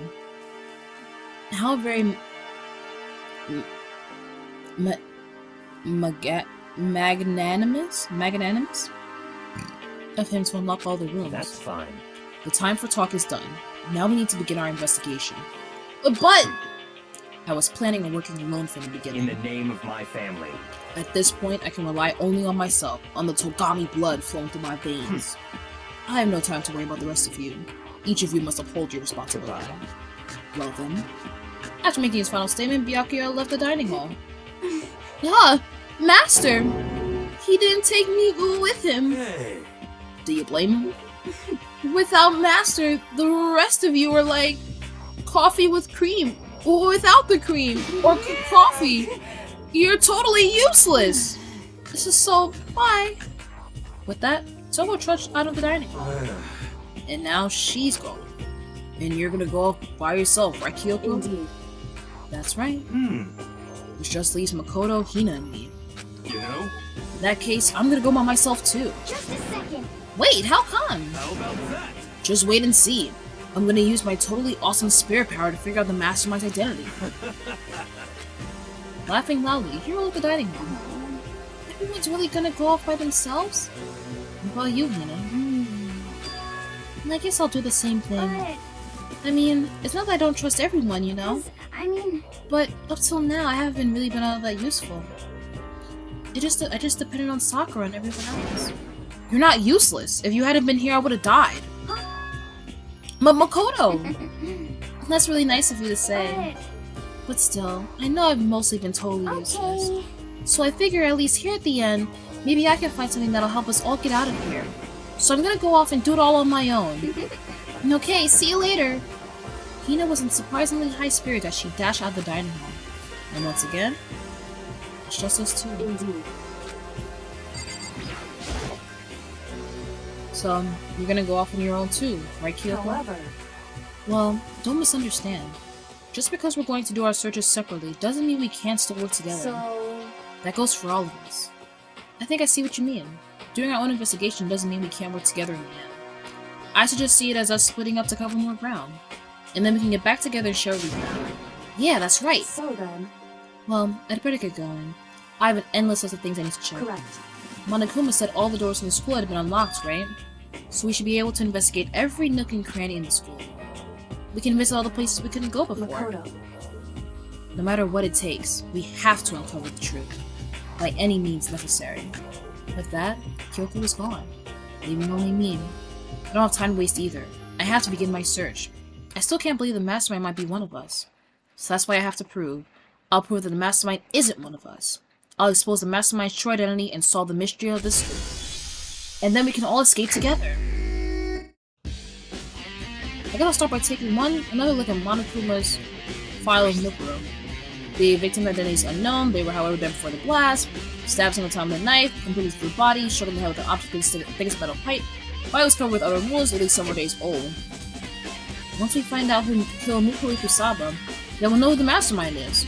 Should we start my investigation and figure out who killed her? I guess I should start with the rooms that were locked up until now. Headmaster, Biolab, and the door on the data center with Monokuma's face on it. Second floor gate, dorms where the gate was down before, that should be open now, right? After that, I'll have to double check the areas that are connected to the murder, which means the garden and the dojo. Time to get started. Headmaster's room, Biolab data center, second floor dorms. Alright. Alright, y'all. Let's get... You know where I'm going. Immediately to... I think, is her room unlocked? How about his room?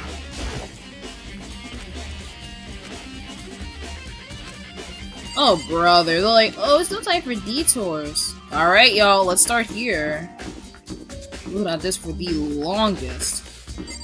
Kyoko got up here. The gate's open. We can finally check out the second floor of the dorms, which means I have to do it. Oh lord. This is the second floor of the dorms? It looks like some ancient ruins. Or no, it's more like a battlefield, like a bomb blew up here or something. Oh, second floor of the dorms, because they had like, what, 32 students living there? That's who.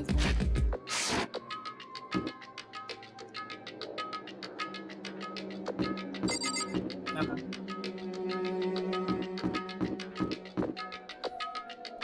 Golly! Niggas was getting all the way bodied up. What'd you say?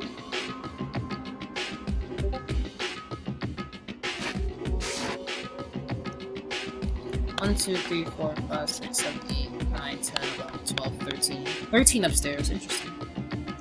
They only have...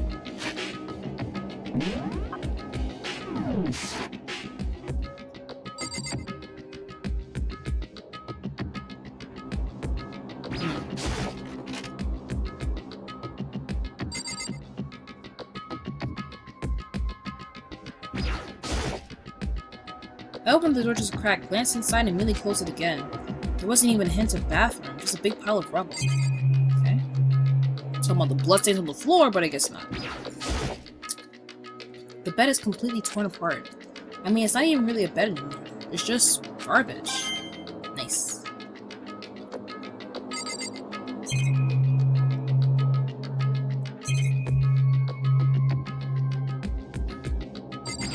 I guess I can leave then.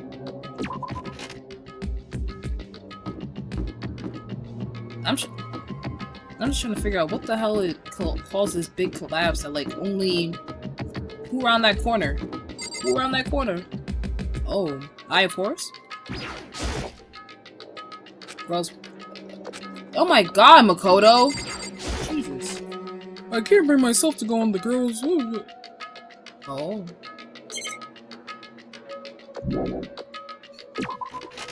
And there's no security cameras on this floor. Anyways, I just saw the Eye of Horus. I didn't mean to open that.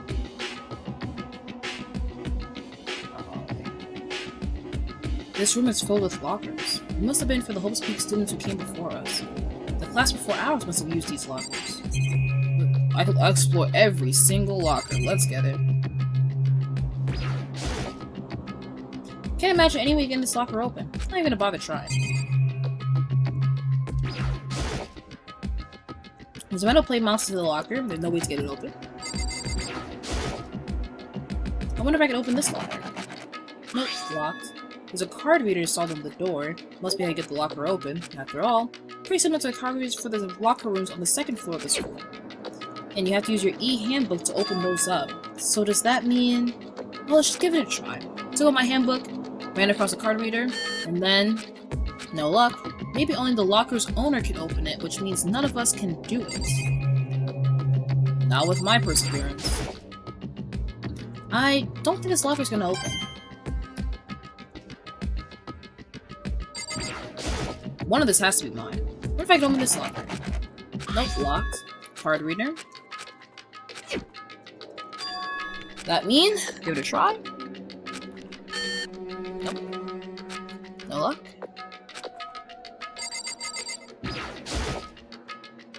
What if I can open it? Locked.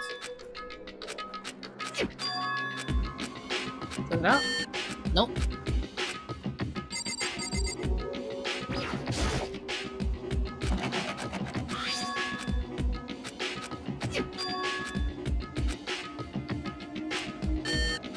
No?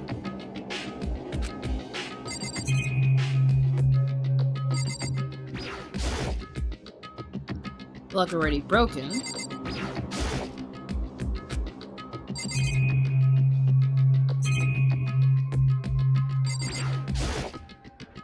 There's a metal plate mounted to the locker. No way to get it open.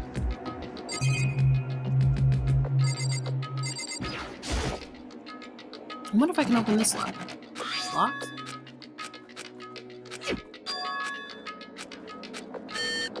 Nope.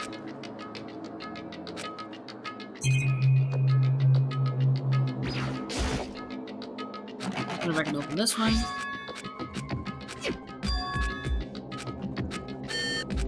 No.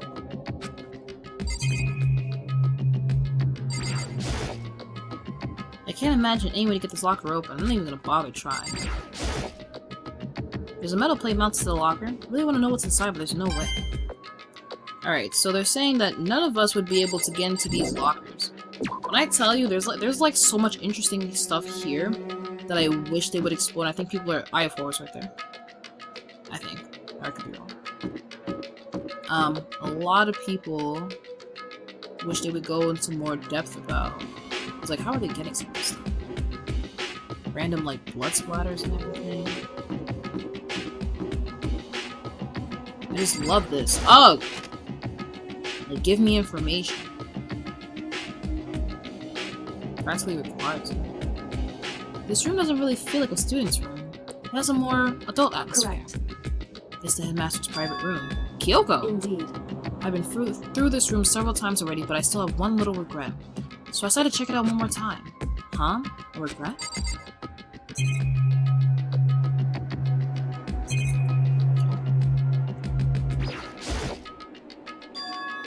Huh? There's a strange gap in the wall. Is some kind of design mistake or construction defect or something? It's a door. So... There's a gap here, but not just any normal gap. I can feel a breeze coming out. A breeze? There's likely an open space on the other side of this wall. Open space? Does that mean...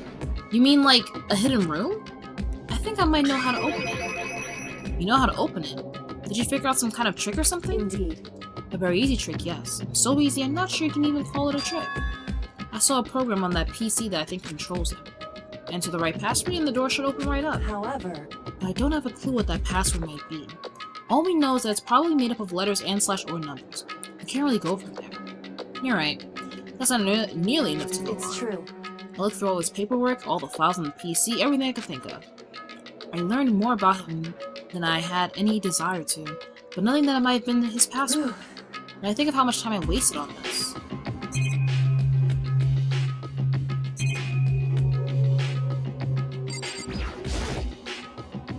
A leather chair. I can't imagine a student using something like this. It must have been the headmaster's. The desk is home to a computer. Must have belonged to the headmaster.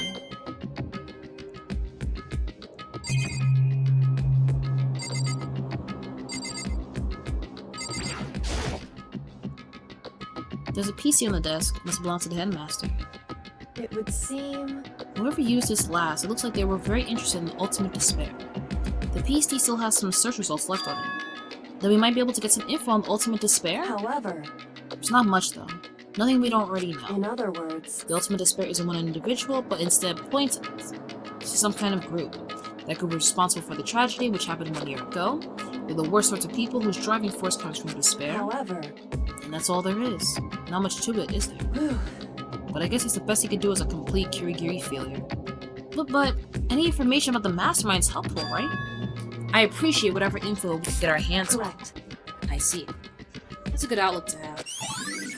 I don't like that. Jeez. So there's a hidden room she couldn't get into. That's what she meant by regret. I think we can assume that there must be some kind of clue waiting in there. Maybe for her, there's more to it than that. Anyway, if we want to get in there, we need to figure out the password. And if Kyoko can't figure it out, no way do I stand a chance. No wait, there might be a chance. The password could be something Kyoko wouldn't have thought of, or something she didn't want to think of. For example, what about your name? What? Huh? Oh, sorry, I was just trying to think of what the password might be. But I'm sure she hasn't tried it. I mean, it's totally understandable. After the way she talks about her dad, the idea that he would use her name as his password. Knowing how she is, I bet the idea never even occurred to her. Do you mind if I try it, just to be sure? Well? It's not like you need my permission. If you want to try it, try it. Do whatever you want. Okay. You know, I'm glad I thought of trying Kyoko's name. But if that's not it, that might just hurt Kyoko even more. Hey. If you're worried about me, Makoto, don't be. I already know that your guess is wrong. Okay. In that case, here goes nothing. Collected myself and turned to face the computer monitor. Let me just type the password here. I typed in her full name, Kyoko Kirigiri. My hands were tense, slightly trembling, and as I finished typing it in... Beep!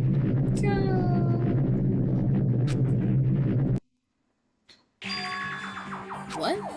That did it? Kyoko, it worked! Why? Kyoko? Without looking at me, she just disappeared into the hidden room. She looked grim. Kyoko.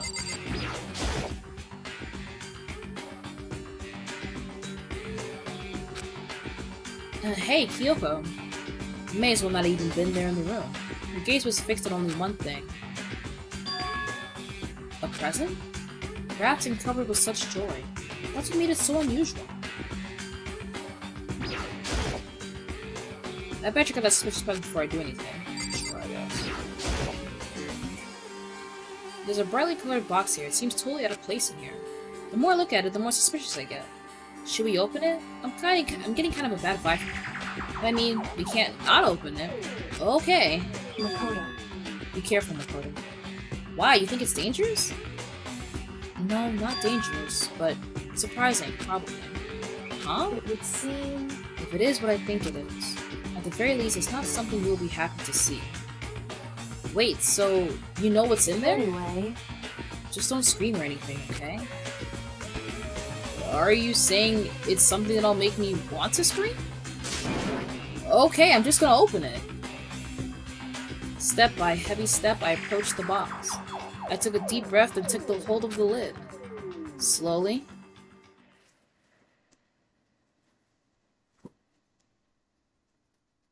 Hello. Laundry, no.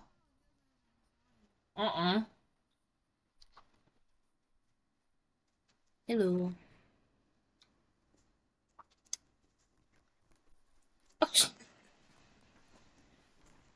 Slowly, ever so slowly, I lifted it up. Light began to sneak its way into the box. I stole a hesitant glance inside and... Kyoko's advice was no use. I let out a trembling cry. Huh? Text me. What was in the box? His bones. Human bones. It was the last thing I expected to find in such a bright, joyful box. I mean, who could have possibly imagined? I see. Just as I thought. What?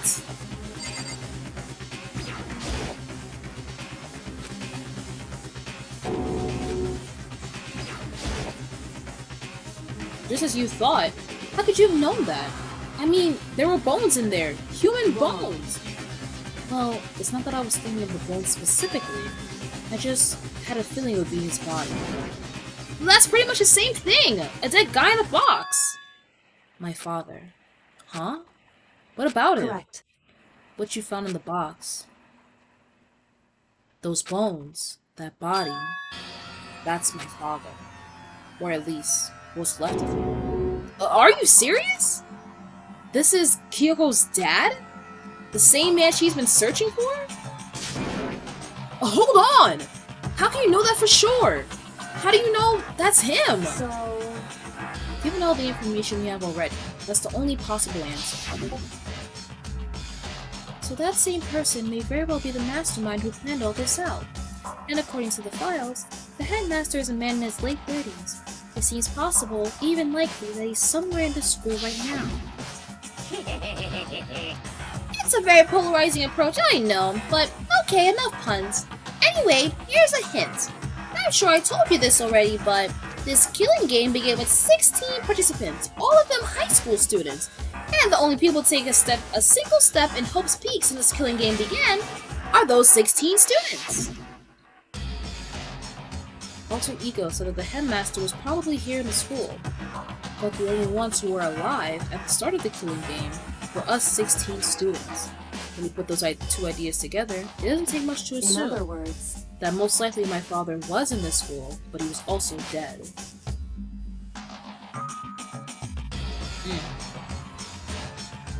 Okay. That's my assumption anyway. As Kyoko explained her analysis, she was completely calm. Or no, she wasn't calm. She was only trying to seem calm. She said it was just as she thought, so she knew it was a possibility. But I have to believe that at some point she wanted to be proven wrong. Which is why she never lives in the box herself, even though she had plenty of chances. I know Kyoko said she went to see her father so she can cut off all ties, but was that all there was to it? I gave up some of that pride. In order to enter Hope's Peak, I had to reveal myself to the school. I did it knowing it was something a true Kirigiri detective would never do. Would she really give up her pride just for that? I couldn't help but wonder. You gonna order your food? You gonna order your food now?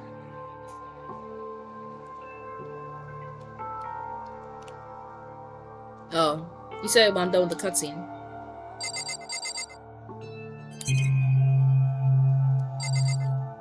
Yeah. Alright, y'all.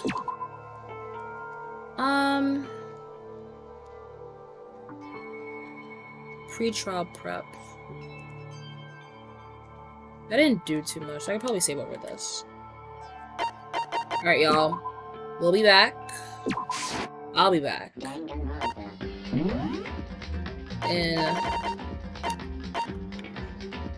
we're in chapter 6 right now. Deadly Light. I'll be back. Huh? Yeah. We'll come back tonight, y'all. I should have the energy, hopefully. Alright, I'm watching me some RuPaul. Alright, I will catch y'all in the next stream. Golden Thief out.